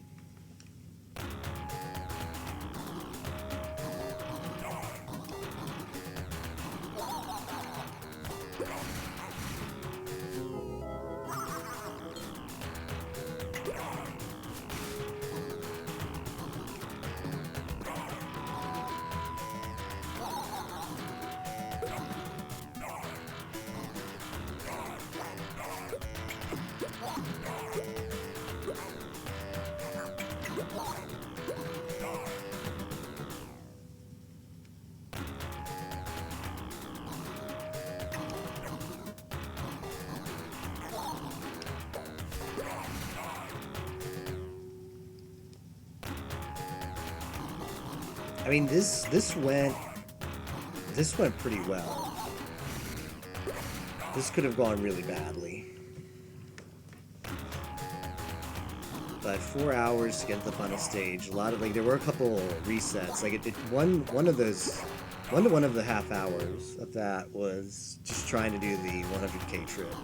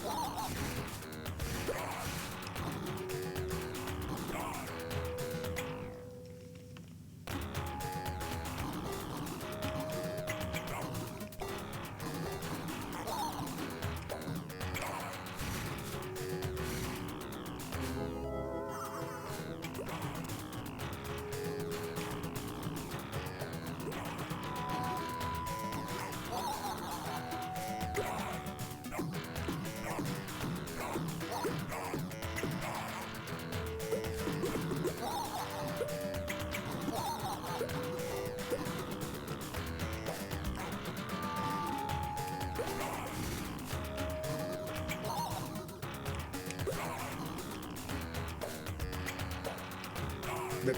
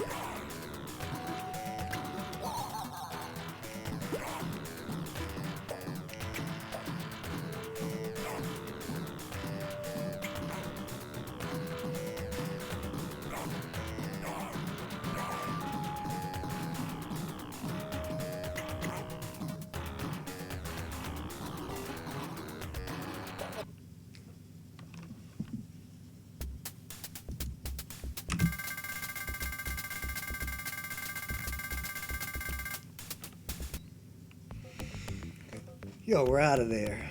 Oh, well, that was actually not too bad. I hate to admit it, I kind of enjoyed coming back to that game just for tonight and trying out a different run. Unlimited lives helps a lot. Takes a lot of the stress out of the game and you can just enjoy it.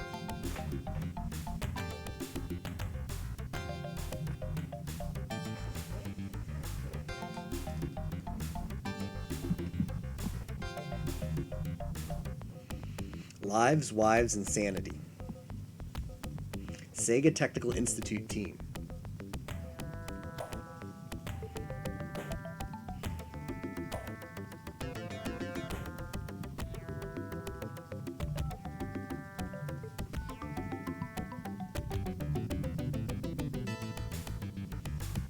Thanks for the GGs, guys. I appreciate it. Yeah, that wasn't too bad. I said to myself before tonight, if I could beat this game under 4 hours, that would be great. If we could get out of Kid Chameleon under 4 hours, that would be great. And part of that time was me just trying to get the skip. Like, I'm very happy with finishing this game in 4 hours and 5 minutes. That's it. That's all the credits. That's all they give you.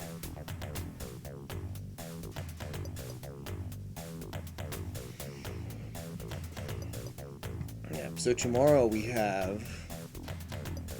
is Final Fantasy IV Free Enterprise Seeds. I put legal percent on the schedule. We're definitely doing legal percent, but depending on what time I start, again, the schedule will be updated at least a couple hours in advance of start time. Sometime at night, of course. 30 games. I'd like to start around 9, maybe even a little bit earlier, but we'll see. We'll definitely be on the schedule, depending on how much time we have. Next day being Thanksgiving, of course. So I don't want to get to bed too late.